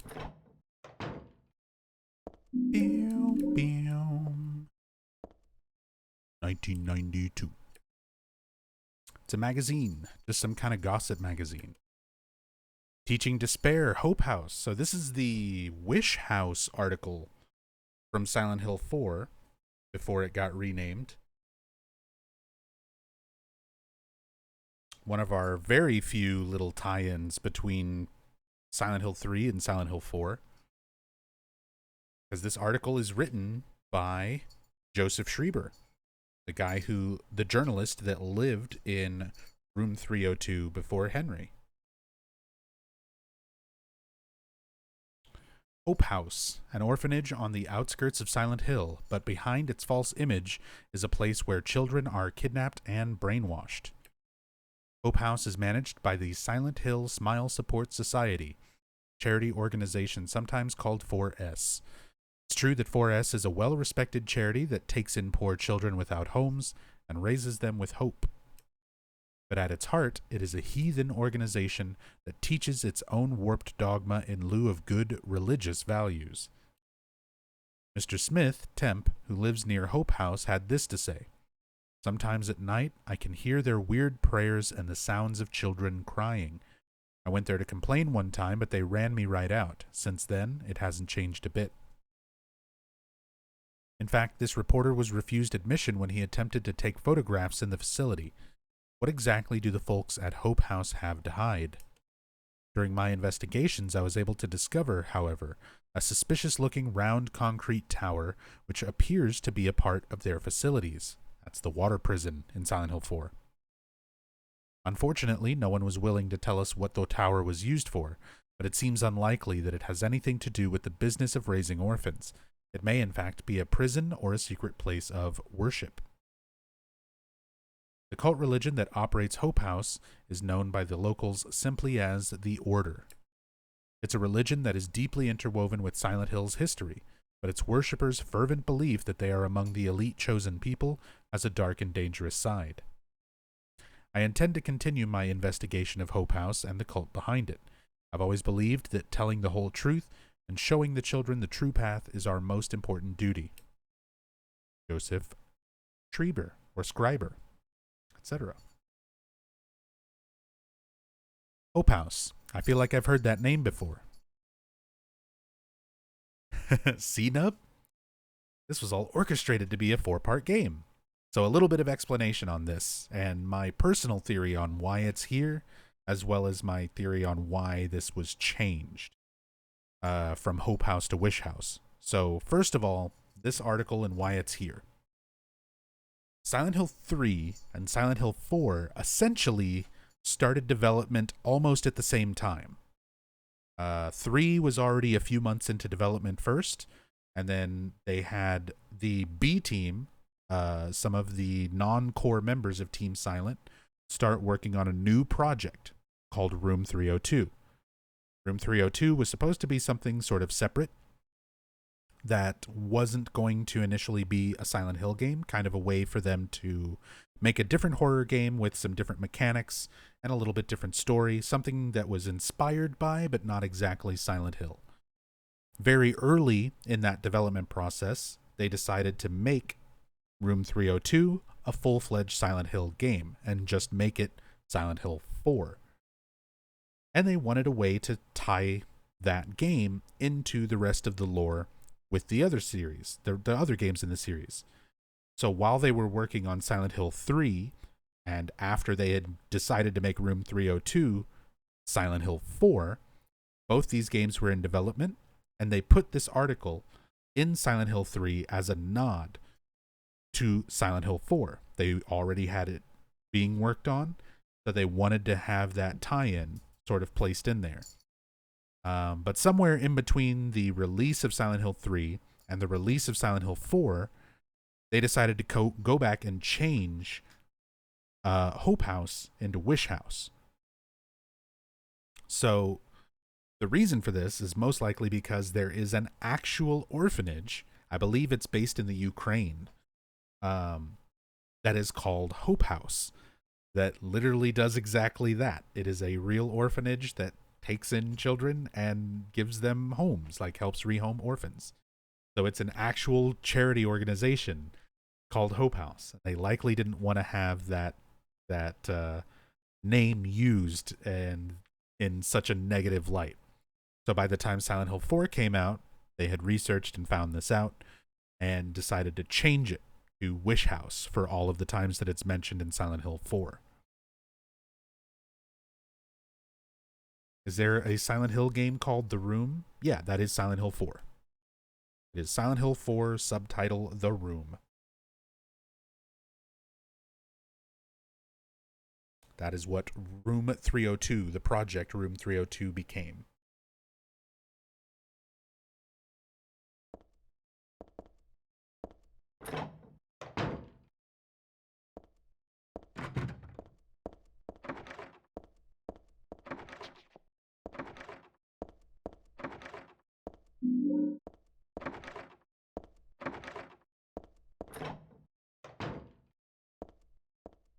And now we have the broken doll, and we get an interesting cameo.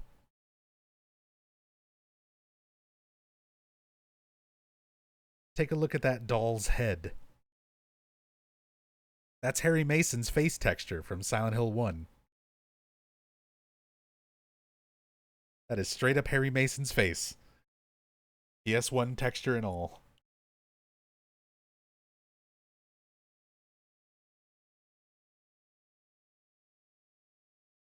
Goodbye, Heather.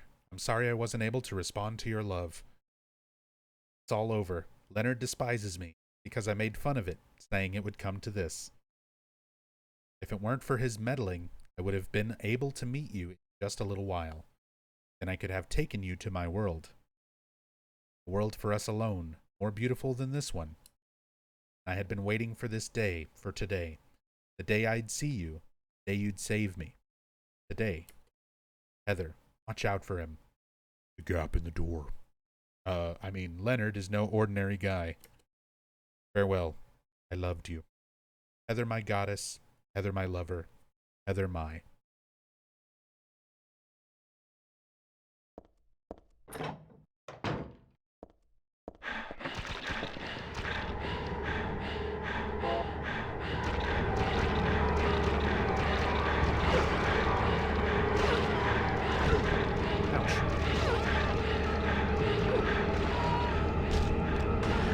Ah, fuck. The one with the gun is behind me.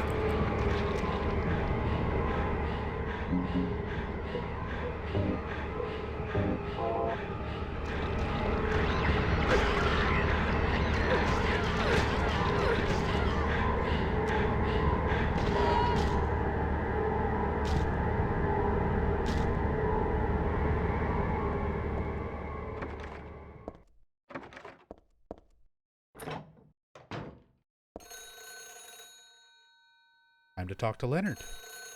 Claudia's father.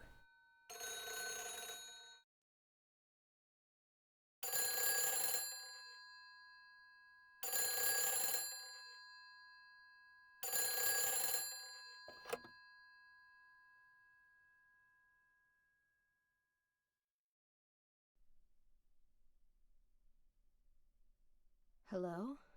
Claudia. No, I'm not. Don't lie to me, Claudia. You're always trying to run from your responsibilities. Have you come to apologize? Or maybe you still don't realize how foolish you've been.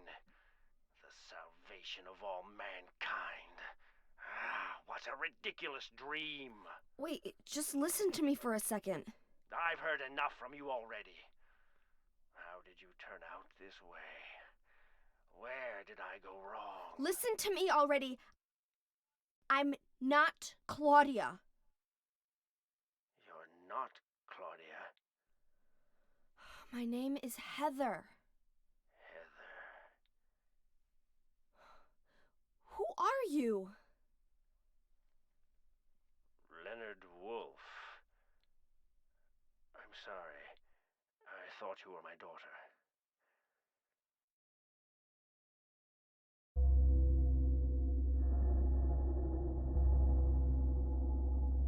Claudia is your daughter? Oh, so you know her, do you? Are you one of her followers? No, never. When I find her, I'm... I can feel the hatred. What? Behind your words. The anger. You plan to kill her, don't you? I'm sorry, but she killed my father. She's a fool. But she's still my daughter. I was going to forgive her if she changed her ways. But I see it's too late. Heather, will you help me? Help you? I'm locked up in here, and I must stop Claudia. Where are you now? I'm not sure myself, but the door is at the end of the hall on the second floor. I think I can be of help to you. I have a seal. Please. A seal?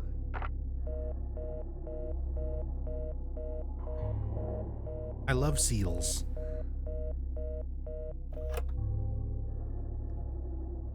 The end of the hall on the second floor.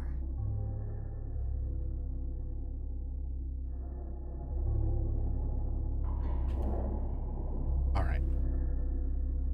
We're about to go help Leonard, kind of. But before we do, and before we get into essentially the other world version of Brookhaven, I need to take a short break.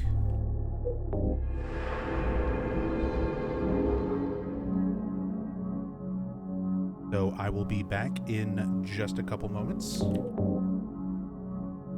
And we will continue on with Silent Hill 3. Again, we're going to be playing this game probably 4 or 5 times through, all throughout the stream. Going to be a very long stream, so there's still much more Silent Hill 3 to go. But yeah, I need to take a few minutes, use the restroom, grab another drink, stretch my legs for a moment, and then I'll be back and we will tackle Otherworld Brookhaven. Back in a bit.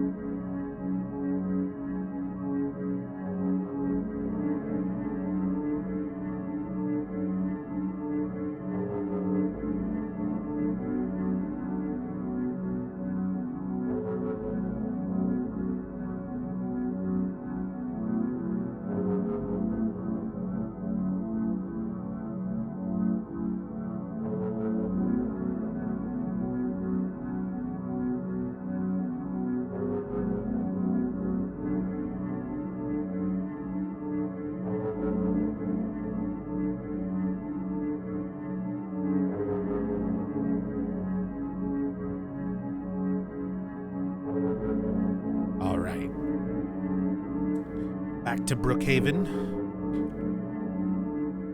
Let's go get that seal. Let's go save that poor baby seal from Leonard.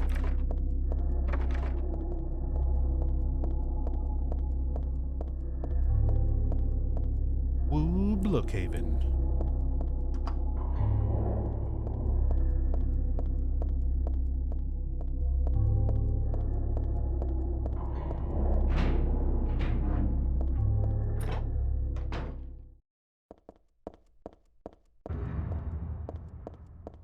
Thank you, Owl Brother. What's up, Alien Green? Arrived just in time for a break? Alright. Pretty short break. But I definitely need to keep up with it. I didn't take a whole lot of breaks for the Silent Hill 2 UFO from scratch. And that's a big part of why I had to take like a day off before doing the Silent Hill 3 stream. Because when I don't get up and stretch and stuff and finish those streams, my back and my legs are absolutely fucked. They were so fucking sore. They still kind of are. Not to mention I also slept for like 13 hours or something.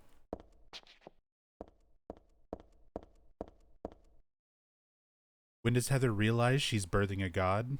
Or has a god growing inside of her? Or does she never know? Well, she definitely knows at the end of the game. But pretty much leading up to that point, I don't think she's actually made aware of it.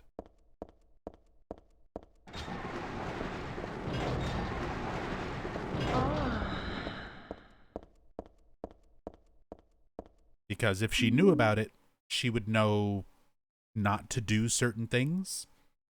Because, yeah. The god grows off of negative emotions. That's why Claudia kills Harry. That's why she's constantly being tormented. Because the pain from the monsters manifested, the emotional stress from Claudia killing her father and agonizing her, all of that is done specifically because the god is feeding off of it and growing. Reaver. Acidic Reaver, thank you so much for the resub. Very much appreciate the 16 months. Thank you, thank you.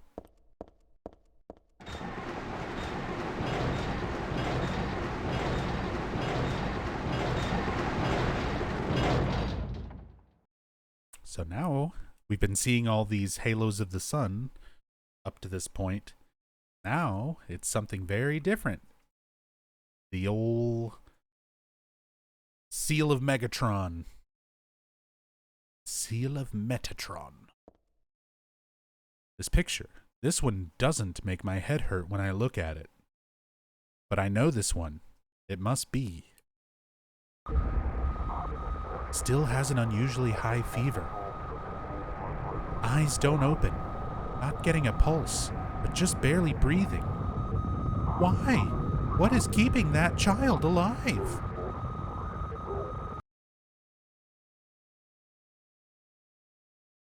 What the hell? Was I daydreaming? No, it was more like watching a video in a dark room. But that nurse, I know her. Lisa, who was so heavenly toward me in that hellish hospital room. She did get a little weird, though. And then she sued Konami, and that's why there was no voice clip, and I had to do my best Lisa impression.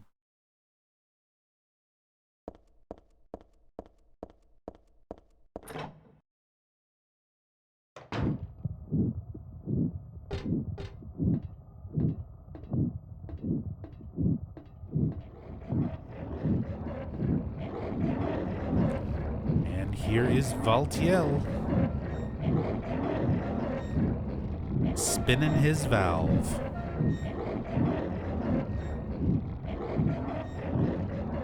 Giving us this nice weird transition to Otherworld Brookhaven.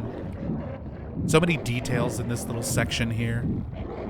This weird like skin fabric that's kind of like blowing around. attaching these segments of the hospital. We see once again the Marilyn Monroe mouth representing Alessa and her shrieking insanity. What a wonderful world is written there in blood on that back wall, possibly a reference to The Exorcist 3. And you can see there's like a weird bloody tentacle creature writhing around at the bottom of the screen there. If you're playing this game in the normal 4:3 aspect ratio, like PS2 version or the PC version without any mods, you don't really see that.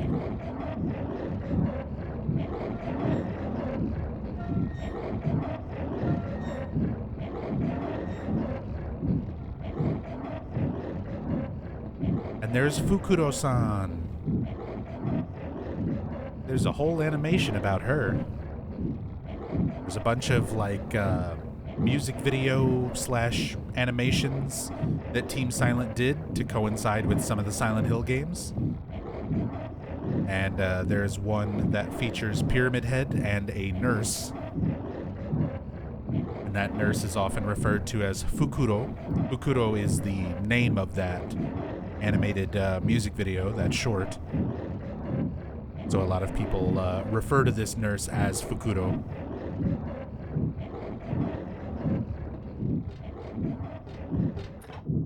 And if you're quick, you can actually see Valtiel grabbing Fukuro here and dragging her back inside.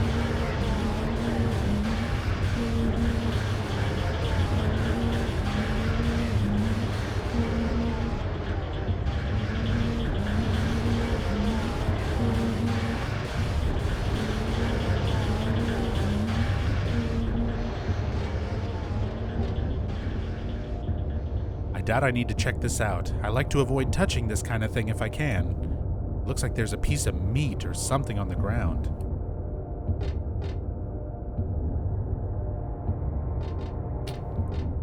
Something.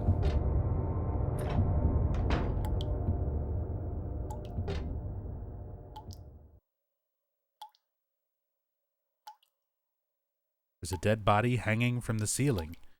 The blood dripping from it has totally filled the bucket set out below. Who would do this and for what? It looks like a full-out bloodletting.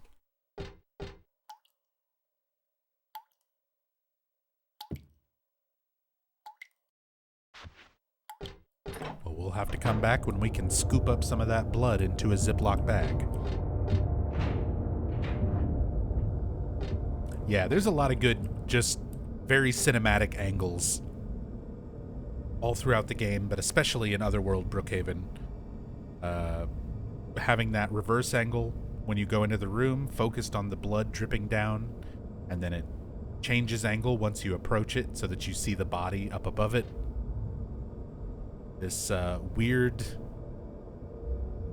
square of like sheets with heat kind of emanating from it. And just the visual effect of those like heat lines.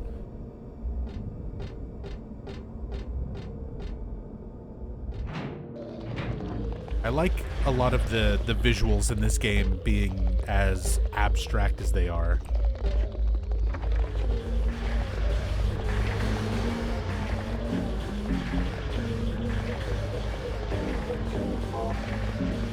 What am I doing on this?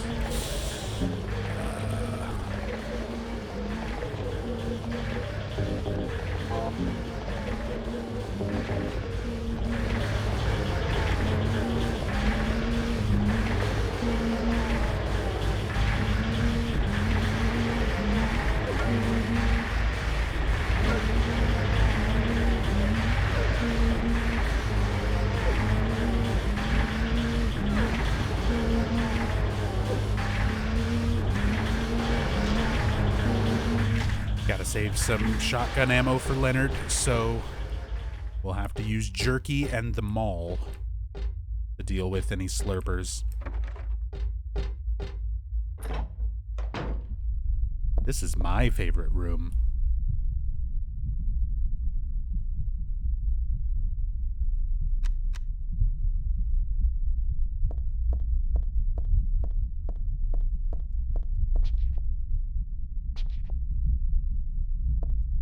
spreading from the sink. It's getting all over Heather, but only in the reflection. And there's that nasty squelching sound. And then the reflection stops. The room just goes all dark. But it's not completely dark. You still have this, like, creeping, bloody bug texture.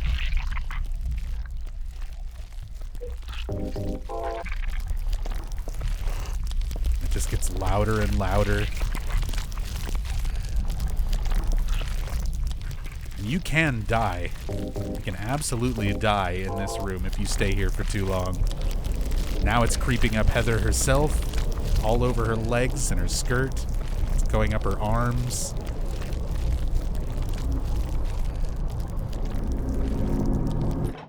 Get out of there.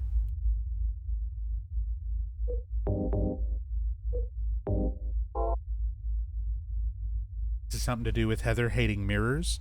Well, it's a lot of things that are alluding to Alessa. That Heather has this alternate life, this other side of her. And at this point, Alessa essentially still exists through Heather, but they each have their own kind of independent will, if that makes any sense. That Heather does eventually have to confront. That's the entire fight with the dark version of Heather, known as the Memory of Alessa, later on in Lakeside Amusement Park. But that's where, like, hating the mirrors comes from, and then it's emphasized even more with that room. But also, it's just a creepy, fucking awesome room. D. Maru, my dude, thank you so much for the 20 months. Very much appreciate it. Remember this version, the version of this in the HD collection? Yeah, HD collection with the glow stick juice. That the bloody room effect texture in the HD collection for Silent Hill 3 will oftentimes break, and it'll be like bright blue instead of the appropriate color. So these bloody slurpers, that whole bloody room, all the blood and stuff that's creeping up Heather's legs will oftentimes in the HD collection just be like bright blue. Because the HD collection is a pile of shit with a ton of problems.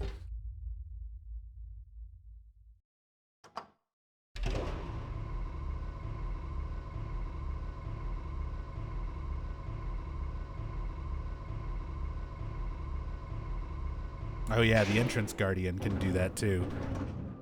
Although not as often, but it can still happen.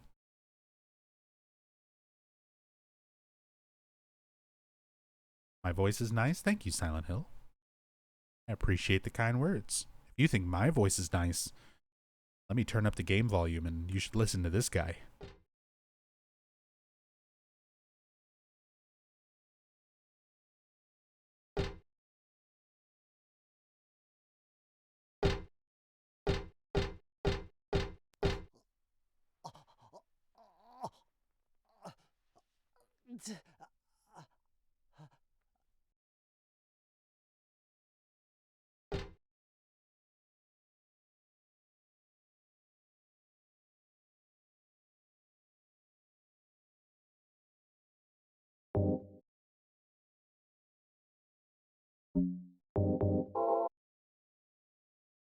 Yep, that is our boy Stanley. He's underground now. We didn't listen to that phone call yet, but we're going to. He's underground now. His new name is Number 7. So when you approach body number 7 here, yep, you hear somebody choking and struggling to speak. Because this is Stanley, our creepy stalker.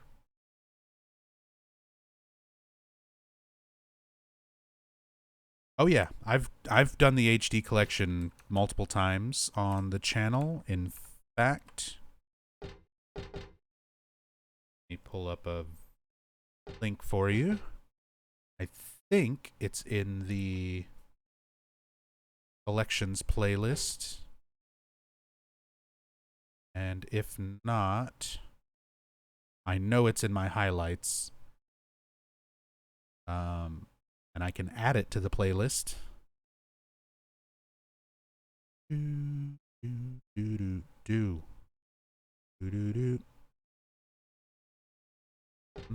Nope, it's not in the playlist, so I need to add that.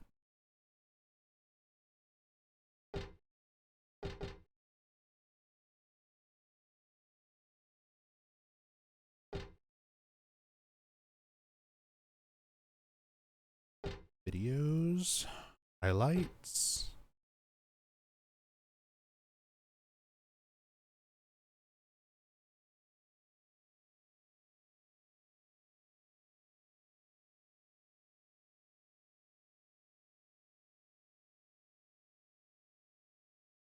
And I'm pretty sure I had that titled Worst of the Worst.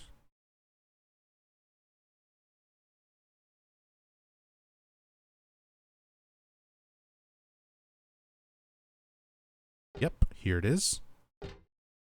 Damn, that's been 4 years ago already.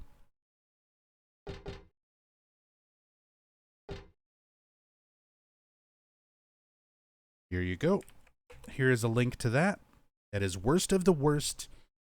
I intended to do some more in that series and just never really did. But essentially, I wanted to play the worst possible versions of Silent Hill games. And I was going to do a whole series called Worst of the Worst. And so far, that's the only episode of it. It's a full playthrough of both Silent Hill 2 and Silent Hill 3 HD collection on an original model PlayStation 3 through the PlayStation Now streaming service. So it was the oldest possible model of PlayStation 3 running the, at the time, and probably still, pretty shitty PlayStation Now streaming service, and it was the HD collection. Unpatched PS3 HD collection. So that was the worst possible way that you could play Silent Hill 2 and Silent Hill 3. So there it is. And I will add this to the collection if I can.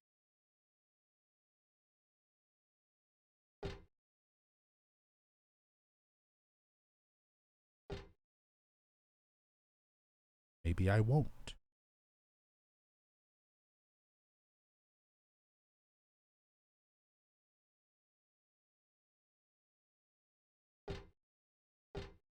Oh, I have to do it from the playlist. Won't let me do it from here. Well, I'll try to remember to do that later.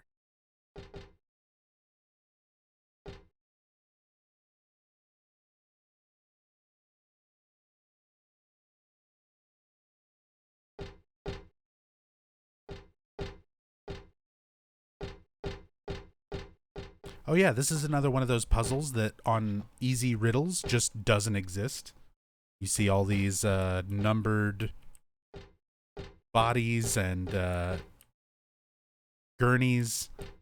Don't have to do anything on Easy Riddle. The door is just open. You just run up and grab the cremated key. It's so weird. There's so many puzzles that on Easy Riddle, instead of doing just an easier puzzle, they just remove puzzles.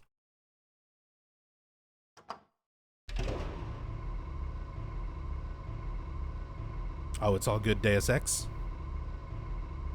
I appreciate you just hanging out, enjoying yourself. Enjoy that glass of Merlot. And just hanging out and enjoying the stream. Appreciate you being here.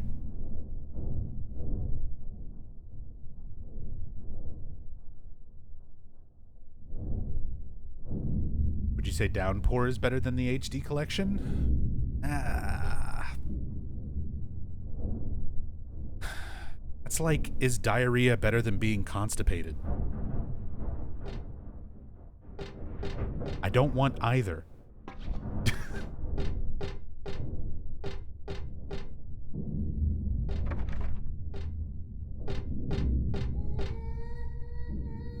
Let's just look at Fukuro being weird. and Valtiel doing something to her. And a creepy baby crying noise.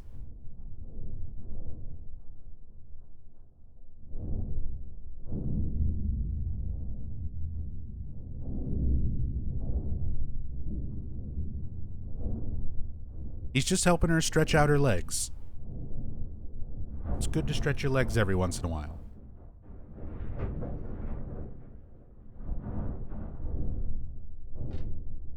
Looks like something's on the other side of the glass. It kind of looks like a person. But this smoky stuff makes it hard to tell for sure.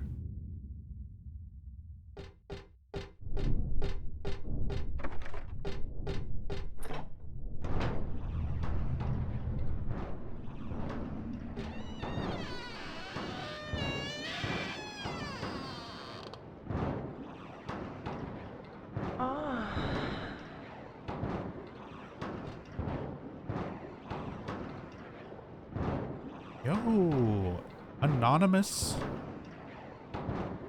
mysterious anonymous sub-gifter gifting a sub to Kevalis222. Thank you so much for the support, Anonymous. Enjoy the sub, Kev. Enjoy the emotes. What version is this? This is the PC version with a whole bunch of mods. It's the PC version, official PC version of Silent Hill 3, but with widescreen mod, FOV mod, 60 FPS mod, Silent Hill 2 Easter eggs enabled, a couple other things here and there to kind of touch it up visually.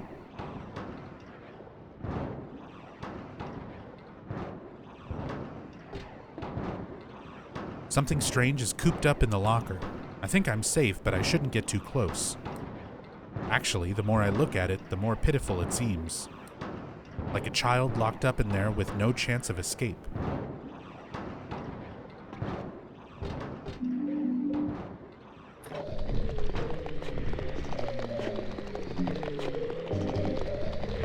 Eat the jerky.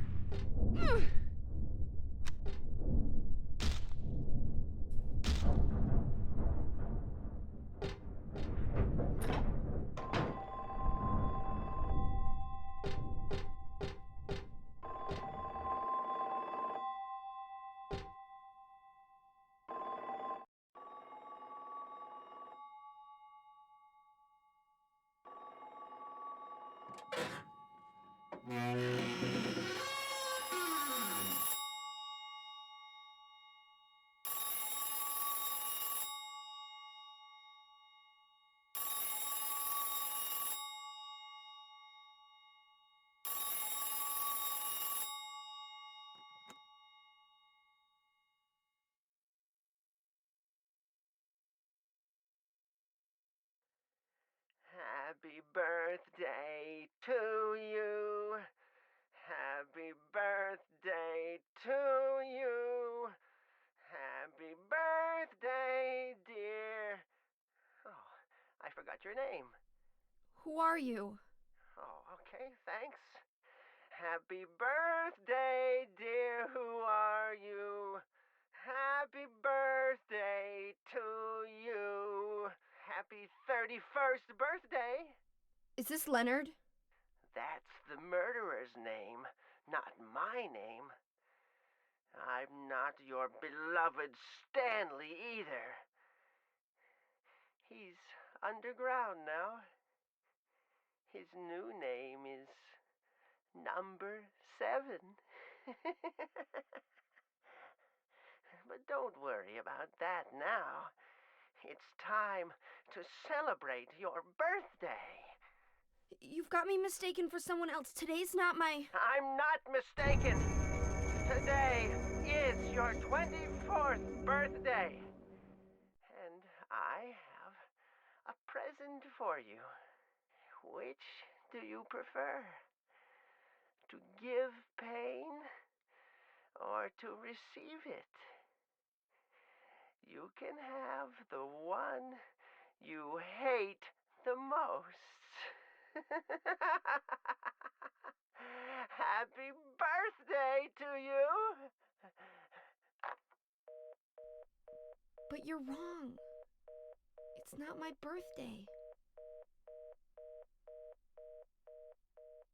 So we get a little bit of a clue to Heather and her past lives there from Happy Birthday Caller. Ibaka, thank you so much for that brand new sub. Very much appreciate the support. Thank you, thank you. Enjoy the stream, enjoy your emotes. Thank you so much for supporting me. But he starts giving out different numbers. So first of all, as for the identity of the caller, it is a mystery. It is definitely not Leonard. It is definitely not Stanley. It could just be some other patient. It could be an issue similar to the town speaking directly to James through text, where it calls him out by name. It could be the power of Silent Hill, which is essentially affecting reality. You know, a way for the town to sort of speak to Heather directly. It's a mystery in the story, or will we legit never learn who? Both. Literally both. Like, we as a player never know who this is. The voice is never attributed to anybody else. It's not anybody else in the game. So yeah, it's just a weird, creepy voice. But the numbers, the ages, they keep changing. The 31st birthday and stuff like that. What it's doing is it's adding up all of the years of Heather's individual lives. So at this point, if Alessa had still been alive without essentially reincarnating, resetting her age, she would have been 31. If we were looking at Cheryl's age, we would have gotten each of these numbers. The 7 years that Alessa existed, the 7 years that Cheryl existed, 17 years that Heather has existed. So it's all these things being added together in different ways to get those numbers for each of the ages the birthday caller lists there.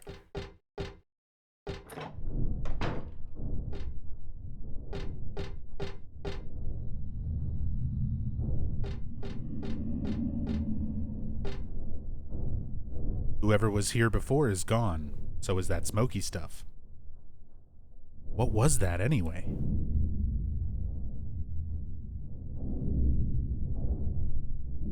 I like how now there's like blood running down the glass.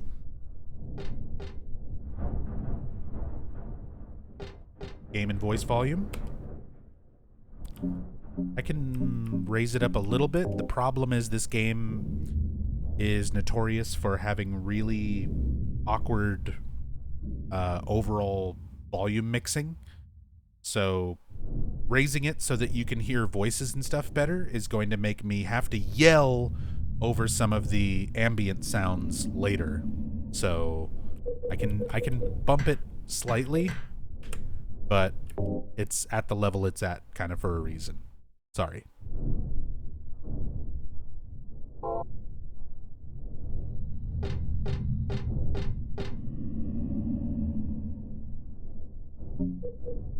All right, so we've got our cremated key. We've got our plastic bag. We can go and collect some blood.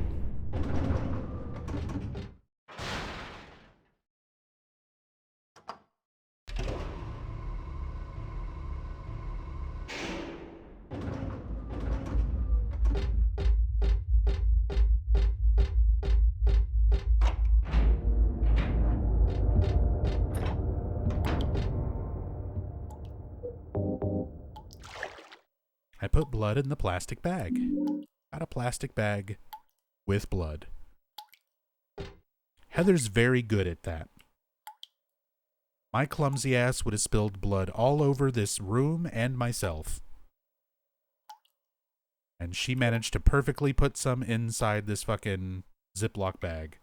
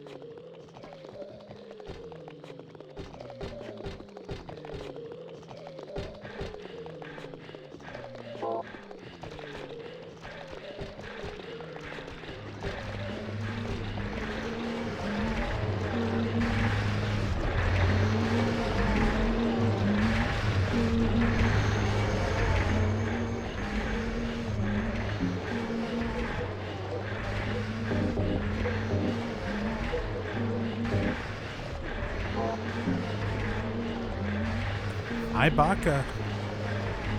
Thank you so much for gifting a sub to Human928. Thank you so much for the support. Human928.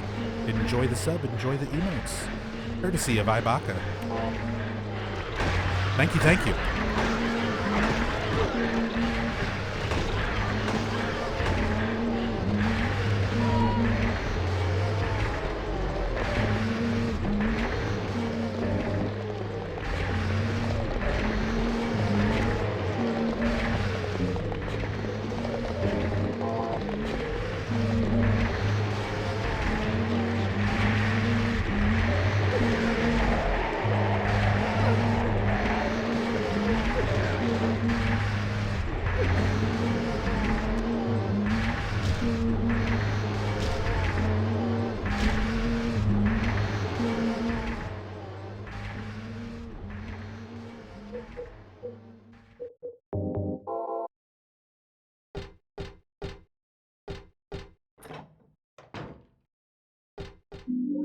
Ampoule. Handful of dirty syringes on the bed. I'm not about to use them, that's for sure. I would hope not. There's a memo here on the chart. Dr. Midkiff, please use extra caution with the patient in room 312. He should still have his religious freedom here in the hospital, but he shouldn't push his faith on others. I'm a victim too. Rumor has it he got here by stabbing someone over a religious dispute. Please be careful. R. Crosby. P.S. It looks like the rumor is true, according to the head nurse. I do think he's a good person otherwise, though. Easy to deal with. So a little bit more info about Leonard. How he stabs people over religious disputes. He's a very, very strong believer in the Order's faith. And people who disagree with him, he does not handle that well. He will fucking stab you over religious arguments.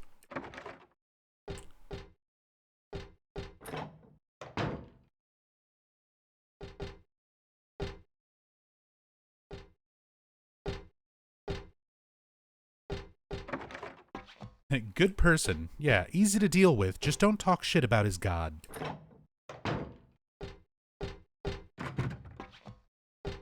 Don't tell him his religion's fucking weird. Then he gets kinda stabby. Otherwise, pretty nice guy.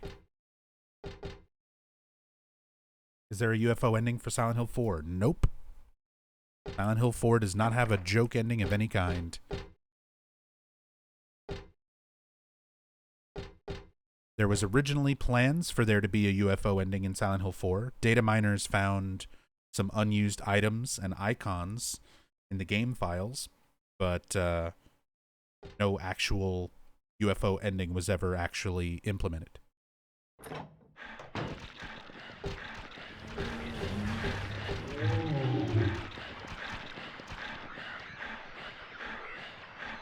The world is teeming with unnecessary people. It's God's decision that I fight. As a knight of honor, as a protector of the seal, I sacrifice myself to the blood of criminals. Who wrote this? Some twisted individual, eh? I see this and I want to ask him. So you think you're one of the necessary ones, but it seems like I've heard this protector of the seal business somewhere before. So that's written by Leonard. It also gives a little bit of implied backstory to Leonard himself. This quote is inside the OST in one of the soundtracks. Yep, read out loud by Mary Elizabeth McGlynn.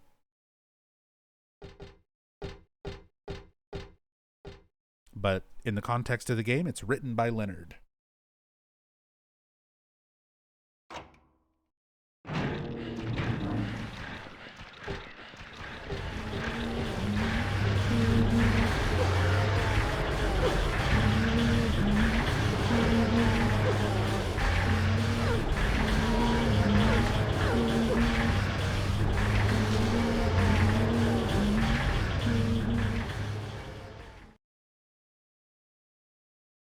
Joke endings in 1, haven't played 1. Well, check out my VOD from like 2 nights ago? 3 nights ago? We did a full UFO from scratch playthrough of Silent Hill 1 and 2. Silent Hill 1's got a UFO ending. Silent Hill 2 has a UFO ending and a dog ending. As far as joke endings go. This game's got a UFO ending. 4 doesn't have any joke endings of any kind. Origins has a UFO ending. Shattered Memories has a UFO ending. Homecoming has a UFO ending.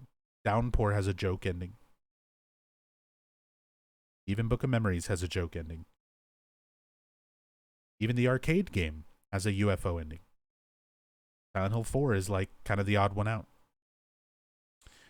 King Stephanos, thank you so much for the Prime sub. Very much appreciate that, dude. Thank you. Thank you, thank you.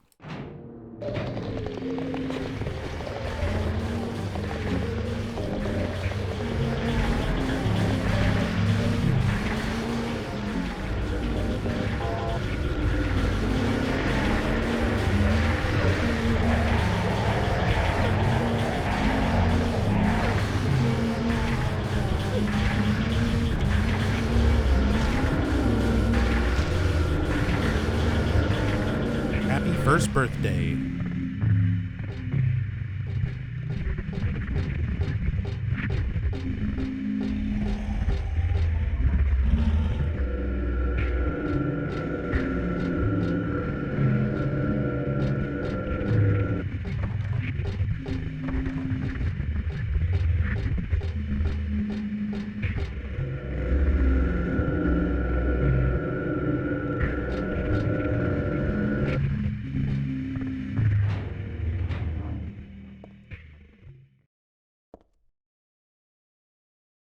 Here's the hardest thing to do in the game. Read this text without making it go away. Oh, nailed it. First try. I saw that drawn on the dividing screens at the hospital. But this is different. Seems like it was drawn a long time ago. Somehow.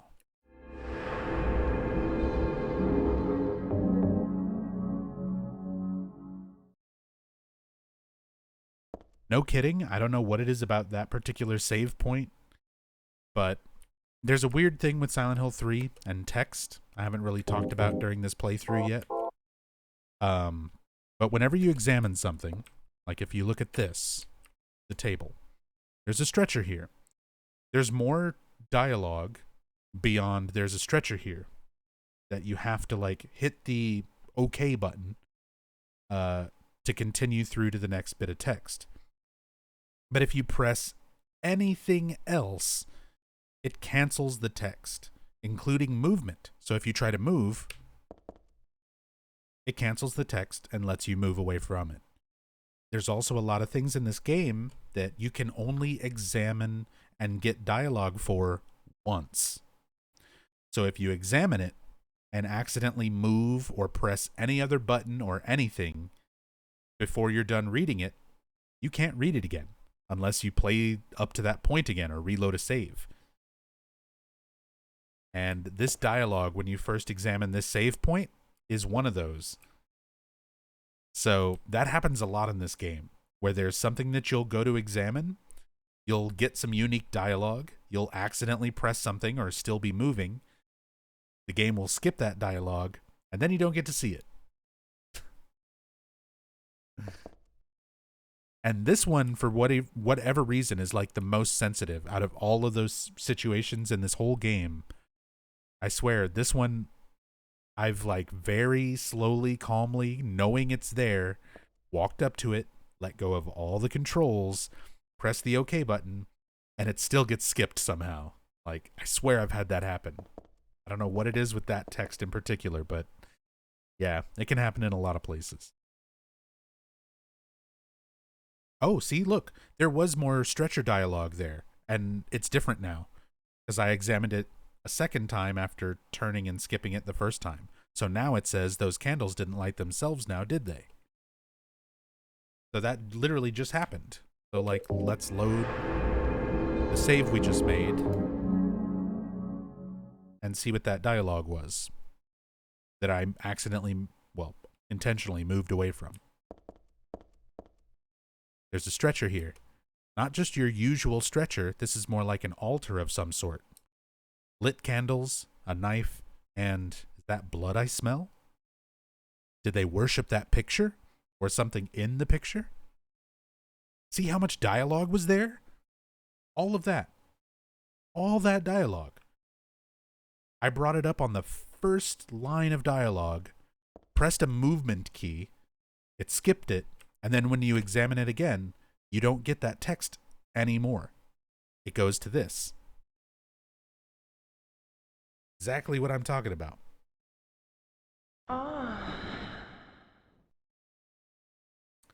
Curry-chan. Curry-chan, thank you so much for the 6 months. Very much appreciate it. Just be lurking, but I hope you have a great stream. Thank you so much. Enjoy your lurk. I very much appreciate the support. Thank you, thank you.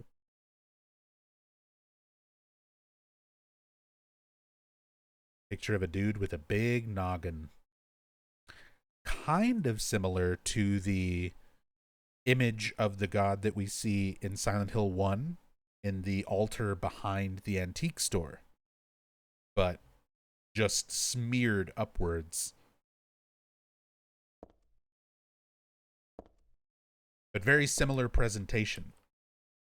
The picture of a deity up above a sort of slapped together altar.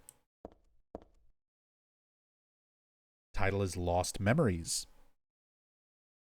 One characteristic mentioned only in rare documents and dying out in the modern age is that of the ritual sacrifice. Offering prayers, pierce a man's chest with a copper stake. Drench the altar in the blood, which spouts red from the heart, to praise and to show loyalty unto God. So this is describing a ritual where a man is pierced in the chest with a copper stake in order to collect his blood, just like the corpse that we found hanging above the bucket. So what we're reading is a ritual that was being performed by Leonard that we're essentially recreating as Heather in order to interact with Leonard, because Leonard has already sacrificed himself, as we read in the other note, that Heather was like, oh, you think you're one of the, chosen people. You think you're one of the ones who's supposed to be around. But it says, I sacrifice myself to the blood of criminals. So we get the implication that Leonard stabbed that guy over the religious dispute, pierced him with a copper stake, drenched the altar in blood, and then sacrificed himself essentially to his god, one of the gods of Silent Hill, to become the boss that we see him as. So we, as Heather, have to recreate that ritual in order to get to him. In another sacrificial rite mentioned in the same book, the victim is burned alive. So in a different sacrificial rite, it mentions being burned alive, which some people would interpret is what happened to Alessa in Silent Hill 1. This is where a lot of that argument comes from. There's a lot of fans who think that Alessa was burned as an accident. There's a lot of fans who think that Alessa was burned intentionally. This game has a few things like this that could be nodding towards her being burned as part of a sacrificial rite, but I think it's a bit different. Personally, I think the burning of Alessa was accidental. I think she wasn't meant to be a sacrifice. She was meant to be a vessel.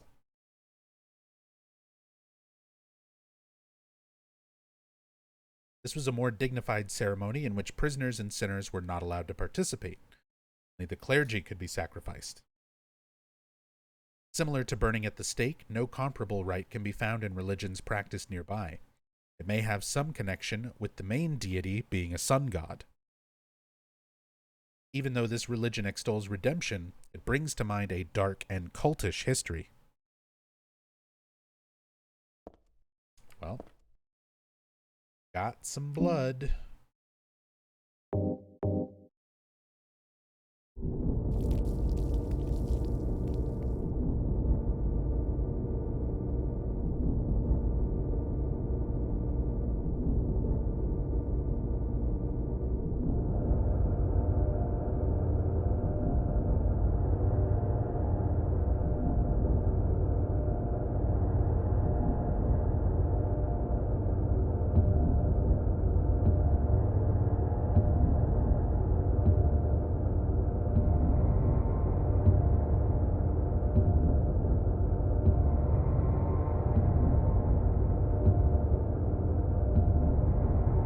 So now, after having recreated Leonard's ritual,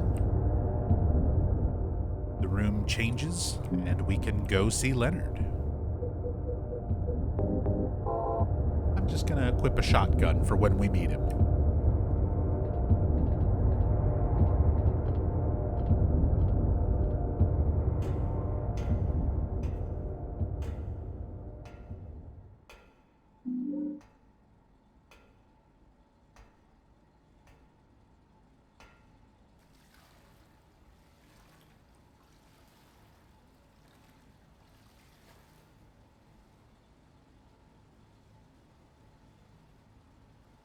Heather?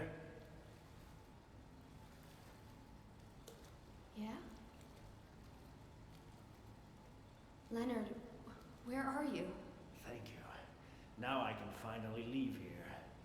Now Claudia's ridiculous dream is over. Well, I guess it's time to dispose of her. The salvation of all mankind. Ha! Why must we reward even the unbelievers? What are you talking about? About our plans, of course. It's true that God is merciful, but first, one must be chosen. Only we, who hearken to the voice of God, will be given the keys to paradise. Don't you think so, Heather? Yeah, sure. Go ahead and think whatever you want. What do you mean by that? I mean that I don't think the way you guys do. I don't want any part of that kind of paradise. You're an unbeliever. You deceived me. I didn't deceive you. We were both just wrong about each other. I thought you were a normal person. So you tried to trick me so you can run off with my seal, eh? Heretic! You plan to destroy God! I told you I wasn't trying to trick anyone. What is this seal thing anyway? Don't play innocent. You can't fool me anymore. The seal is mine. I was appointed by God to be its guardian. The only thing you'll get from me is a gruesome death.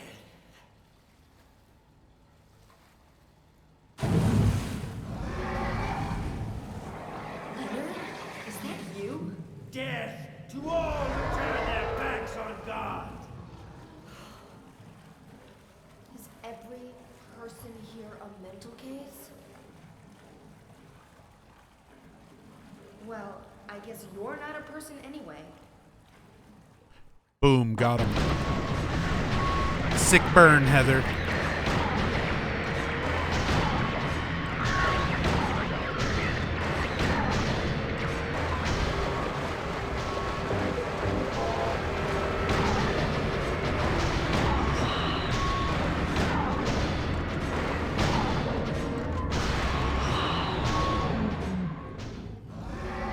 GG easy.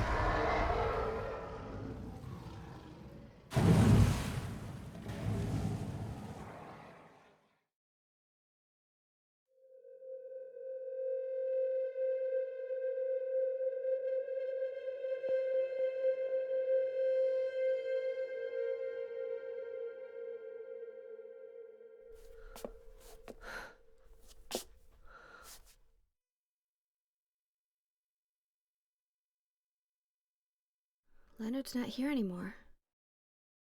I guess I should head back to the motel now. I hope Douglas is okay. Huh?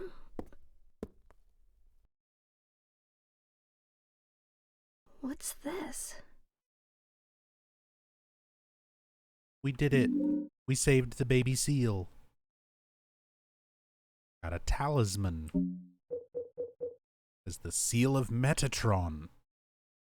Has an odd design inscribed on it. I got it after I defeated Leonard. Well,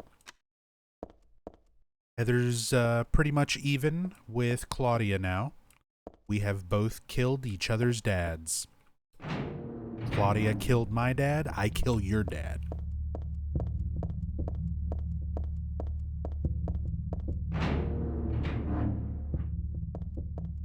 She still cares.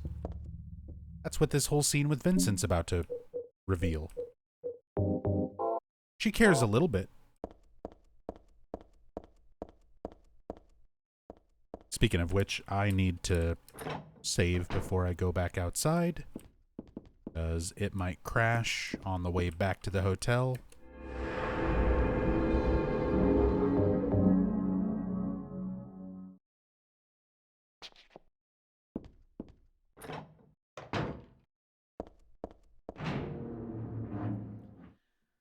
Why did you send her to my father? Was that wrong? It's your fault that he... Oh, but surely it's a good thing. It means he was one of God's beloved, no? Those who mock God will never receive salvation. You'll go to hell, Vincent. You'll never feel the joy of God's everlasting paradise. And you think God is going to save you? Ha! What do you know anyway? I know about the pleasures of this world. And I want to find my happiness while I'm still here. You hated your father, didn't you? I saw the way he hit you, and kicked you, and made you cry. The memory of his cruelty is forever burned into my mind. Yes, and that's why we need God. What you call faith is nothing more than a child crying out for love. That's why you're all alone. understand. None of you do.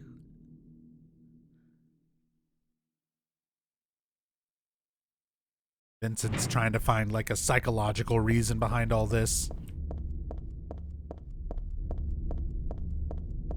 Turns out this shit's real.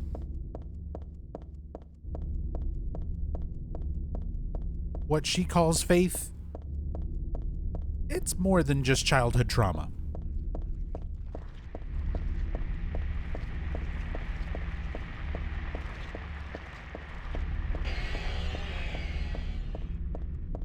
Whether they were already here or created by the power of the town is up for some debate. But there's some fucking evil-ass gods and deities and shit here.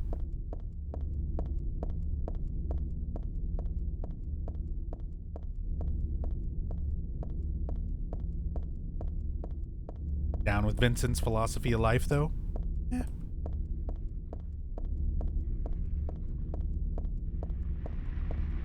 I'm all for some worldly pleasures.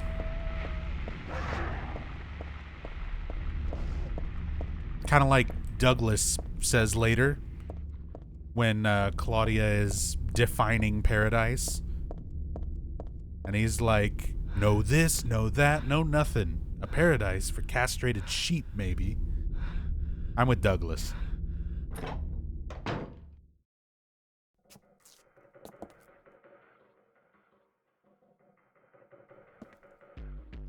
Where's Douglas? He went out. But he left a message for you. Was there someone else here just now? No, just me. Don't you want to know what the message is? Yeah, what did he say?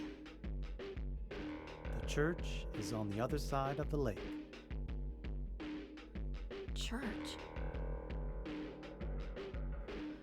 Wonder what he meant by that. You don't understand? That's where Claudia is. Across the lake. On the north side. If you're going, you better go through the amusement park. It's probably the only way in now. Go northwest on Nathan Avenue. It's a bit far, but closer than heaven. Is that it for the message? Uh-huh. Thanks.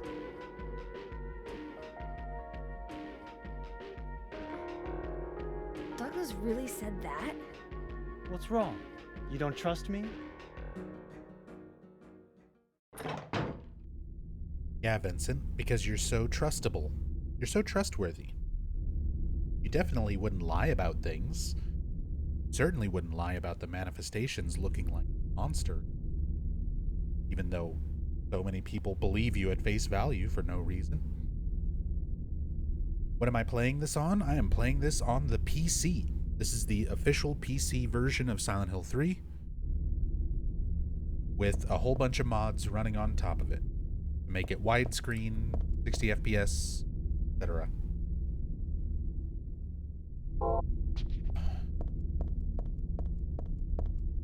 I don't think I'll go back inside. I really should go to the amusement park. Go northwest on Nathan Avenue. Fine. Make my save here, but I'm gonna do a second save in case this one crashes. This run through the town is just notorious for crashing. Even without the mods, it can happen on the PC version here. It happens on the HD collection too. There's just too dang much fog and a big section of town loading in.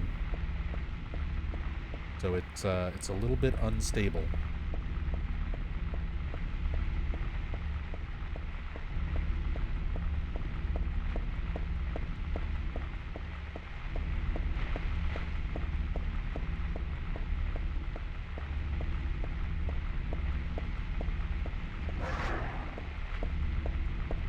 Leave me alone, dog. I need kills, but I'm not gonna fuck around in this lag fog. Thank you.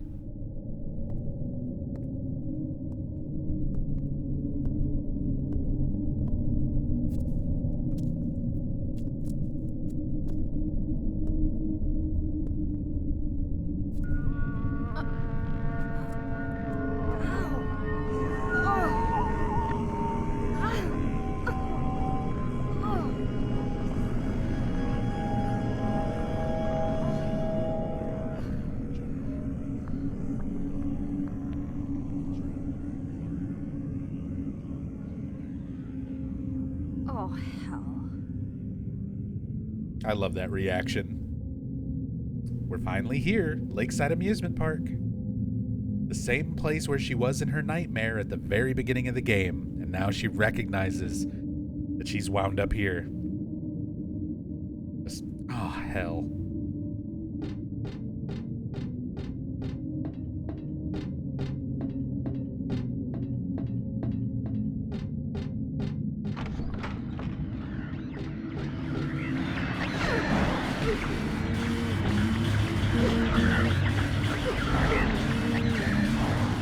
Okay, fine. You want to spin a Rooney?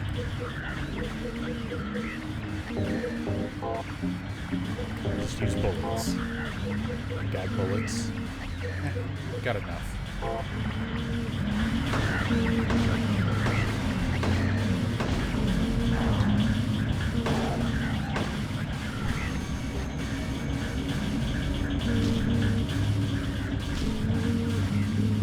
Wayward Son.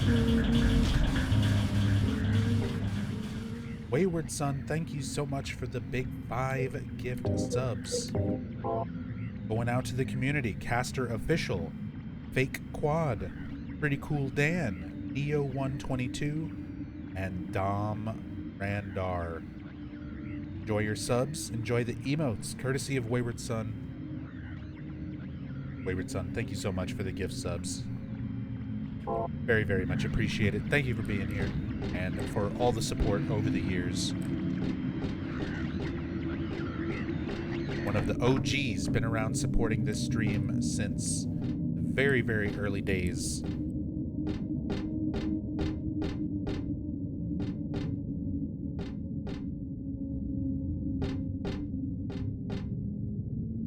Thank you so much, Wayward Son.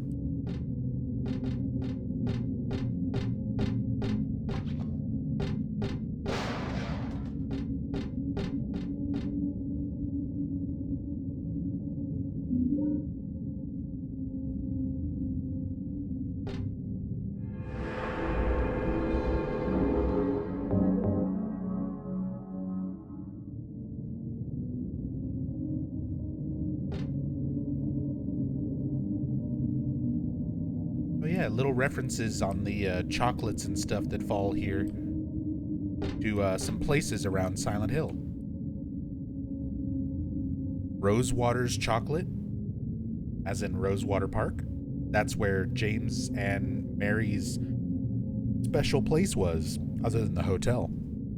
That's where he first goes to look for Mary. That's where you find Maria.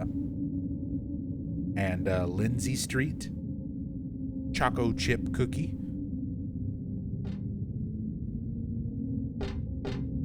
Lindsay Street being a major street in Silent Hill.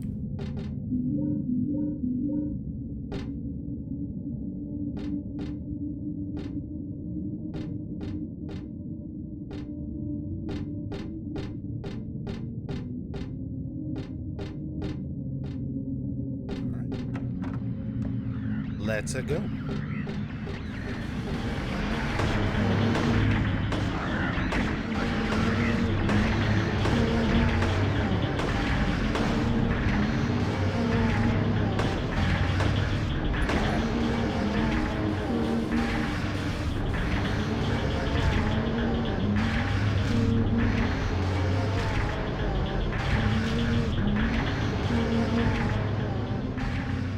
Are there real-world Robbie plushies? Oh, of course.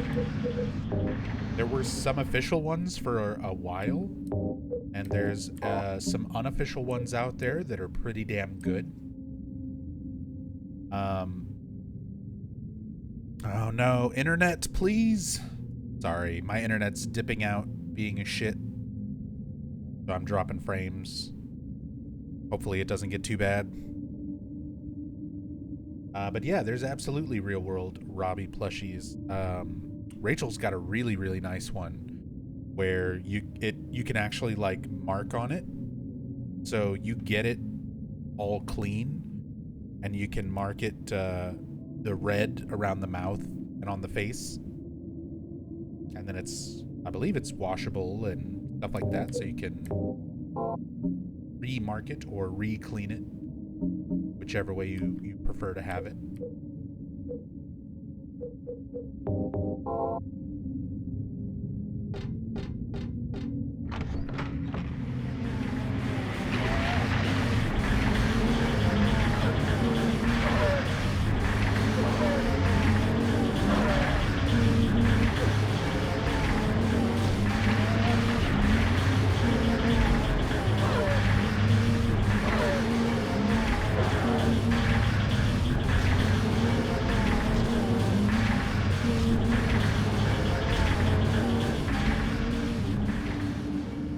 Yeah, turns out the real monster all along was internet service through Cox Communications. That was the real Silent Hill all along. Hey, what's up, Irimi? Work is to poop, no more. Nice. Welcome back, man. We're still on the first new game playthrough of Silent Hill 3 for the night. We've still got probably another 3 or 4 playthroughs of New Game Plus after this.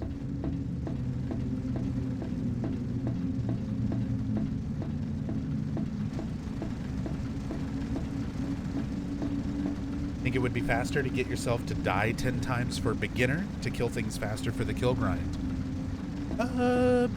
Maybe. Might be because you could just essentially, well, I don't know. Because the difference between beginner and easy for most enemies is not too significant.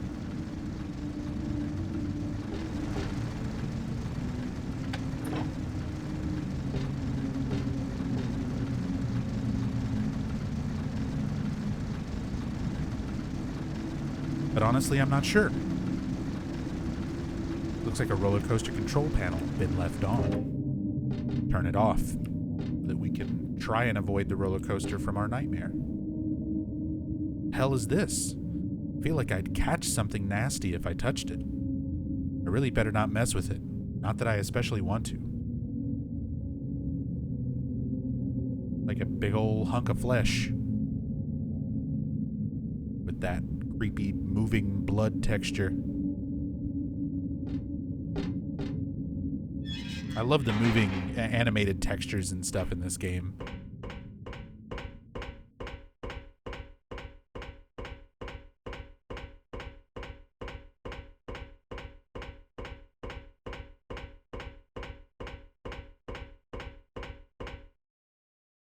Forgot, but what's the use of the perfume? It makes enemies a bit more aggressive.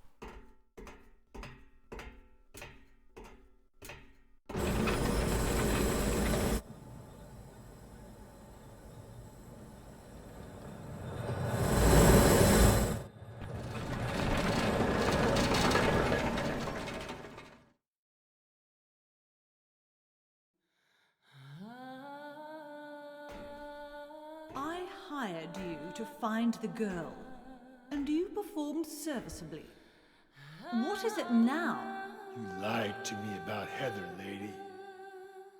I don't like being used. Lie? What lie? That Heather was kidnapped from you. But it's true. She was originally one of us. That man, Harry Mason, stole her away and kept her hidden from us. Yeah, but she says she was happy. She was brainwashed by him, deceived, because her true self had not yet awoken. She carries God within her. But when a lesser Mother of God truly awakens, Yeah? What's gonna happen? she will usher in the eternal paradise. What kind of place is that? A place with no pain, no hunger, no sickness, no old age. There will be no greed or war, and all will live by God's grace alone. No this, no that, no nothing. A paradise? For castrated sheep, maybe. Sounds pretty boring. I pity you. You still don't understand.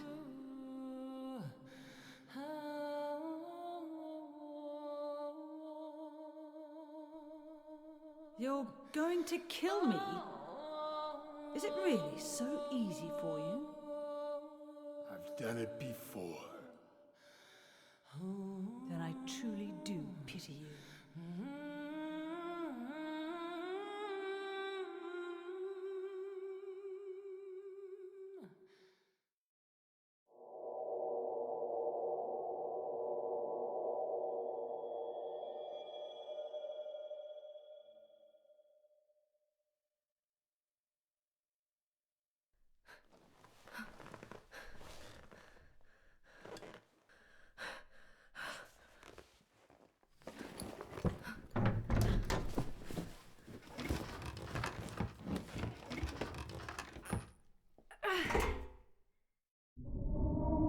Well,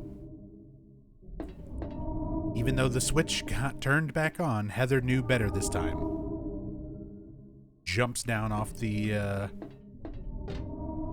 tracks. And it's funny because when you're walking up on top of the tracks, it just looks like a bottomless void. Like there's no real ground or anything below you. But then once you're actually here, you can just see them. They're like right there.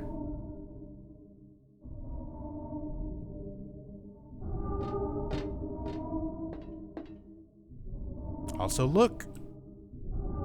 Lakeside Amusement Park mascots. It's Robbie. Robbie the rabbit and Kathy the kitty.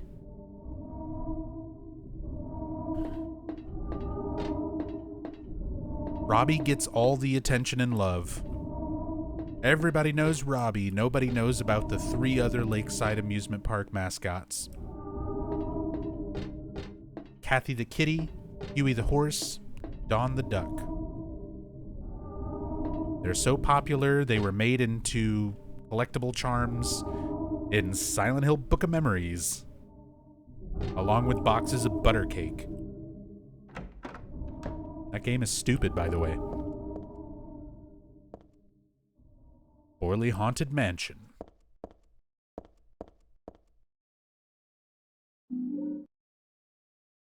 If you have a weak heart or may be pregnant, please refrain from entering. Any children under the age of 8 must be accompanied by an adult. It's just your typical warning on a ride. Nothing to worry about, I guess. Aless is only 7 years old. Well, she's a lot older now, I guess. But you're also pregnant. You're pregnant with a god.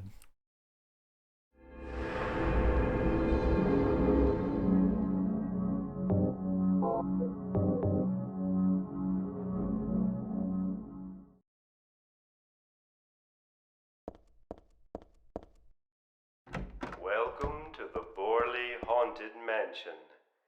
We're so glad you came. Please come inside and look around. When you feel you're ready, then go through the door. I'm not ready.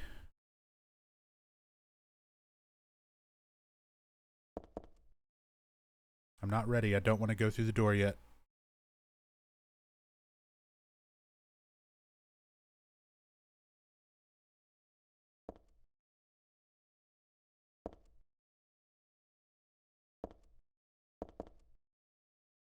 Just give me a moment. Let me collect my courage.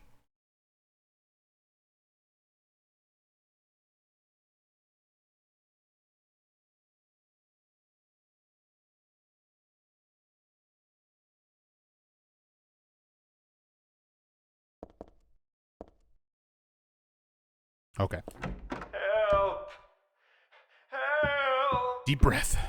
It's going to be really scary. Hear those voices? A family of 4 was sliced into bloody pieces in this room. Ah, the cries of the children.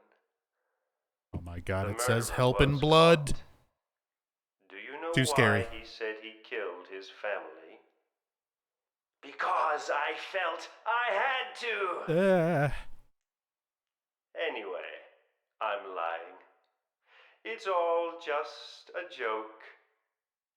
I wanted to scare you, that's all. Oh. The truth is, only one person died. By suicide. Ah! This is scarier than Layers of Fear.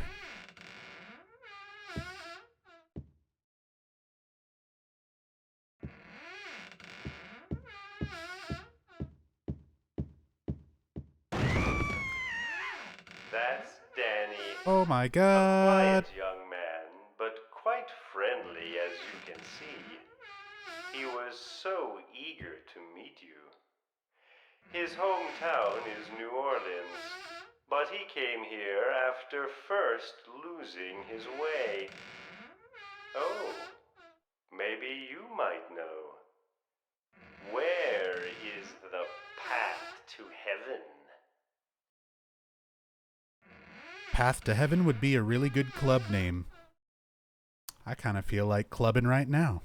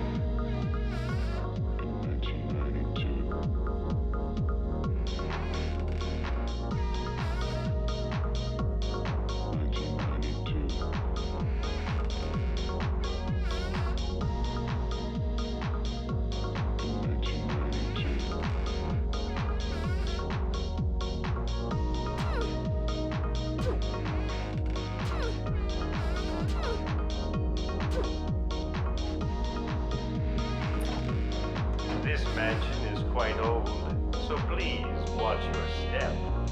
Sometimes the floor suddenly gives way, and beneath the floor, there's nothing.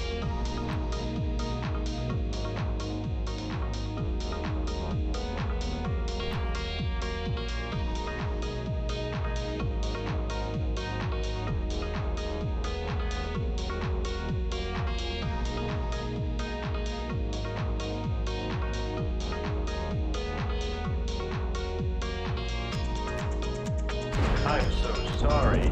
This place is just falling apart. The mechanism is broken, you see. It wasn't supposed to stop there, I assure you.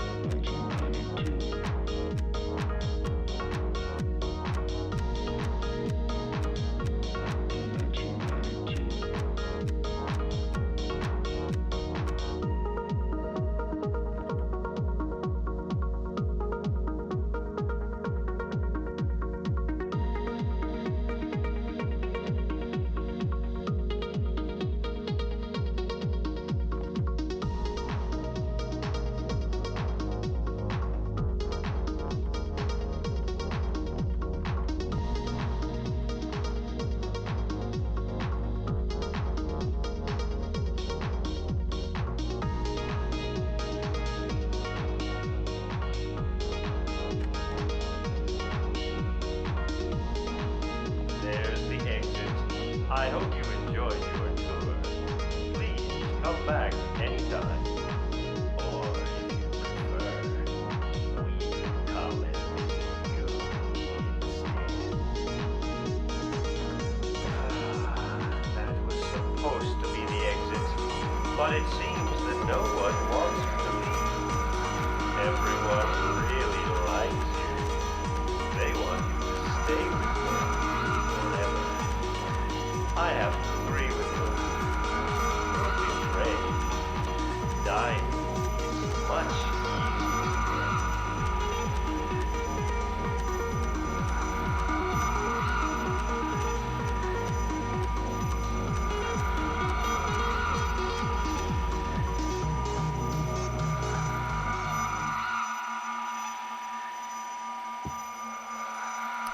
Easy DMCA %.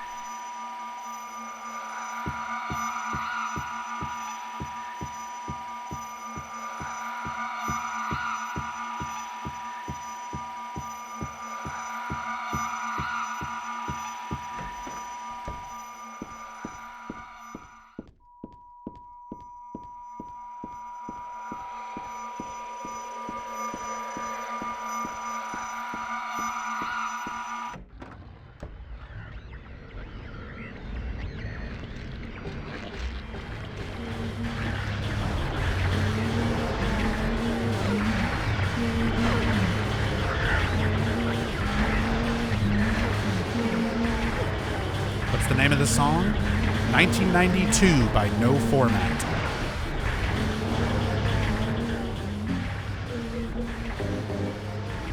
$1992 by No Format. Clipdoor's got it there.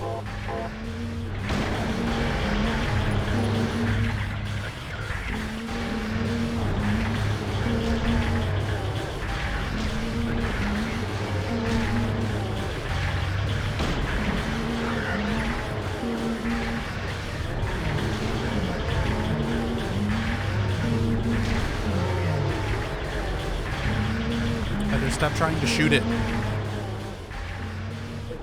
Almost had a shotgun.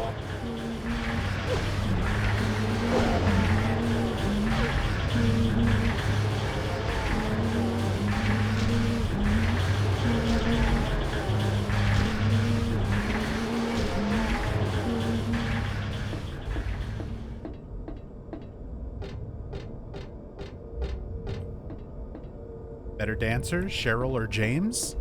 Ooh. I would say Cheryl. I would say Heather.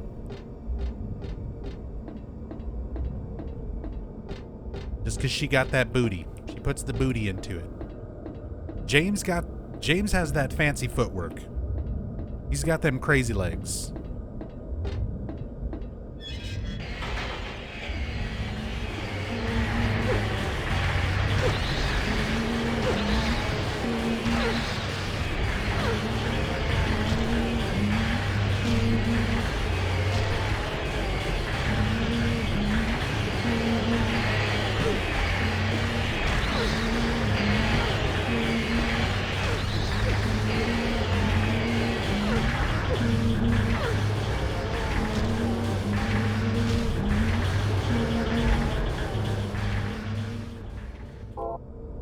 Not too bad on health.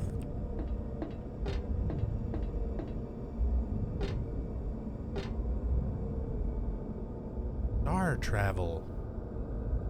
I bet that's a fun ride.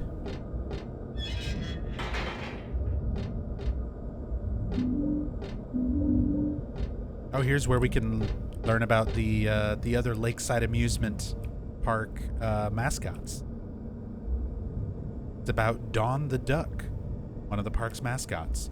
But that's a lot of information that I really don't need right now.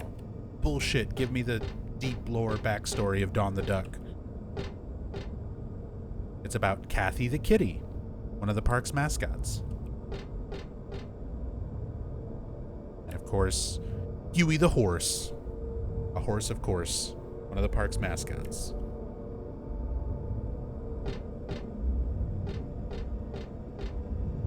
And Robbie the Rabbit.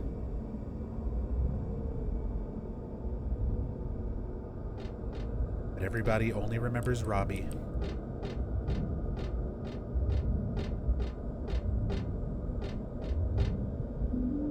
is also the only one that you see around the park.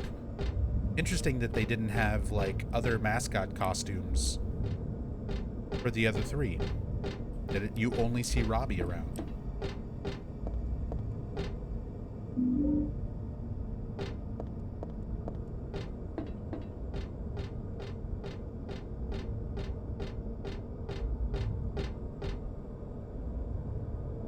There actual text on those posters.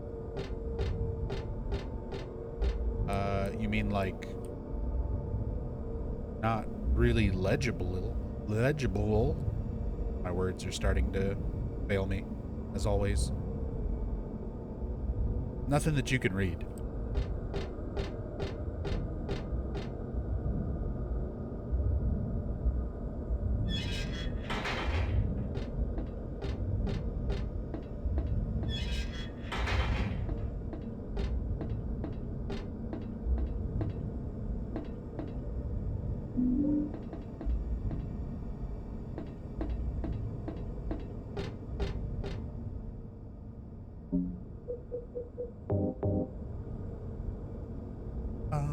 Bum.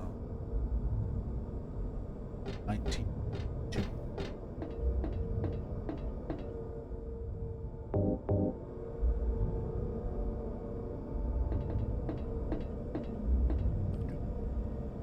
Hey, what's up, lad? How are you doing, man? Hope you're having a good night so far.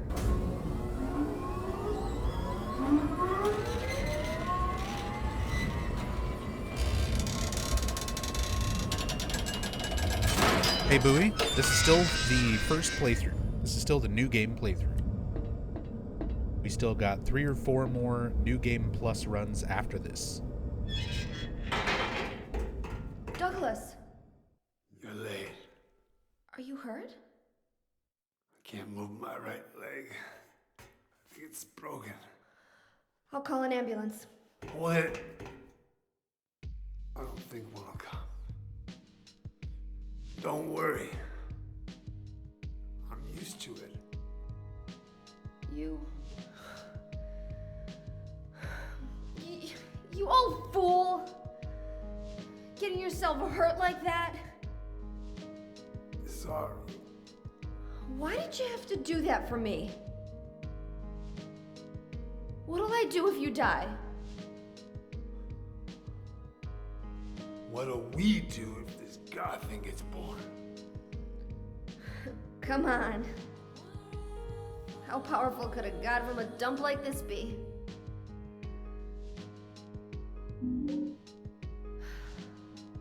I'm sure it'll be no big deal. Yeah, but anyway, something's gonna happen. Who knows? Maybe we'd all be better off if it did. But if this is how God of Mercy acts, I don't want to see any more of him. That's a pretty good reason to risk my life, don't you think?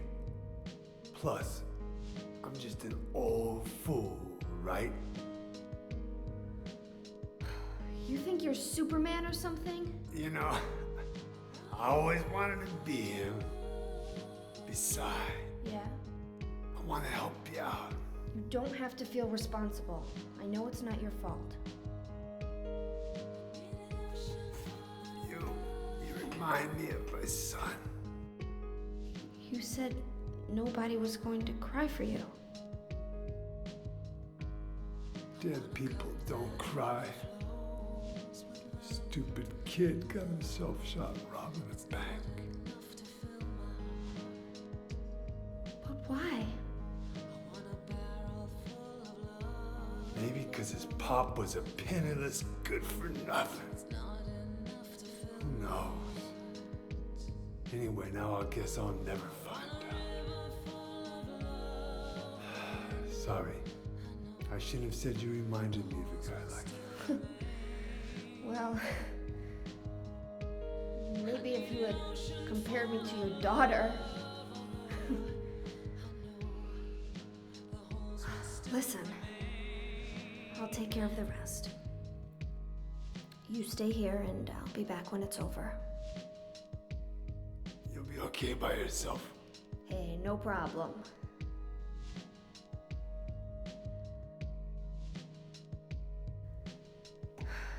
Besides, my dad's not around anymore, so only I can do this.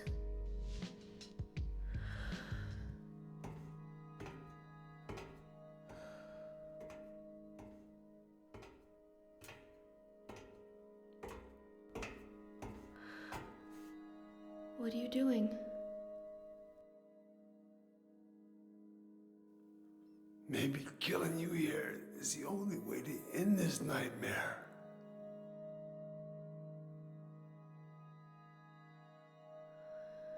Yeah, you might be right.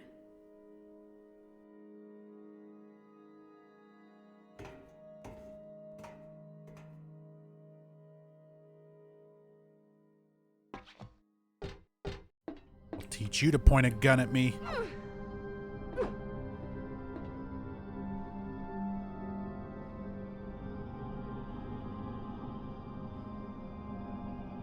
What is it? I just came by to make sure you were still alive. Sorry. I'd come with you if I wasn't hurt. Yeah, well, I guess that's the problem with older guys, huh?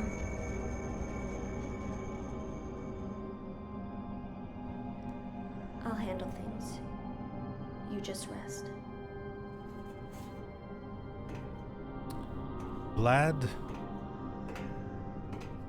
thank you so much for gifting a sub to Phantom Cigar. Don't die on me, okay? Very much appreciated.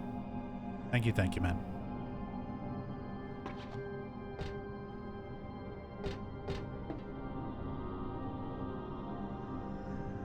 What is it?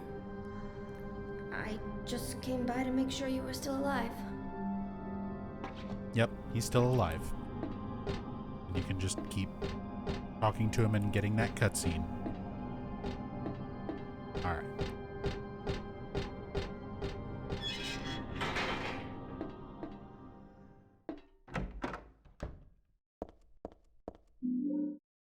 Doll head.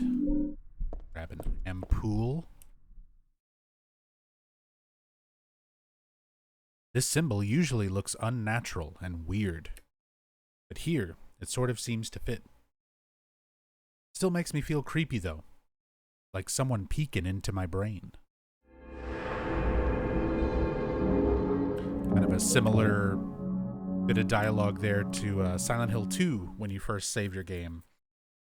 How James comments that it feels like someone's poking around or groping around inside his skull. There's a silver cup and candlestick on the table. Looks like it has some meaning, but I really don't know what that is right now. But we find Douglas's notebook, which for some reason doesn't give you all of the dialogue inside of it until we examine it in the inventory. So we're going to skip it, reading what it puts there, because we're going to read it here. We're also finally going to read Dad's notebook. Client Claudia Wolf. Request searching for then infant Alessa Gillespie, kidnapped by man named Harry Mason. No word from police. Kidnap location unknown. Old Silent Hill newspaper article. Alessa Gillespie, age 7, dead in fire. Links to current case to be investigated. Priority low. Using alias Heather. Neighbors do not know real name. What is she hiding? According to records, 24 years old. Client says looks 17. Plausible. Lived in Portland till 12 years ago. Got wrapped up in a murder case. Harry shot suspect. Justifiable self-defense, so no punishment. Moved away immediately after. Started to use alias. Apparently no connection with the criminal, just some occult freak, slightly off from way back. Originally from Silent Hill.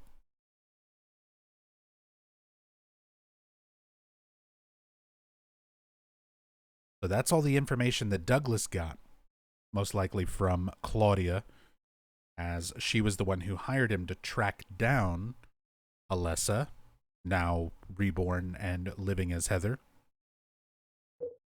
Then we also have Dad's notebook.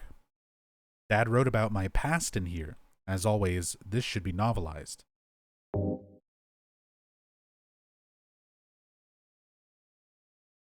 I hope this will never come to any use. Maybe it's better if you never know. More than anything else, I fear the possibility of your going away far from me. But sometimes we have to tell the truth. That's why I'm writing this, before I'm lost in death and oblivion. What happened back then? That has something to do with who you are. It all started 24 years ago. Coming back from a vacation, my wife and I found a baby on the side of the highway. Since we were childless, we thanked God for letting us meet this child, this girl. We took her home.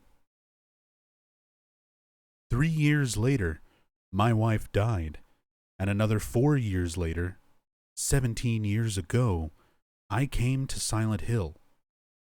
I heard the girl's pleas and took her with me, not knowing why she wanted us to go there. And it was there that the girl went away. Not that she actually went anywhere, nor did she die. Returned to her original self. That's what Dahlia Gillespie said. Original self. That was the young woman burned by her mother as a sacrifice to God. Alessa Gillespie.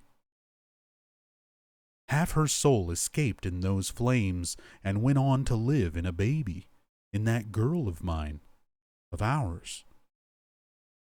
7 years passed before that half a girl returned to Silent Hill and made Alessa whole again. Newly strengthened, she vowed to kill God. God, a fetus nestled into this sacrificial girl's womb, was summoned with the usual rites. This was Alessa's wish, no matter what the outcome, even if her own existence were at stake. But that wish was not granted. My interruption meant she prayed instead for the girl's return. I alone couldn't bring her back. Dahlia did it. I only helped at the birthing ceremony to bring God out of Alessa. Way to take credit for what Kaufman did. The newly born God wailed once and was dead. All from that girl's, and probably Alessa's, conscious resistance. That's not the end. After God had vanished in a glow of light, Alessa reappeared and gave me a baby. She looked a lot like that girl so long ago. And then Alessa was gone, dead. There was nothing I could have done to help.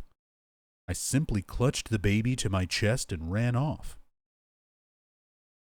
The whole thing felt like a dream, but I had proof that it wasn't. The girl was nowhere to be found, and in my arms, the baby.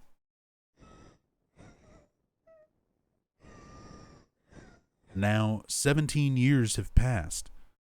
It feels like only yesterday, and again, it feels like a million years ago. I confess, I had reservations at first about raising that baby. Could I love her? Her existence was thoroughly unexplainable. I thought, she could be that young woman who snatched away my beloved daughter. That led to sadness, anger. There were times where I put my hands around her tiny little throat. Several times I even considered abandoning her. That's what a terrible person I am. But I decided to raise her after all. I just couldn't seem to let her go. When you look at me, you laugh, so even now I can't forget about that girl. But I love you. I have no doubts about that. That's all I ask you to believe. To my precious daughter, Harry Mason. Blank. So, there we go. Some backstory on Harry Mason, how he felt after the events of Silent Hill 1 about the whole incident. Some history of what they did after the events of Silent Hill 1 through Douglas's notebook and information. How they moved to Portland. How they got tracked down by a member of the cult that Harry shot to death. One of the more... It's such a, like, minor thing. It's not mentioned anywhere else in the games. It's like one of these things that's just in the notebook. But they make a whole point of, like, making that a scene in the Silent Hill Revelations movie. So, as fucking awful as that movie is, it got a couple things, like, right? Kind of.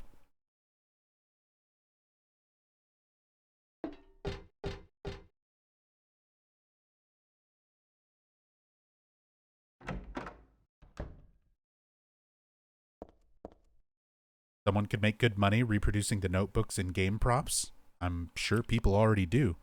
There's a lot of people on Etsy who make that kind of stuff. I know that Enigma has a neon Heaven's Night sign, which is pretty fucking dope.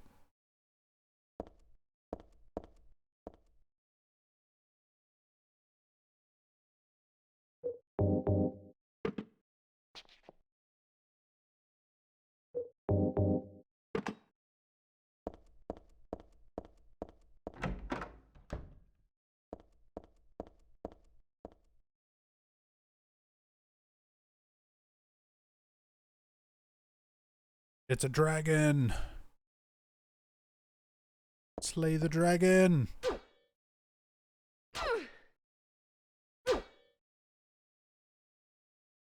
This is the dragon that guards the treasure chests. It's just a prop and not scary at all.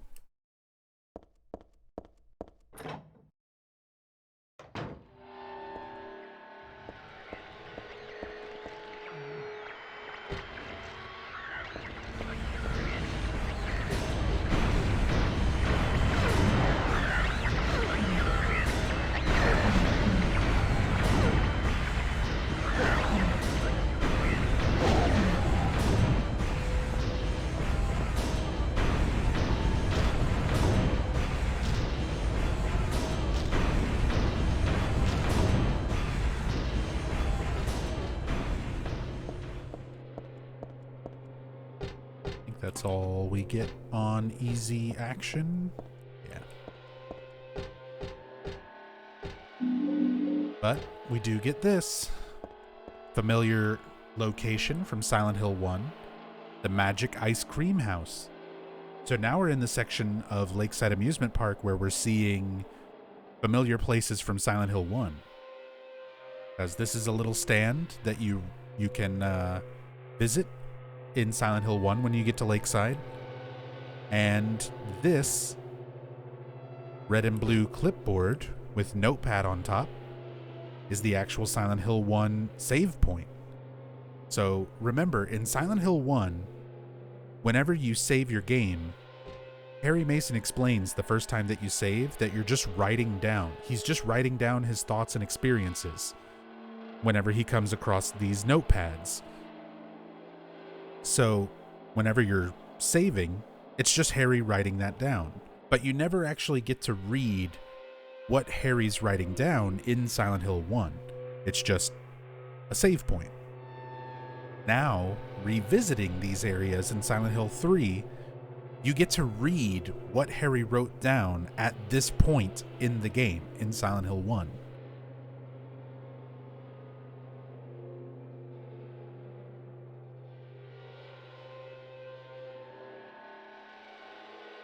Dahlia's the one who said it. Said that girl was a demon, that she took my daughter for a sacrifice. But it's not totally believable. I mean, appearances can be deceiving. When I saw that photo in the hospital basement, I thought, that girl looks like Cheryl. Is that why I feel this way? Something's not normal anyway. Nothing good will come of this, but I just can't think of her as a demon. Is it my imagination? Or do I actually feel sorry for her? Why do I feel like she's looking for someone to help? Cheryl's what's important to me. Everything else can wait until I've gotten her back. There's a date and a signature at the end. It's dated some 17 years earlier and signed by Harry. Dad?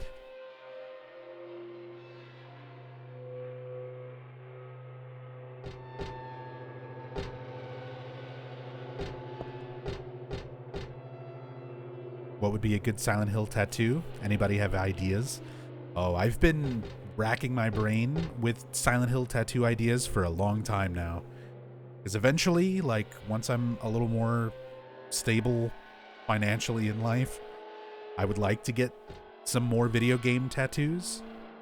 I would like, because, like, my idea, I've already got a Triforce tattoo on my right forearm. Because, like, it wasn't my very first video game, but the first video game that I played, that I got invested into, that really made me a gamer, was the original NES Legend of Zelda, where I had played a couple of video games before that. My sister had, like, an Atari 2600, so I had played, like, a couple things before, but it would be like pick it up, play for a couple minutes, then go outside and play type of thing. When we got the NES and we got Legend of Zelda, I was, like, engrossed in that game. I was so young, I was, like, learning to read at the same time I was playing that game, and it's a lot of very simple words and text and stuff on the screen, so I was, like, learning how to read while I was playing it while I was, like, 3 or 4 years old. And I would draw out maps of all the screens, so every time you'd go to a screen, I'd map out, like, where caves were, and where certain items were found, and where other dungeons and stuff were. So that was the first game that I got, like, super engrossed in, was the original Legend of Zelda. So I've got a tattoo kind of commemorating that as, like, the game that made me a gamer. So I'd love to get more tattoos on my right arm, eventually making a sleeve of all the video games that have been really significant in my life. So of course I'm going to have to get something Silent Hill related at some point. That would probably be my next tattoo, would be a Silent Hill tattoo. But I don't want it to be anything, like, too common, because I've met lots of Silent Hill fans, and I've seen lots of Silent Hill tattoos over the years. So I would say, like, most people get Seal of Metatron or Halo of the Sun, or Pyramid Head.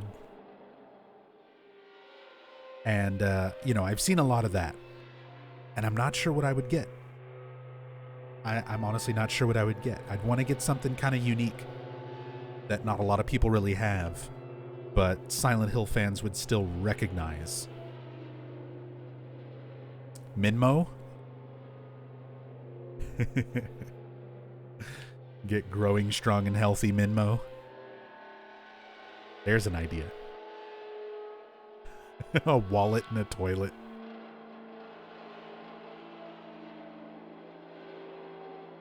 Tattoo above your belly button that says there was a hole here, but it's gone now.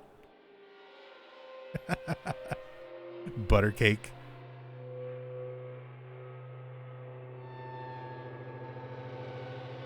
Yeah, I've seen a lot of bubblehead nurse tattoos. Yeah, same thing, Deus Ex. I've seen people get the red squares from Silent Hill 2.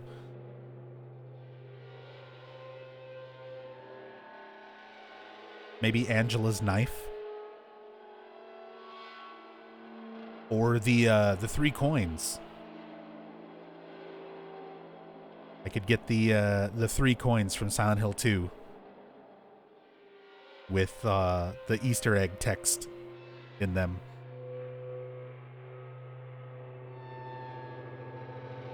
Don't think I've ever seen anybody get those. the Eye of Night. Oh, that would be decent too. The extra tarot card.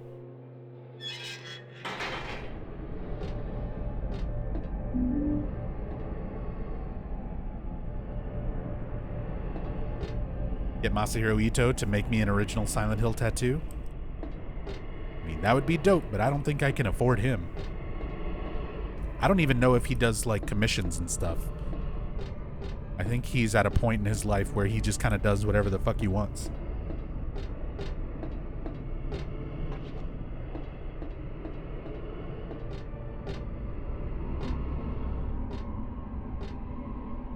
Happy carousel enter. Don't they mean unhappy carousel? Aha, got him.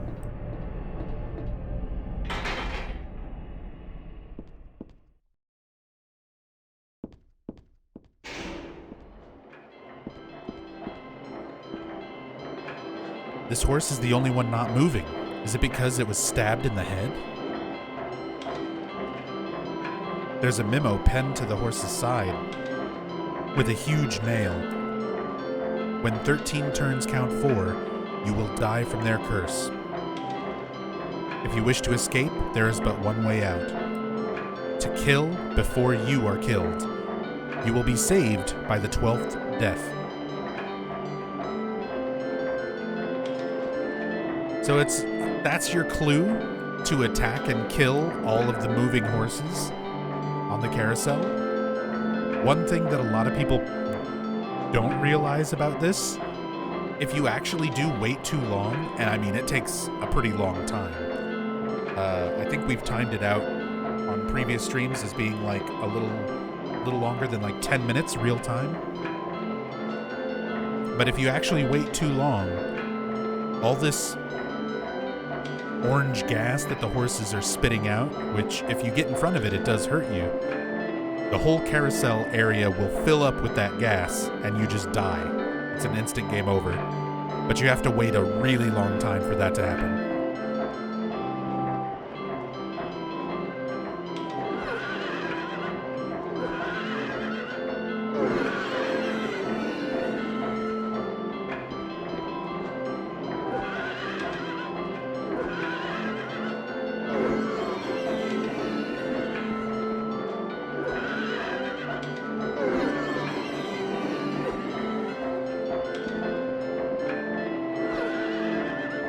Are we gonna wait around to die? Hell no.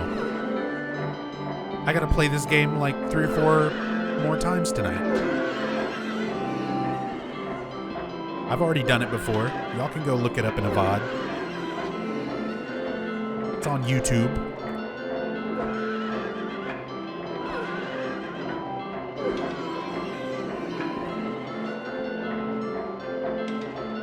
I know, this horse is alive.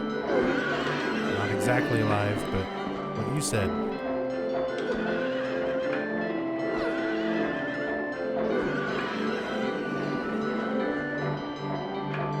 The horse is moving.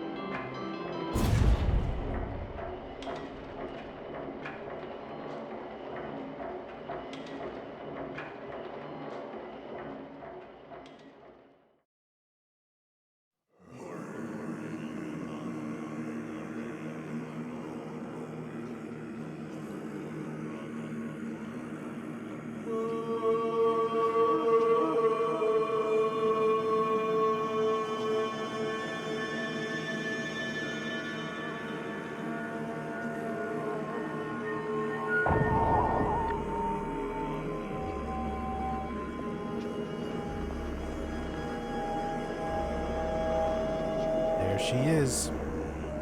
The memory of Alessa.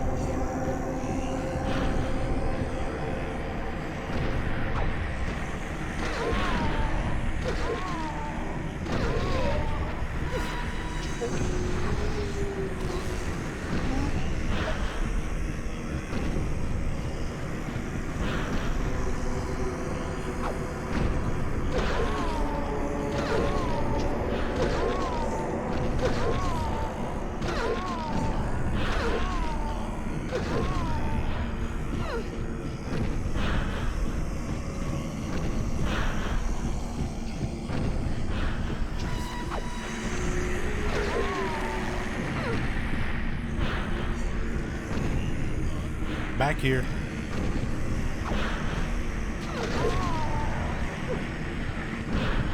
Come back.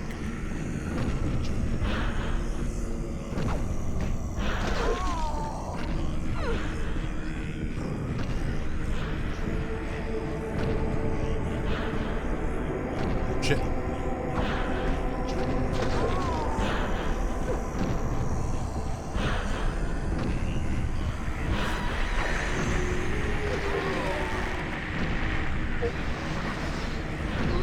Just realized the outside of the carousel? Yeah, the carousel is constantly descending this entire time.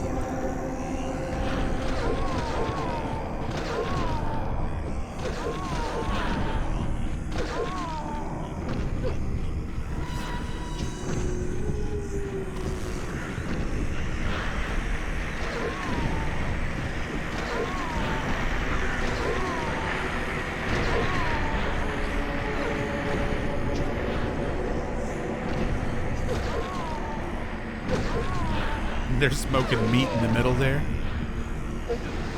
That's gonna be some tasty brisket.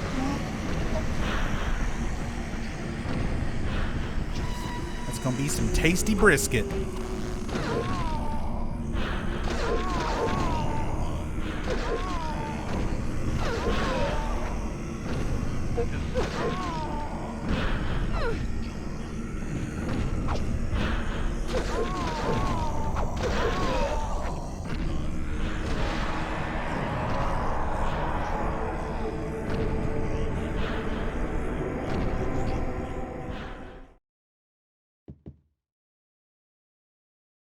GG. GG, Alessa. It would be better for myself to die. After all, it's nothing to be afraid of. That child, that demon, when I think of the endless pain it will bring when it is birthed, I decided that instead of the suffering and cruelty I endured in that sick room, that I would like to bestow a more gentle and peaceful death on myself. Why do I resist? I never thought of myself as such a fool. So that is essentially Heather overcoming the memory of Alessa that still lives within her. The boss is literally called Memory of Alessa. And so we learn why Alessa kind of confronted Heather directly there. She wanted to essentially kill Heather because she doesn't want the god to be born, and thought that this might be essentially the only way to stop it, or at least a more gentle way for all of this to end.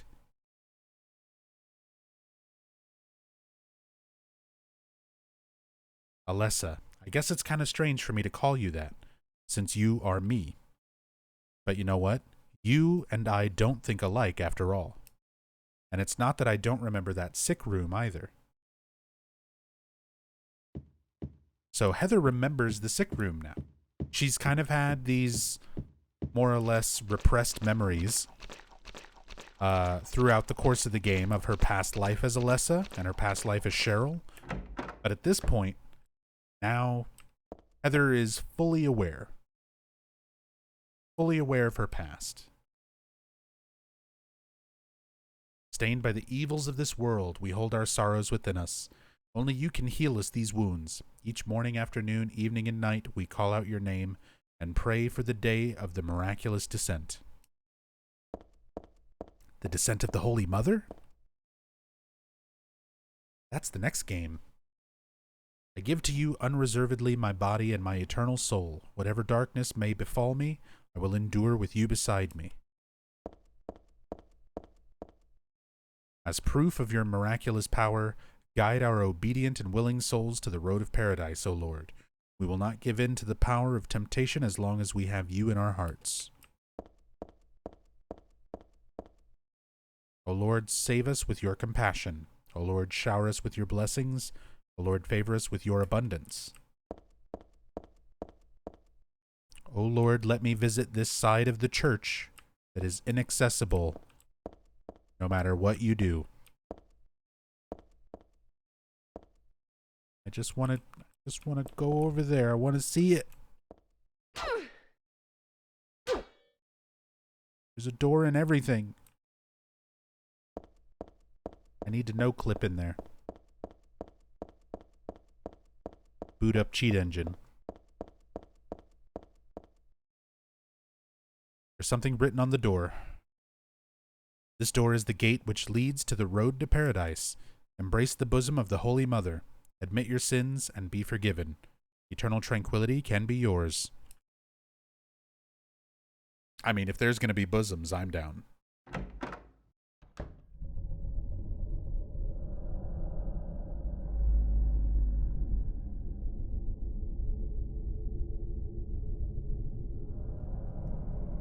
How did you get here? It was Vincent, wasn't it? He led you here. When will he cease his meddling? But it's just as well. Luring you here also serves my purposes. Checkmate. Not yet. The time is not yet at hand. The time when all will be forgiven their sins. When the paradise we have long dreamed for will arrive. After the judgment and atonement, an eternity of bliss. Oh, Alessa, the world you wanted is nearly here. That's not what I want. Not you. Alessa, your true self. But I am Alessa. My little Claudia, my dear sweet sister. Alessa, is it you? Oh, how I've missed you. I don't need another world. It's fine the way it is. But you said it yourself. The world must first be cleansed with fire. But that's not what I want now. Alessa, don't you want happiness? Have you become blind to all the hopeless suffering in the world? We all need God's salvation. Listen, suffering is a fact of life. Either you learn how to deal with that or you go under. You can stay in your own little dream world, but you can't keep hurting other people. Besides, I'll never forgive you for hurting my father. I wish only for the salvation of mankind. But for that to happen, the world must first be remade. And for that, we need God. You self-righteous witch! No one asked you to help! God is growing within you. You despise me, don't you? You're damned right I do! That's good.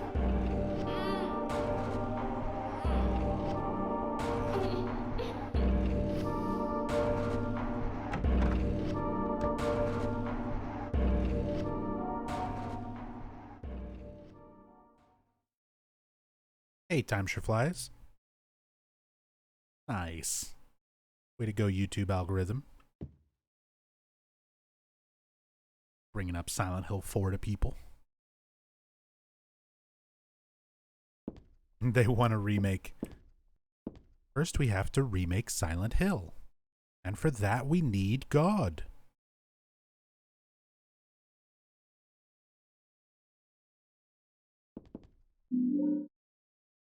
Got the Eye of Night tarot card.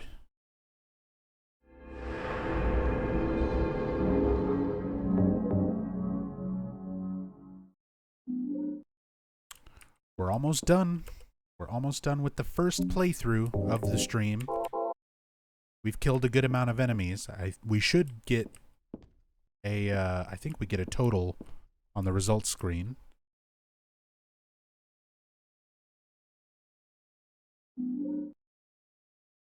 1. Origin.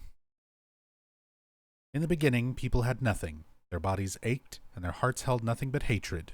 Fought endlessly, but death never came. They despaired, stuck in the eternal quagmire.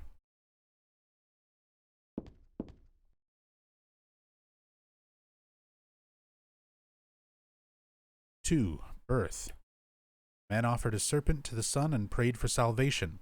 A woman offered a reed to the sun and asked for joy. Feeling pity for the sadness that had overrun the earth, God was born from those two people.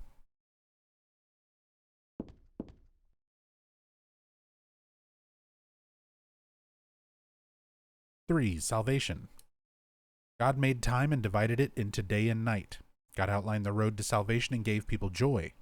God took endless time away from the people.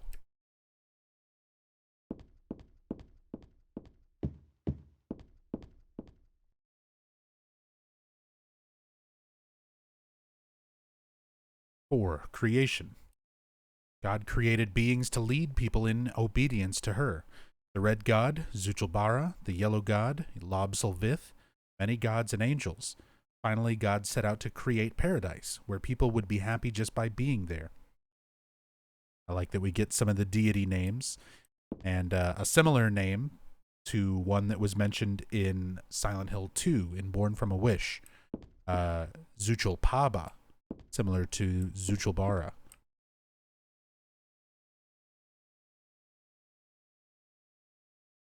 5. Promise.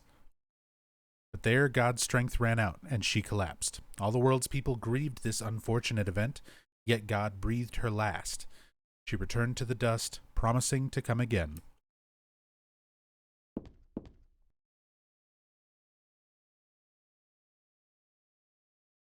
6. Faith.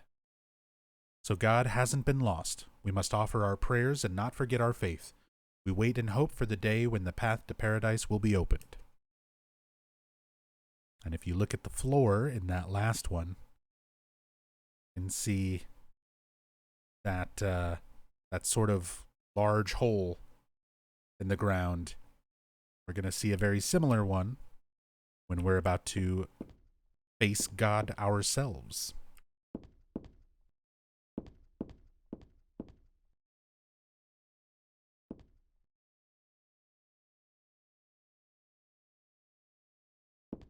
Faint halo of the sun in the background in the painting.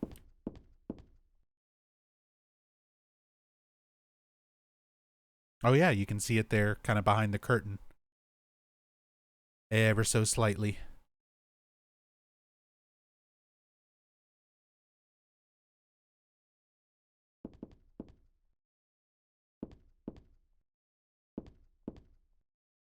Maybe a little connection there. One of the devs has stated in an interview, I can't remember if that was Hiroyuki Owaku or Sato, somebody on the dev team did an interview where they mentioned the names for the gods. They literally were just looking up like Aztec gods and threw together a bunch of Aztec sounding syllables just to make up their own.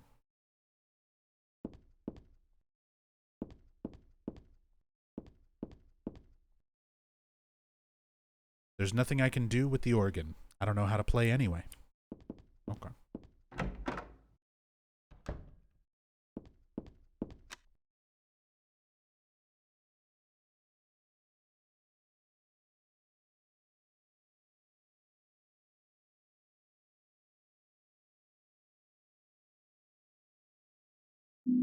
Got the church map. I love this map. It's a real child's drawing. One of the children of one of the people on the dev team or somebody at Konami had drawn that picture. Of course, they had an artist go back in and draw the actual map for the church. Like, that isn't part of it.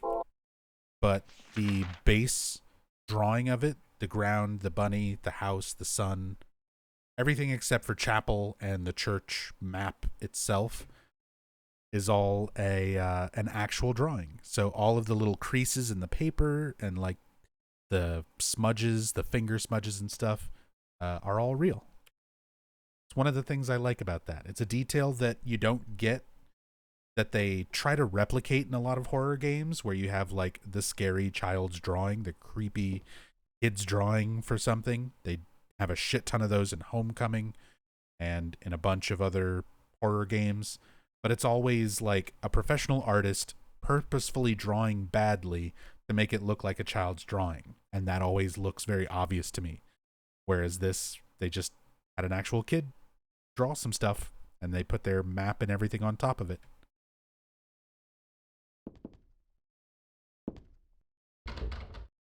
I have the feeling that there's someone on the other side of this door, but the door's shut tight, and I can't open it no matter how hard I try.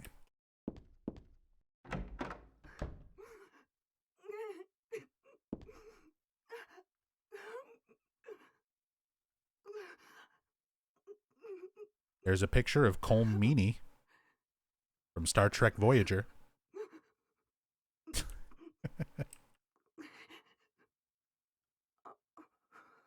I guess it's supposed to be like a priest or one of the members of the order or something there, but it just looks like Miles O'Brien to me.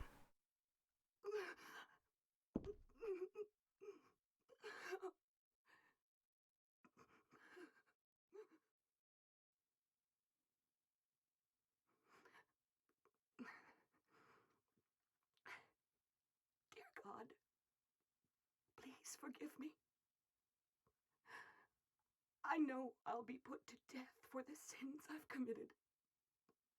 And I'll go to my death gladly and with a peaceful heart. But please, grant me just a small piece of your everlasting mercy. Let me see my child once within your golden gates. Deliver me not to hell, but to purgatory. Allow me to atone for my sins there. I'll stand within the very flames of redemption, no matter how they burn me. Forgive me for my wicked act of revenge. And deliver the soul of my poor murdered daughter. Please, also care for the soul of the girl whose life I have taken. God, I am a child, trembling with fear as I stare at death. Soothe my tortured soul with your infinite mercy. Please, forgive me.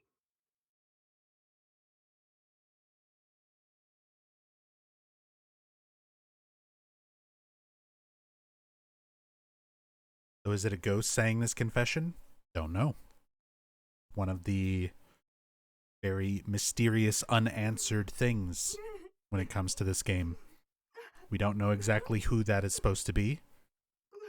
If it's just a random member of the cult, if it's a spirit, if it's a manifestation.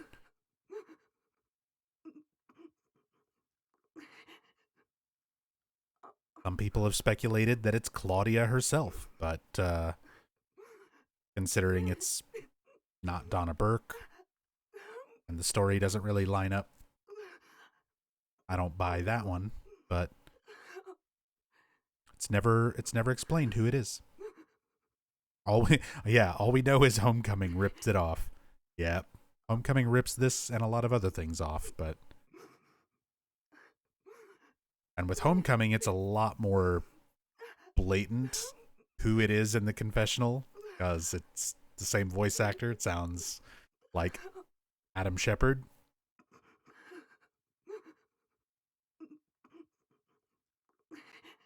Isn't it obvious that it's Dahlia? What makes it obvious? What makes it so obvious to you, Neon? There's lots of people in the cult who perform lots of rituals. Killing little girls and, killing daughters. That's a thing. Dahlia's not the only one.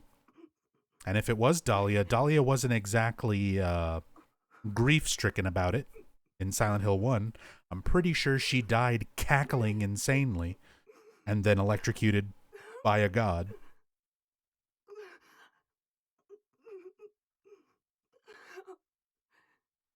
I don't think there's anything obvious about this. I think it's very ambiguous. No. Don't forgive you.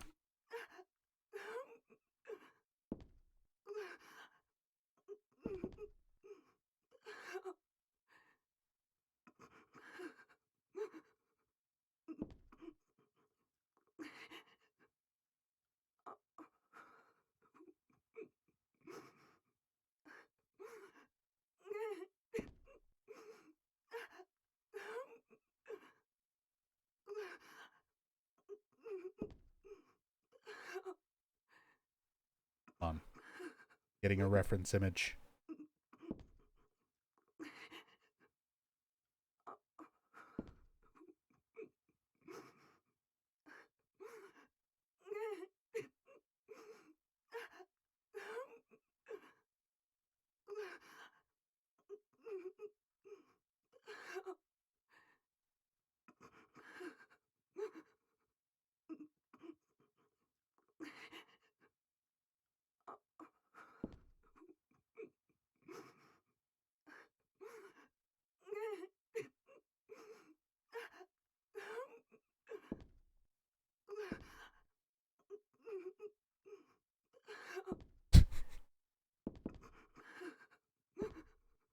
Doesn't that look like Cole Meany there? That just Miles O'Brien?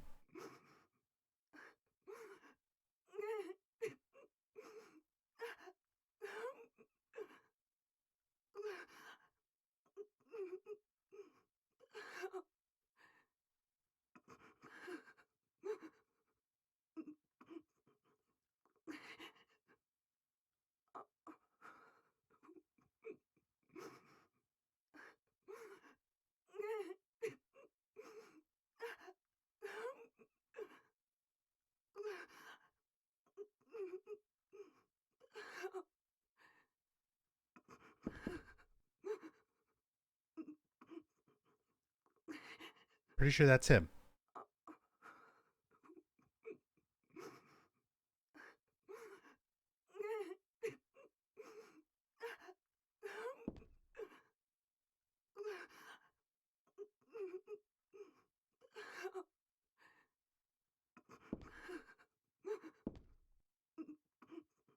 Layer it over there.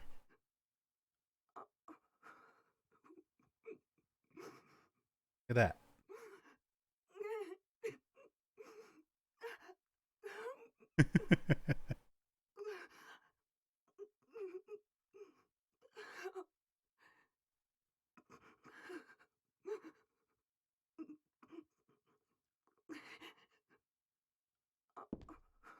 Bruno Gans.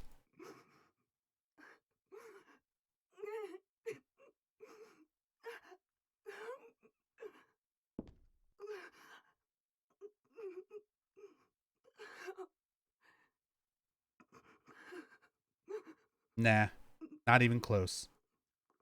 Not even close. Miles O'Brien. You're crazy. You need glasses.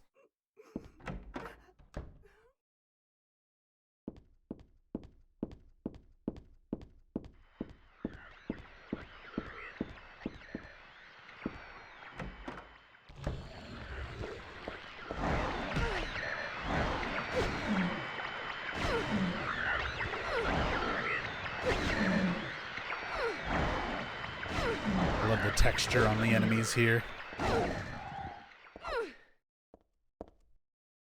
You get some cool wall textures in this room. A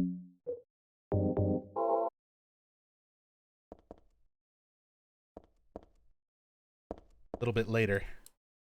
Something was written here, but it's too faint to read. Notes stuck in the board frame aren't anything either.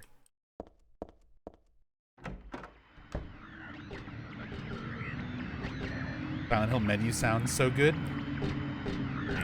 All the audio for Silent Hill in general is very, very good. But yeah, even the menu sounds are very satisfying. Little beeps and boops.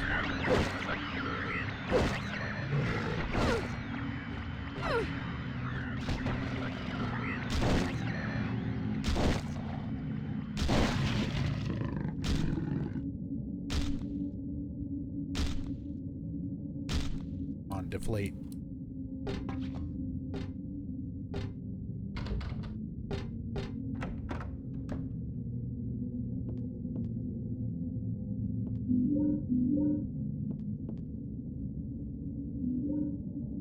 Set tape. Some info on the halo of the sun. There are a bunch of papers in this file. Get the feeling that it's a handwritten copy of some book. Represents the deity known as the halo of the sun. Heraldry symbolizes a religious group. The two outer circles are charity and resurrection. The three inner circles are present, past, and future. Usually drawn in red, occasionally drawn in black or other colors, but blue reverses the meaning into a curse on God and is therefore forbidden.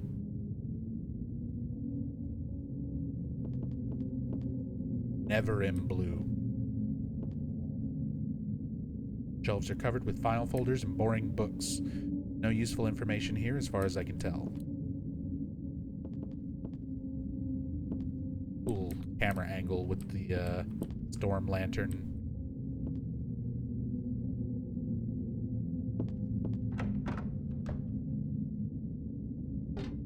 There's a wheelchair here. With that stretcher back there, it's almost like a hospital. God, I hate hospitals. Not that I like churches much either. He prefers KFC.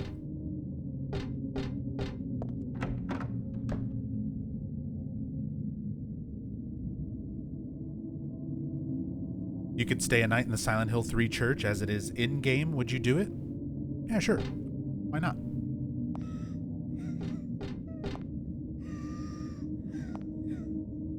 I've come to terms with all my mental trauma.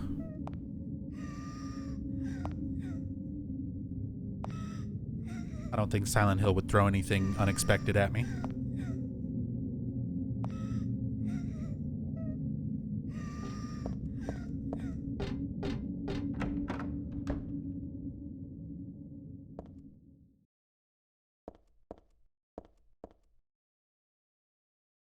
Saint Jennifer, unwavering faith under death's blade. Saint Nicholas, miraculous hands, a doctor of God. And the most important one, Saint Alessa, mother of God, daughter of God. This picture, that's me. Hey, Harry Mason almost said the exact same thing when he looked at your terrible drawings that you made when you were Cheryl. Remember? I'm holding the baby. And I'm the baby being held. The me that wanted death and disappeared with God 17 years ago. And the me here and now that sought life.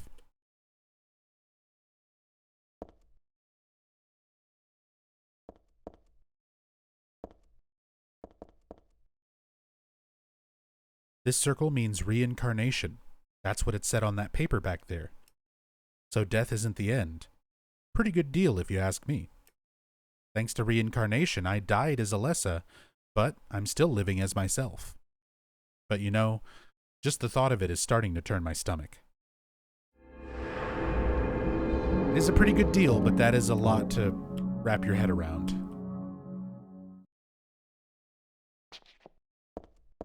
Understandable.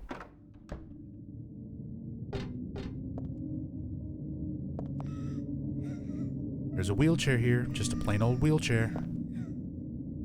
Picture here of an angel flying into the heavens. Nothing special. Except for Alessa crying, leaving bloody footprints.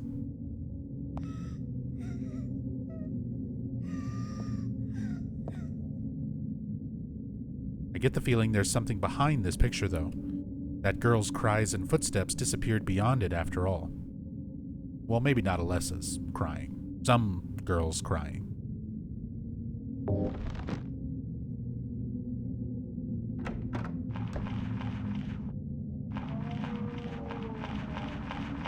Nobody move.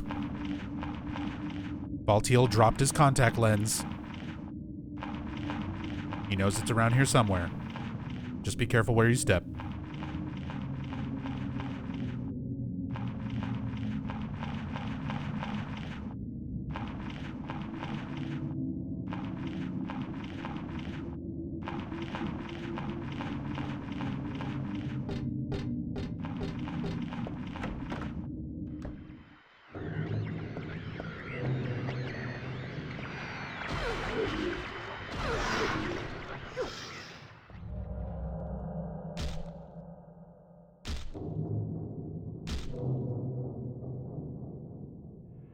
Hey, drunken werewolf hunter. Do you ever feel bad for the developer of these games because they can never really be surprised or play stuff this good?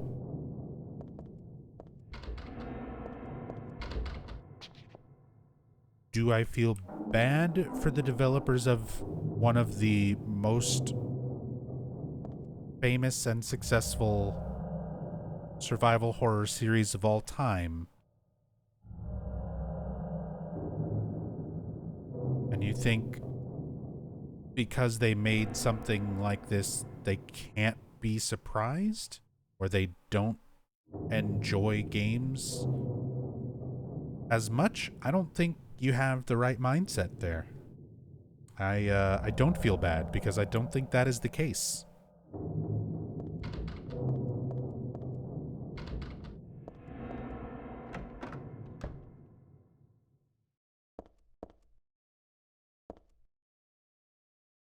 Silent Hill's Ancient Gods, a study of their etymology and evolution.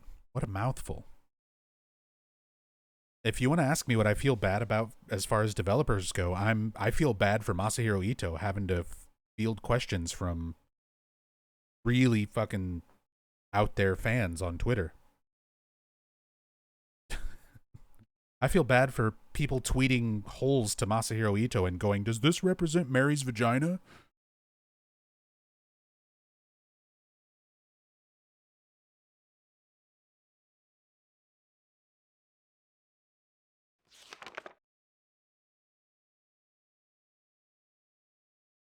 There is no religion that has remained unchanged from the moment it was founded.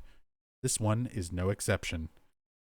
When this religion fell into the hands of immigrants, it was deeply influenced by their own original Christian beliefs. For example, the traditional representatives of these primal gods may be given the names and descriptions of Christian angels. Thus, shared characteristics begin to appear. Also, this book has Saint Alessa on the left and Samael Baphomet over there on the right. There's also one rare example of the chief deity, creator of paradise or lord of serpents and reeds, being dubbed with a demon's name. Of course, this was not done by believers, but by their opponents.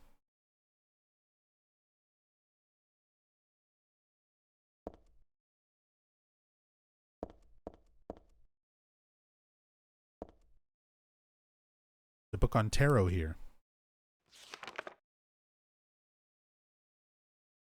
Tarot was based on the 22 Hebrew consonants and is said to represent the entire world.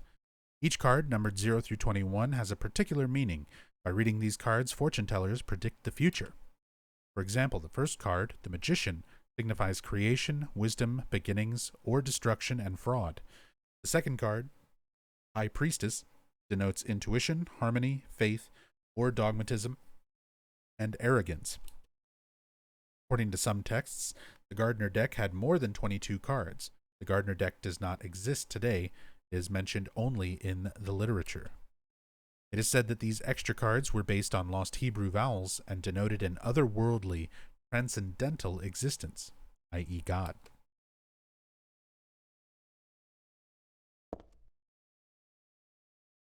Books look like real mind benders. I think I'll leave them alone for right now. We've had enough mind bending for today. Oh, you won't read this until New Game Plus. So this note right here is a clue for a kind of a side quest. A little extra puzzle.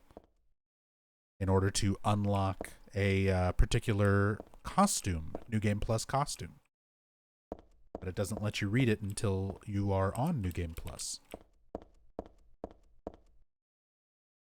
So we'll look at that on one of our subsequent playthroughs.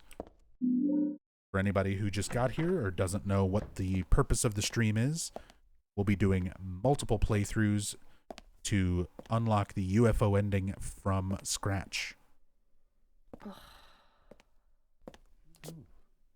Hiya, Heather. You show up everywhere, don't you? You make me sound like some kind of unwanted pest. Well, who are you anyway? Haven't you realized that yet? Yeah, you're on Claudia's side. I told you not to put me in the same category as that mad woman. Well, you're pretty loony yourself. It's true. We believe in the same God. But I'm quite sane. So why did you help me out then? Was that also part of trying to resurrect God? It's not uncommon for people to worship the same God and still disagree. God? Are you sure you don't mean devil? Whichever you like. The point is that now I really am on your side. I don't want God to be born. Wouldn't be convenient. Much too unpredictable. So you've been using me to stop Claudia, is that it? Do your own dirty work. My dirty work? I think we both had our own interests in mind. You hate her too, don't you? You're the only one who can get it done. I don't have powers like you two. Besides, I always hated getting all hot, sweaty. Oh, really? I'm just looking out for myself. Everyone does it. Don't stand there looking so smug. You're the worst person in this room. You come here and enjoy spilling their blood. And listening to them cry out. You feel excited when you step on them and snuff out their lives. Are you talking about the monsters? Monsters? They look like monsters to you? Oh no. Don't worry. It's just a joke.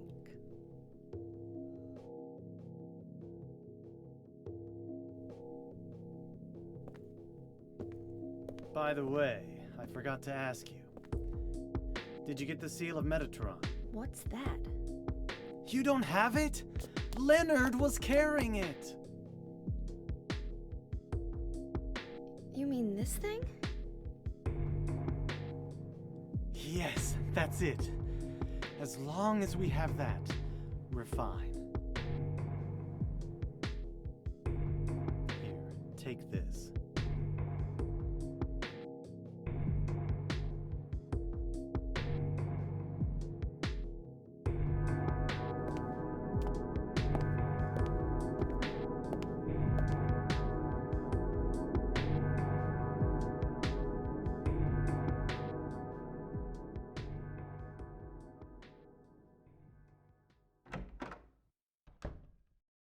Thanks a lot, Vincent. I got the book. Otherworld Laws.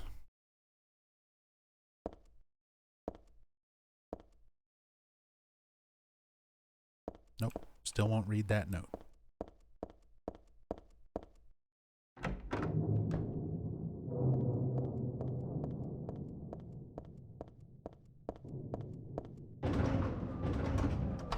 thinking the same thing? He calls Heather smug when he's the smug one? Well, yeah. He's trying to fuck with her. He's literally just trying to get a reaction out of her.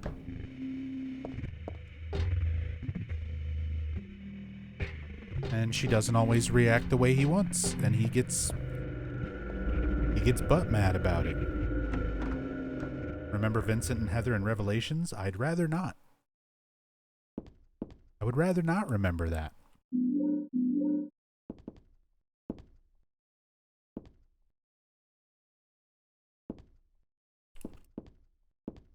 Oh.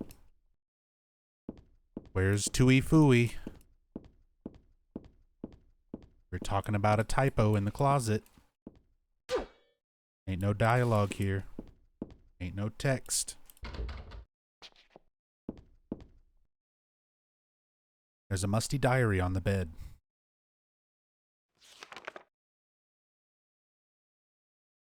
This writing. Is this Dad's diary? Why would it be here? I sometimes have the sense, even now, that that girl is a reincarnation of Alessa. I don't worry about it much now. That's all forgiven. You were unloved, Cheryl. Or was that Alessa? Now Cheryl is Alessa again.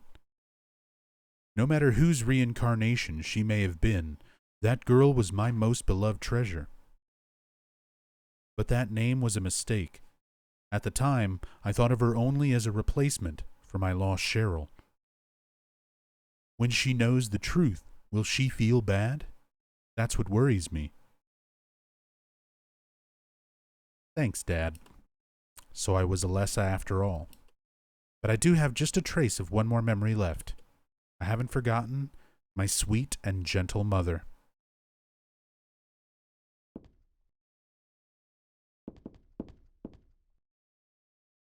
Why bother with the phone? I know it's not connected. Damn, don't sass me. Nothing happens when I try to turn on the TV or the VCR. None of the books catches my eye. Although the bookshelf and books are all the same as Dad's.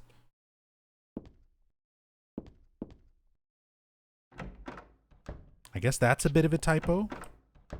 Maybe that's what Tui Fui was thinking about. The bookshelf. None of the books catches my eye. None of the books catch my eye.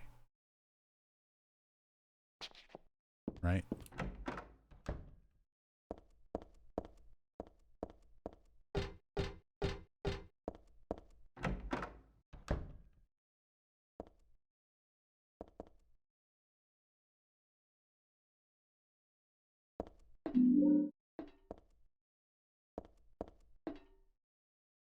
The door's open. Inside there's someone wrapped in a bag.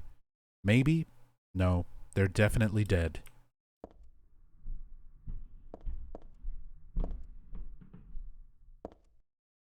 There's nothing important here. I haven't looked too closely, though. I don't think I want to. A corpse wrapped in some vinyl-type bag. This crazy mixed-up world has got me used to the strangest things. Easy for me to say. They're still totally disgusting. I feel like I'm going to go crazy myself sooner or later. I might even already be crazy. Who knows?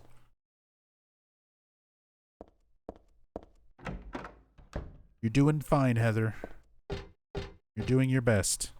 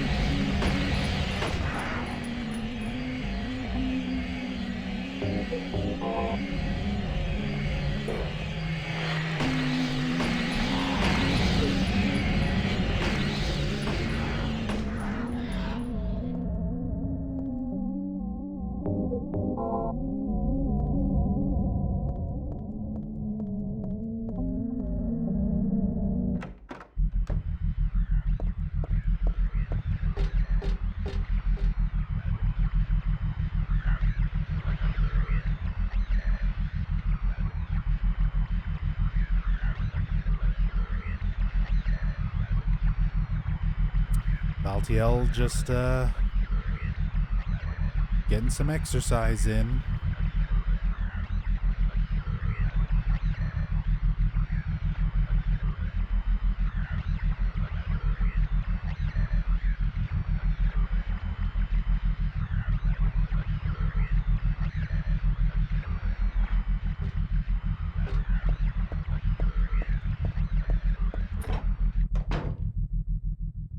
Hey, some more familiar Silent Hill 1 areas.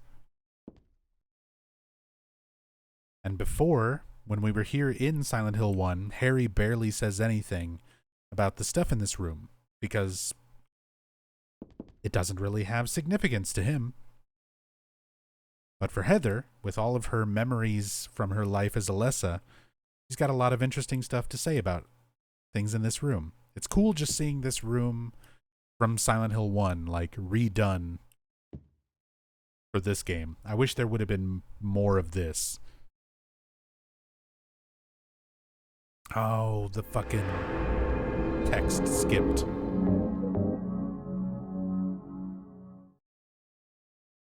This game is so sensitive with how any button, any single button, even if you're just still holding or letting go of a movement button, will skip dialogue sometimes.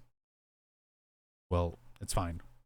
I said, we're going to be playing this game like 3 or 4 more times this stream. So, get it on one of the follow-ups. Brass key. Here is another save point. What was a save point in Silent Hill 1. And Harry writing down notes. We get to read 17 years later what he wrote. A memo book. Something's written inside. She's just beyond this door. I don't know how, but I can sense it. But she's not the only one there. I sense the presence of something extremely dangerous, even sickening, or maybe what they call God. Nevertheless, I will open the door. Enough of this idle chit-chat. God I'm not, but I fully intend to save her. No, them. Last entry was written some 17 years ago. It looks like Dad wrote this too.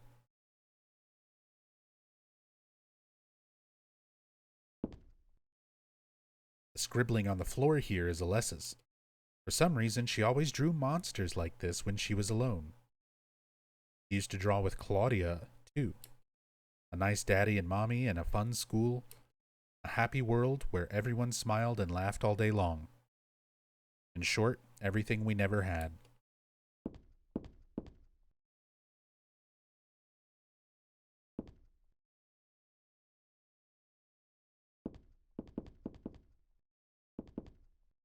The drawings kind of resemble the god in Silent Hill 1. Resembles Samael, Baphomet, or possibly an air screamer. My clothes from when I was 7. They don't fit me now. Good thing, too. They look pretty good as an Alessa costume in Dead by Daylight. I'm honestly kind of surprised it's not a New Game Plus costume that you can get in this game with all the other tons of costumes you can unlock. This is a closet. It's meaningless to me. I don't have time to wax nostalgic over these old clothes.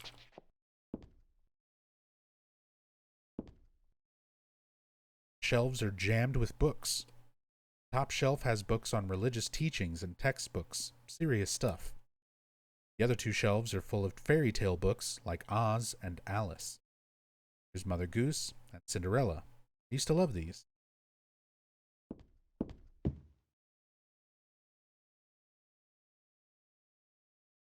There it is, the drawing block from Silent Hill 1, the sketchbook. My sketchbook from 17 years ago. On the front cover, here is a picture of Dad. Really awful work. What's this doing here?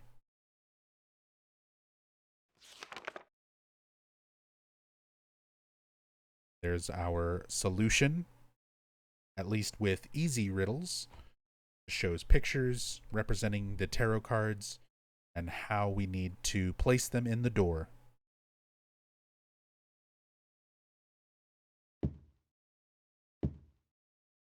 used to take these dolls with me when I went to bed. Scarlet and... damn, I forgot the other one's name. In fact, I don't even know which one is Scarlet. A doll named Scarlet? Homecoming! But not. This is some sort of landscape. Where's it from again? Well, it doesn't matter. There are playing cards on the floor. I used to play a lot. I remember little Claudia always had a hard time winning. That made her cry. Gives those playing cards laying on a desk in Midwich in Silent Hill 1 a little bit more significance.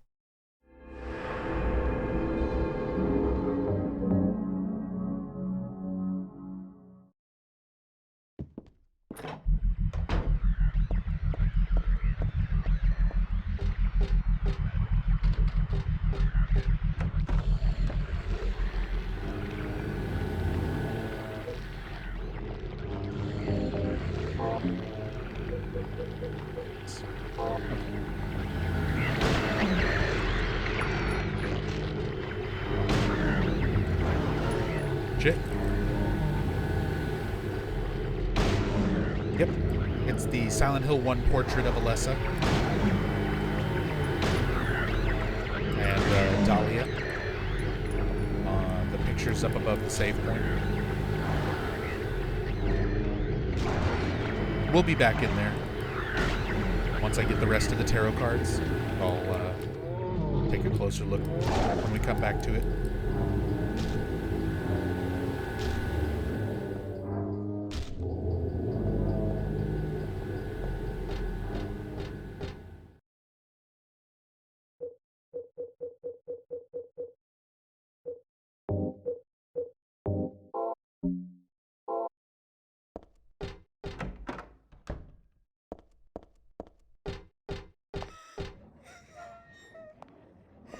Bloody footprints leading us where we need to go. Altiel spinning that valve.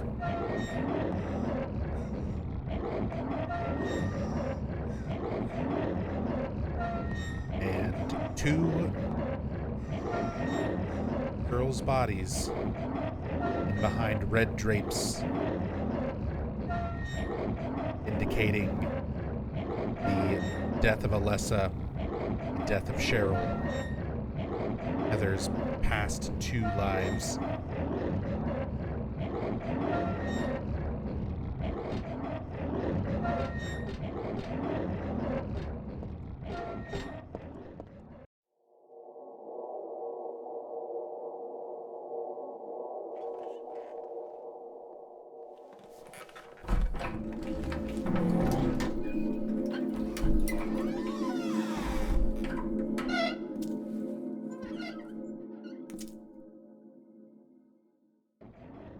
How many monsters have I killed so far? Don't know. Not keeping track. Because I'm just going to be doing playthroughs and killing as many as I can until we get the weapon that we need. Like there's some kind of drug here. There's just a name on the label. No description or anything. Too risky. Never mind. Too risky? Fuck that. Take all the pills.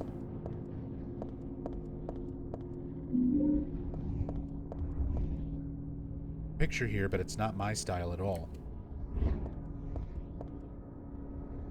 24 years ago, Mom, Dahlia, used me to summon God.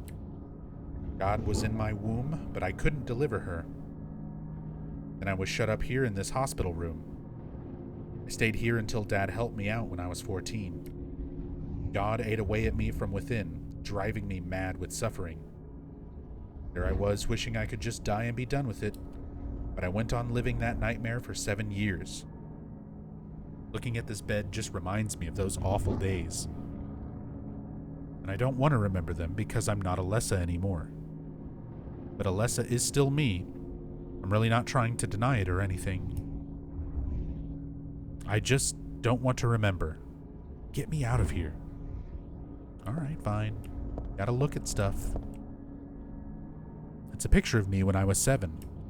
I look bored and sad. Well, of course I do. I was always like that back then.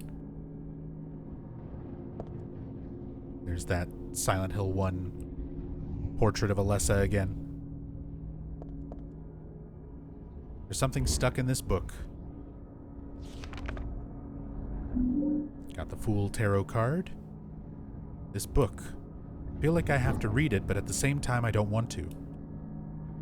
A Glaufatus. Red liquid or crystals resembling blood. According to the Kabbalah, the name is taken from an herb with the power to dispel evil spirits. It is said to grow in Arabian deserts. It may be vaporized or applied as a poultice to guard against demons. It is powerful, but as it is rare, it is extremely difficult to obtain. We get a bit of an explanation on Aglaophatus. We happen to have some Aglaophatus here. The pendant that we've had since the very beginning. Dad gave me this pendant on my birthday. It's one of my treasured belongings. There's a jewel inside, like a little red tablet. When I asked Dad what it was, he said just a lucky charm. But then he told me to take good care of it and never take it off. I wonder why I feel sick inside when I look at it. Even looking at it causes a reaction from the god growing inside of her. Makes her feel sick.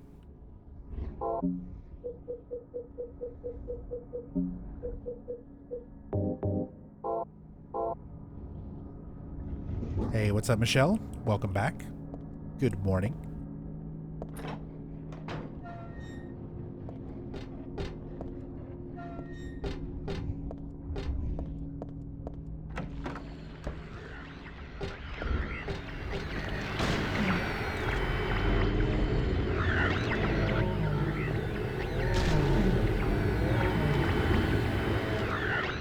God, stop auto-aiming at it, Heather.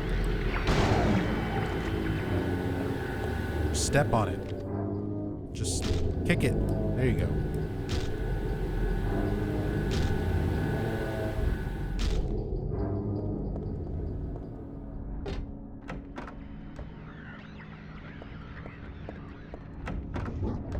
Hey, what's up, Red Mage? How goes the progress? It is about 7.5 hours into the first playthrough, and we're almost done with the new game playthrough. So after this, I am still doing probably 3 or 4 more New Game Plus playthroughs. We shall see. Still a lot of Silent Hill 3 to go.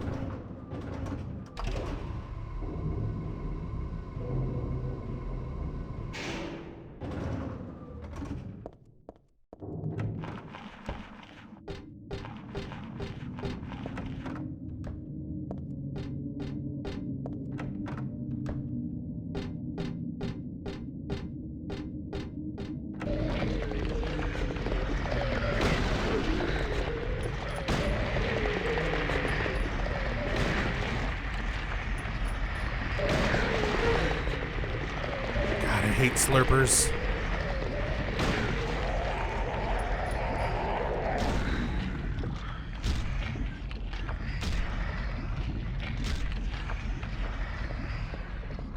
Although this room, when you kill the enemies, is pretty fucking cool.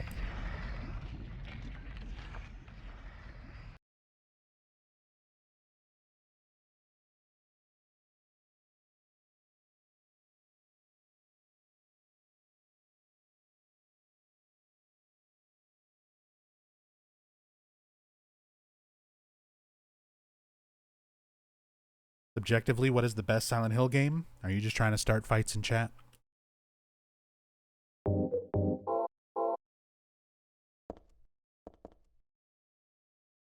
Everyone's entitled to their own favorite. Personally, I really love Silent Hill 2. But this game's also very good. I feel like all 4 Team Silent games, the first 4 Team Silent games, are all really fucking damn good. They are all masterpieces of Survival psychological horror. Also, just look at these fucking animated effects.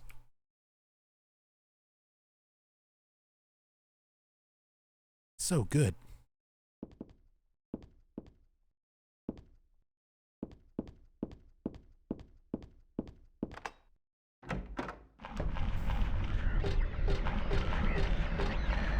Baltiel's still looking for his contact lens.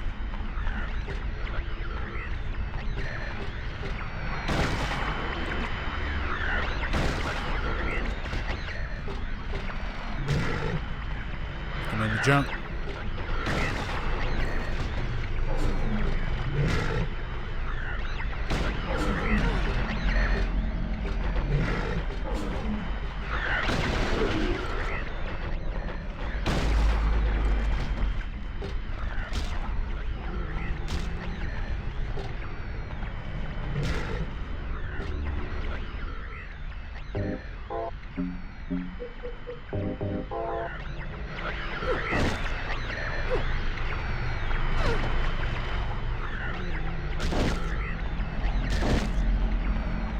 Effect is different on PS2. Wonder why they changed it. It's the same effect. It's just rendering at a higher resolution for PC.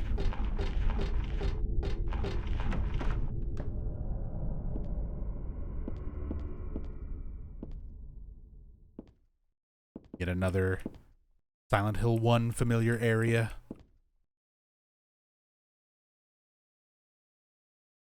Go home, drop dead, thief. This used to be Alessa's. I mean, this was my desk once upon a time. Little trip into Midwich. We even have the wolf drawing. Is Silent Hill 3 on PC? This is the PC version.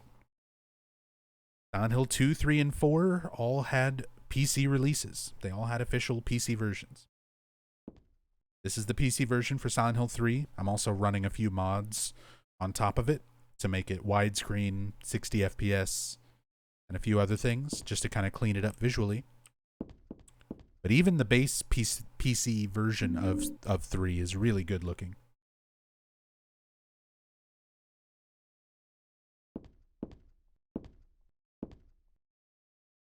The ratty old notebook on the podium. Oop, and there's a letter stuck in here too. Let's see. There's a girl named Alessa in my class. If your memory is any good, you may remember her. She's the one I said they called a witch. Most likely her mother is abusing her. I've never seen her come in without some sort of scrape or bruise.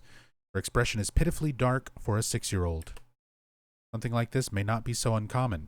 Rather than coming up with pointless ideas, it's best just to watch and wait. But isn't there something I can do to help? I'm considering consulting a lawyer, but I do have my reservations. That's why I thought I'd ask you, my friend, for your opinion first. Kay Gordon. Hey, it's Kay Gordon. Kim Gordon. The lead singer of Sonic Youth. But also Alessa's teacher from Silent Hill 1.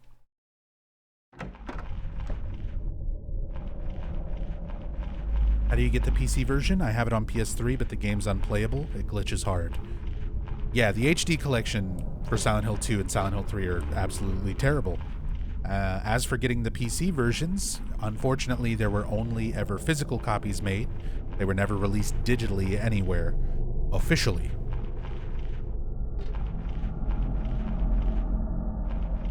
Google is your friend.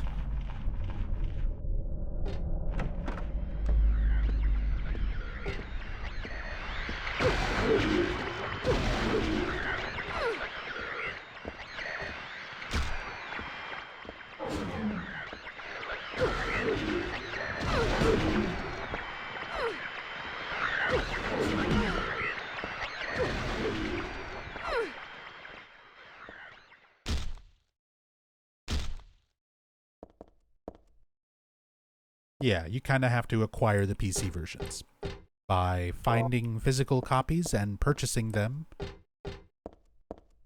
Or also, you know, the internet, I've been told, has things.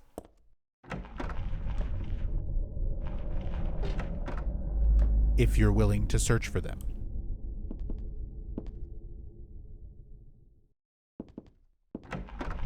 Don't think you've ever seen that room? Yep. There's really no reason to go in here. It's nothing but enemies to kill. So unless you're specifically farming enemy kills, there's not much point.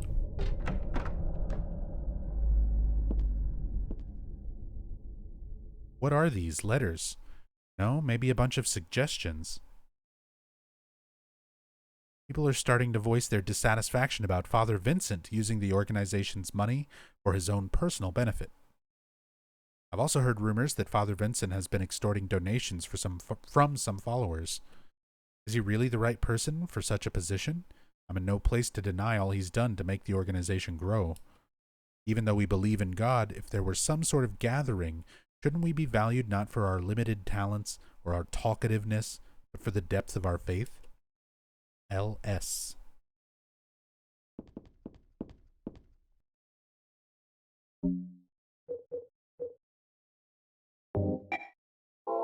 Can't use it. Yes, you can.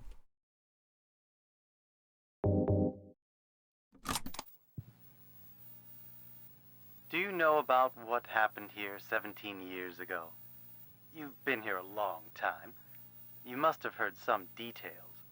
A group of pagans, blinded by earthly desires, spit in the very face of God. They tried to use the seal of Metatron to prevent God's awakening. But God drove the unbelievers away and threw them into the abyss. But due to their wickedness, God was unable to be born properly.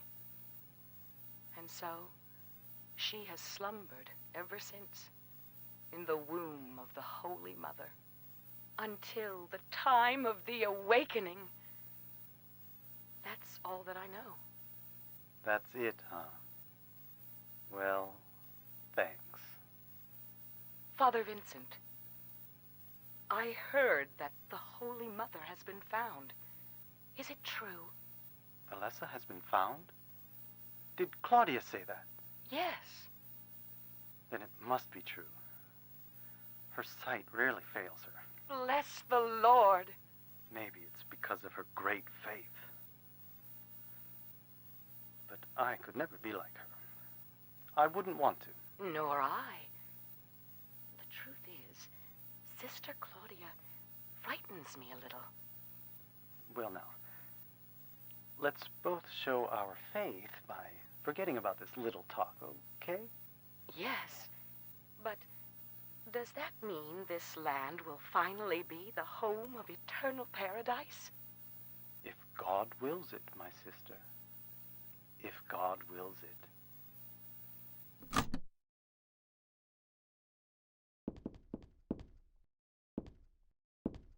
Oh, shady Father Vincent.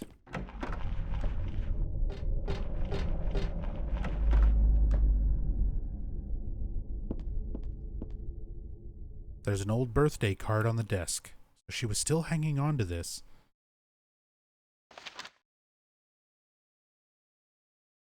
Little Claudia, happy 6th birthday. I love you as if you were my real sister. Here's to you. Just checked eBay, and it's funny how Silent Hill 2 and 3 for PS2 go for $100 or more, and then Silent Hill HD goes for a measly $30, and fuck no, I would still rather pay for SH2 and SH3 PS2 if I didn't have the copies already. Nothing funny about that, Bowie. Game collection is all a matter of supply and demand, as is most things you're talking about collectibles. There are far more prints in circulation of the HD collection than there are for Silent Hill 2 and Silent Hill 3 on PS2. So you have an abundance of them, and you have far fewer collectors who are looking for them. So the price is less. PS2 copies, still working PS2 copies, especially 20 years now after they've been released,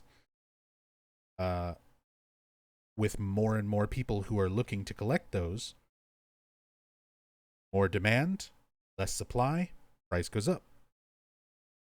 That's how it works. Like, the price for games rarely has anything to do with the actual quality of the game itself. In this case, it does kind of coincide, where the better options are the more expensive ones. But there's a ton of games out there that are absolute pieces of shit that are super expensive because there weren't many of them made. Like, if you're going to buy Silent Hill Shattered Memories, the best possible version of Silent Hill Shattered Memories from a quality standpoint that you can buy is the version for Wii. But the PlayStation 2 and PSP versions are way more expensive than the Wii versions because there were fewer copies of them made.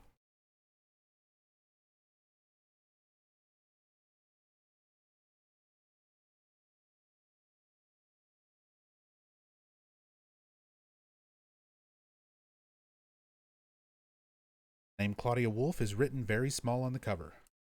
Looks like this is her diary. November 10th. She didn't die then. She was born. I knew that for a fact. Then why haven't I found her yet? We were supposed to need her power to build paradise, the happiness of the people. She was supposed to be reborn for that. I'd really like to see her. November 14th. Read the Book of Praise. Want to thank Father for lending me such an invaluable book. I found what I'd been searching for in there, how to awaken God, but it's much too cruel. Will I be able to pull it off when I see her? November 16th. I was free all day, so I read A Modern History of Refugees and Young Slaves' Child Exploitation. I don't want to be a mere bystander in this world. I can't do anything now, though, and that's what's hard. So a little bit of insight into Claudia and kind of how her mind works. She knew about Alessa. She knew that Alessa didn't die, that she was reincarnated. She learned about how to bring about God, but that it requires something very cruel, essentially sacrificing somebody to be a vessel, in this case Heather, and having to have the God grow through negative emotion, having to cause fear, cause harm, pain, cause suffering in order to do it. But then she reads the books about, child exploitation, all these horrible things in the world. She decides it's worth the guilt and difficulty and cruelty of going through the process of birthing God or having God born, not really doing it herself, but she decides that's worth it if it means getting rid of all the world's problems. What she believes. It's what her cult, her beliefs have led her to believe in. High Priestess Tarot card from Claudia's room, appropriately. Although Rule of Rose may be a piece of shit game to some people, I love that game and it can go for hundreds of dollars on eBay. I fucking love Rule of Rose. Now, the combat in Rule of Rose is some of the absolute worst survival horror combat I have ever experienced. But the characters, the story, the atmosphere, the music, basically everything else about it, fucking fantastic.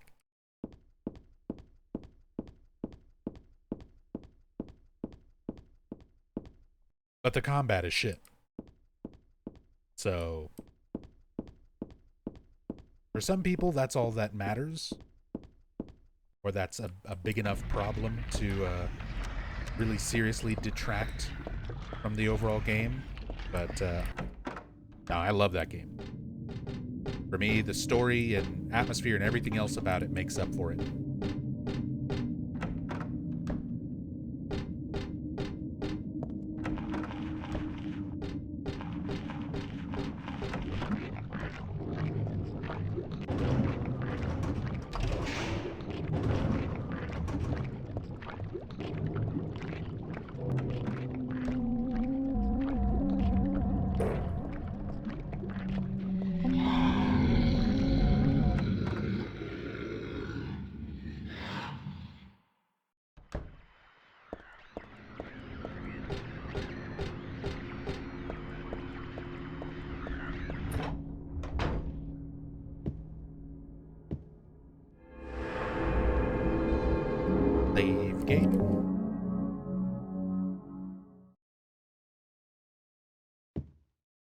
that. There's those pictures talking about earlier. That same Alessa portrait that's in her hospital room. And zoom. Portrait of Dahlia next to it. Another picture of Dahlia here over the bed. And the Gillespie home. Their house. Next to that.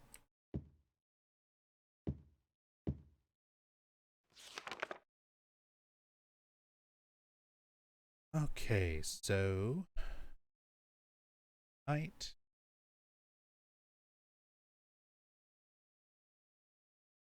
Hanged man.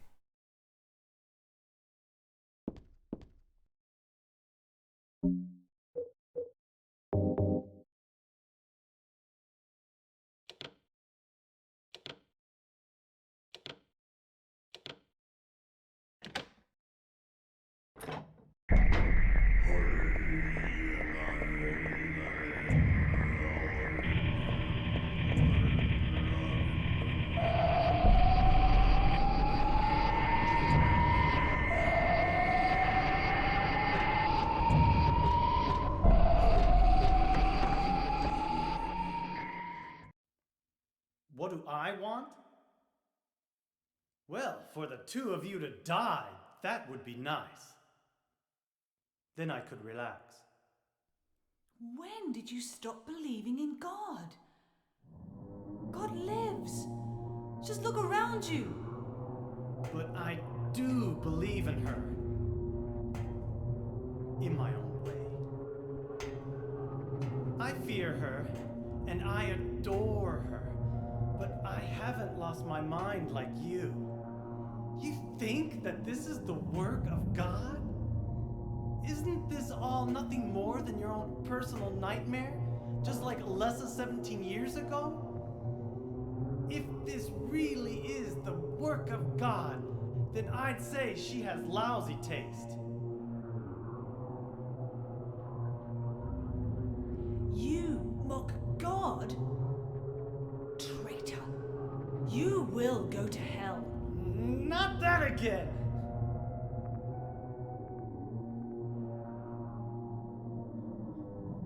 Who do you think you are, claiming to know God's will? Go home, Vincent. Home. This church is my home. I built it with my power. The power of money that you view with such scorn. Although I admit that this atrocious scenery is all yours. If you continue to get in my way, then you'll kill me. Well.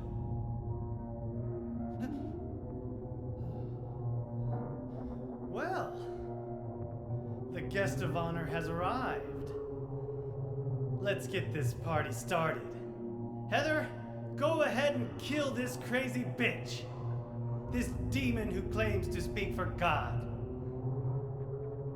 The time has come. You can kill her now. you'll go to hell!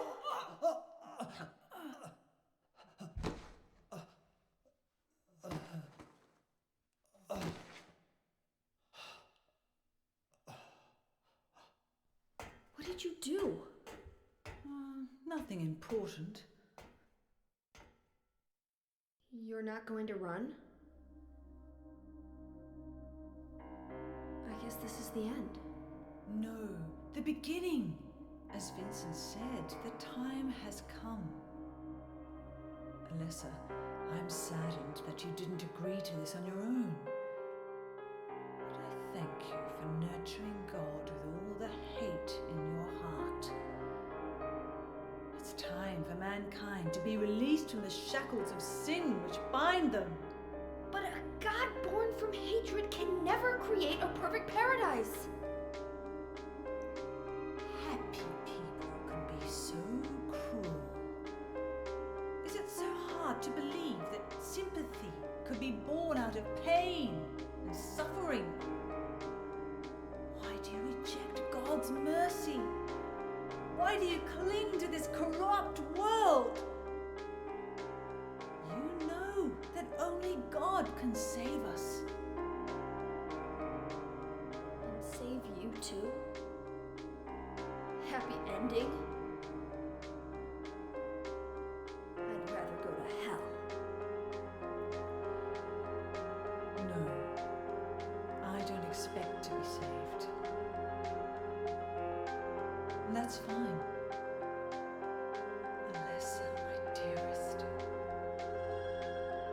For the pain that I've caused you, I deserve no mercy. Even if it was to save mankind. It was too deep a sin. It was hubris for me to try to hasten the day of her arrival. Sacrifices were made. And those are my sins.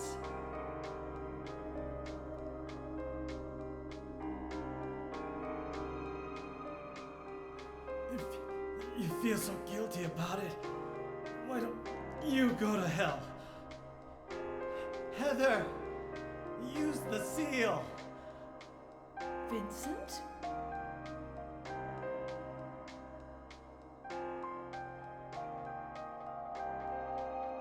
The seal of Metatron?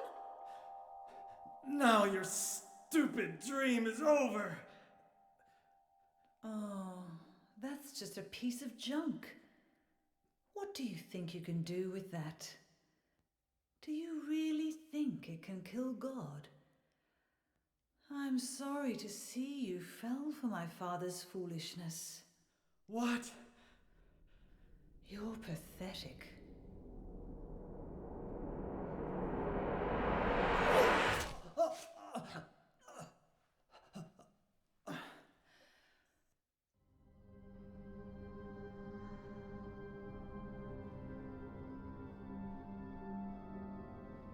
But God loves even you.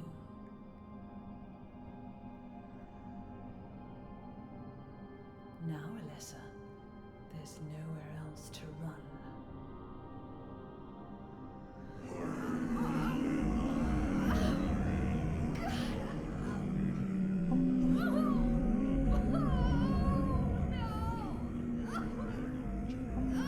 Just accept it, Alessa. The pain will disappear. I've been waiting so long for this. Even as a child, I knew I would see the coming of this day. I knew I would be a witness to it. Judgment Day.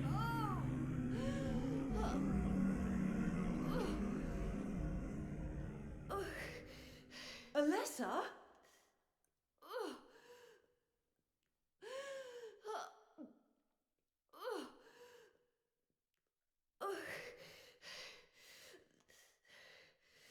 Shut your stinking mouth, bitch! Watch your profanity. What would Harry think about you saying that?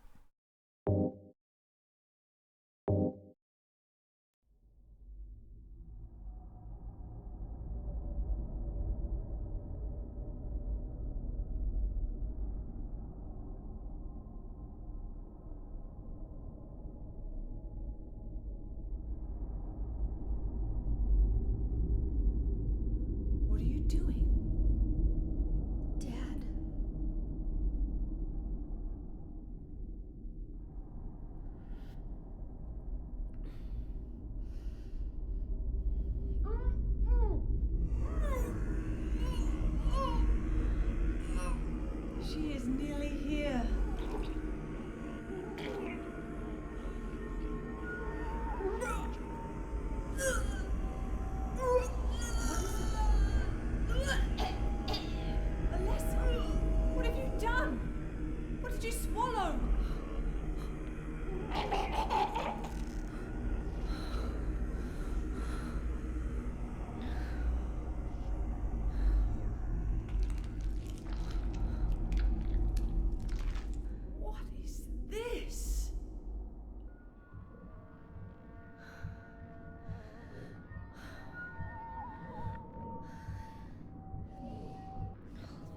Looks like God didn't make it.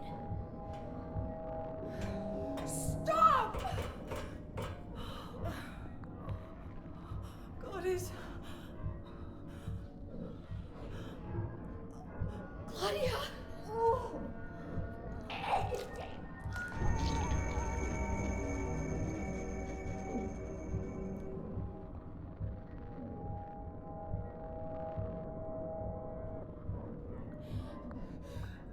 Lessa, you cannot kill God. I will birth God. If you can't do it, Lessa, I will.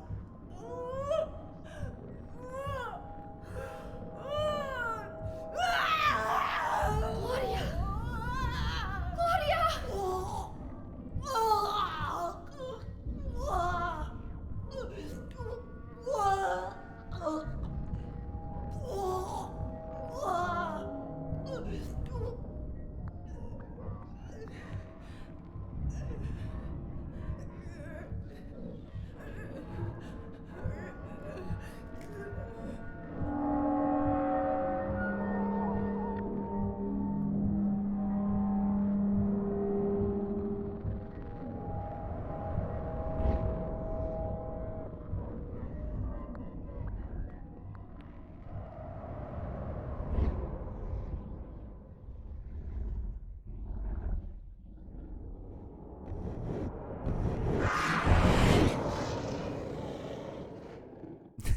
Thanks to the widescreen mod. We just see her feet sticking up.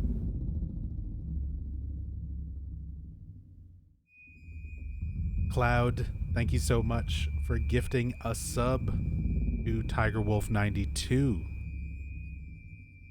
Very much appreciate that. Thank you so much for the support.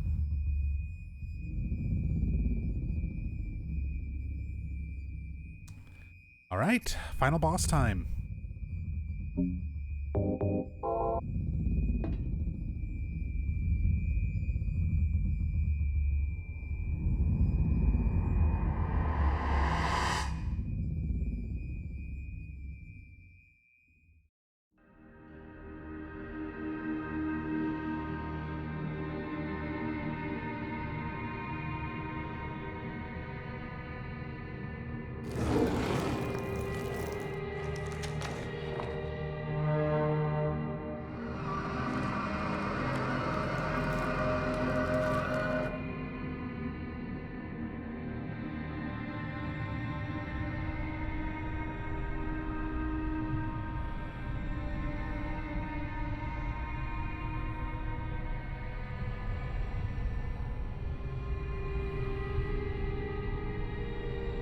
Can't be dead. I was gonna kill you.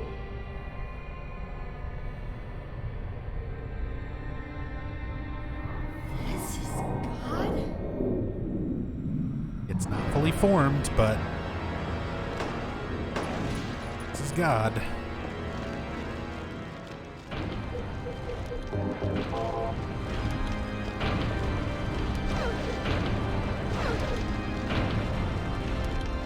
Swipe.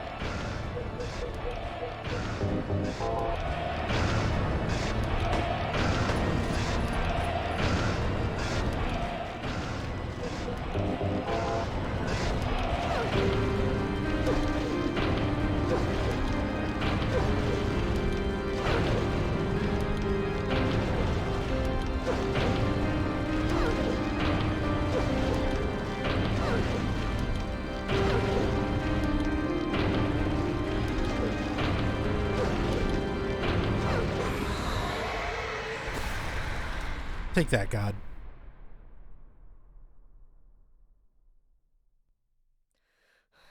All right, enjoy the ending, enjoy the credits.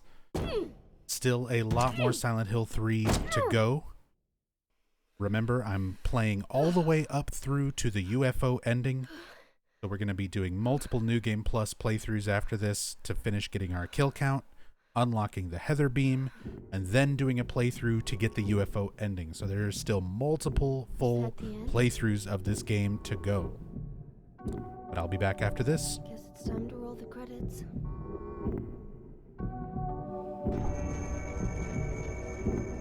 Xander, thank you for gifting a sub to Oz88. Very much appreciate that, dude. Thank you. Dad.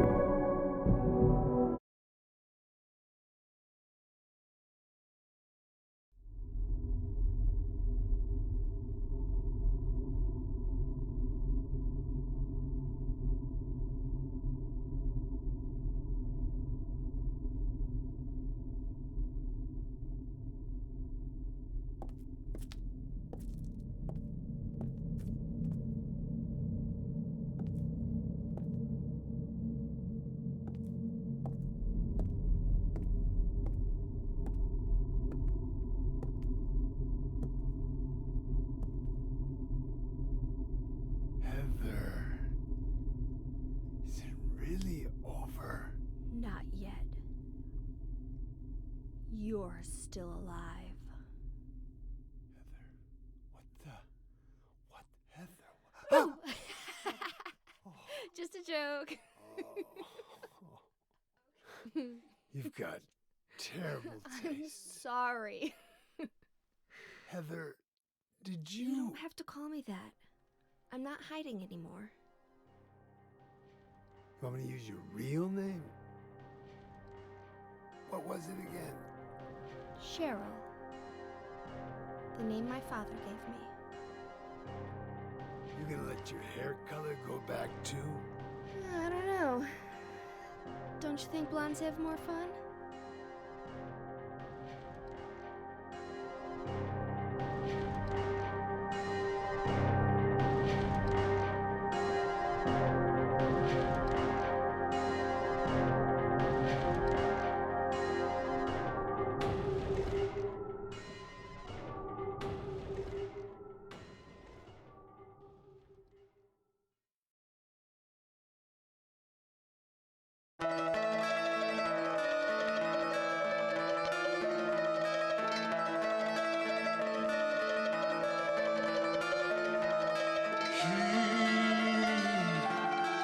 Spoke of tortured souls, so outrageous the toll.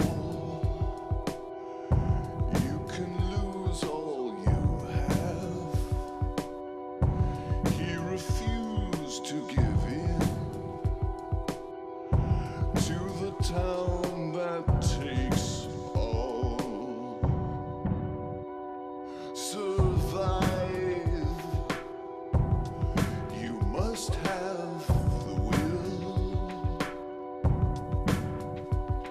This movie doesn't end the way we want all the time. Then he shouts at the moon, she's gone, and fear has overcome. He was walking the mile. He was walking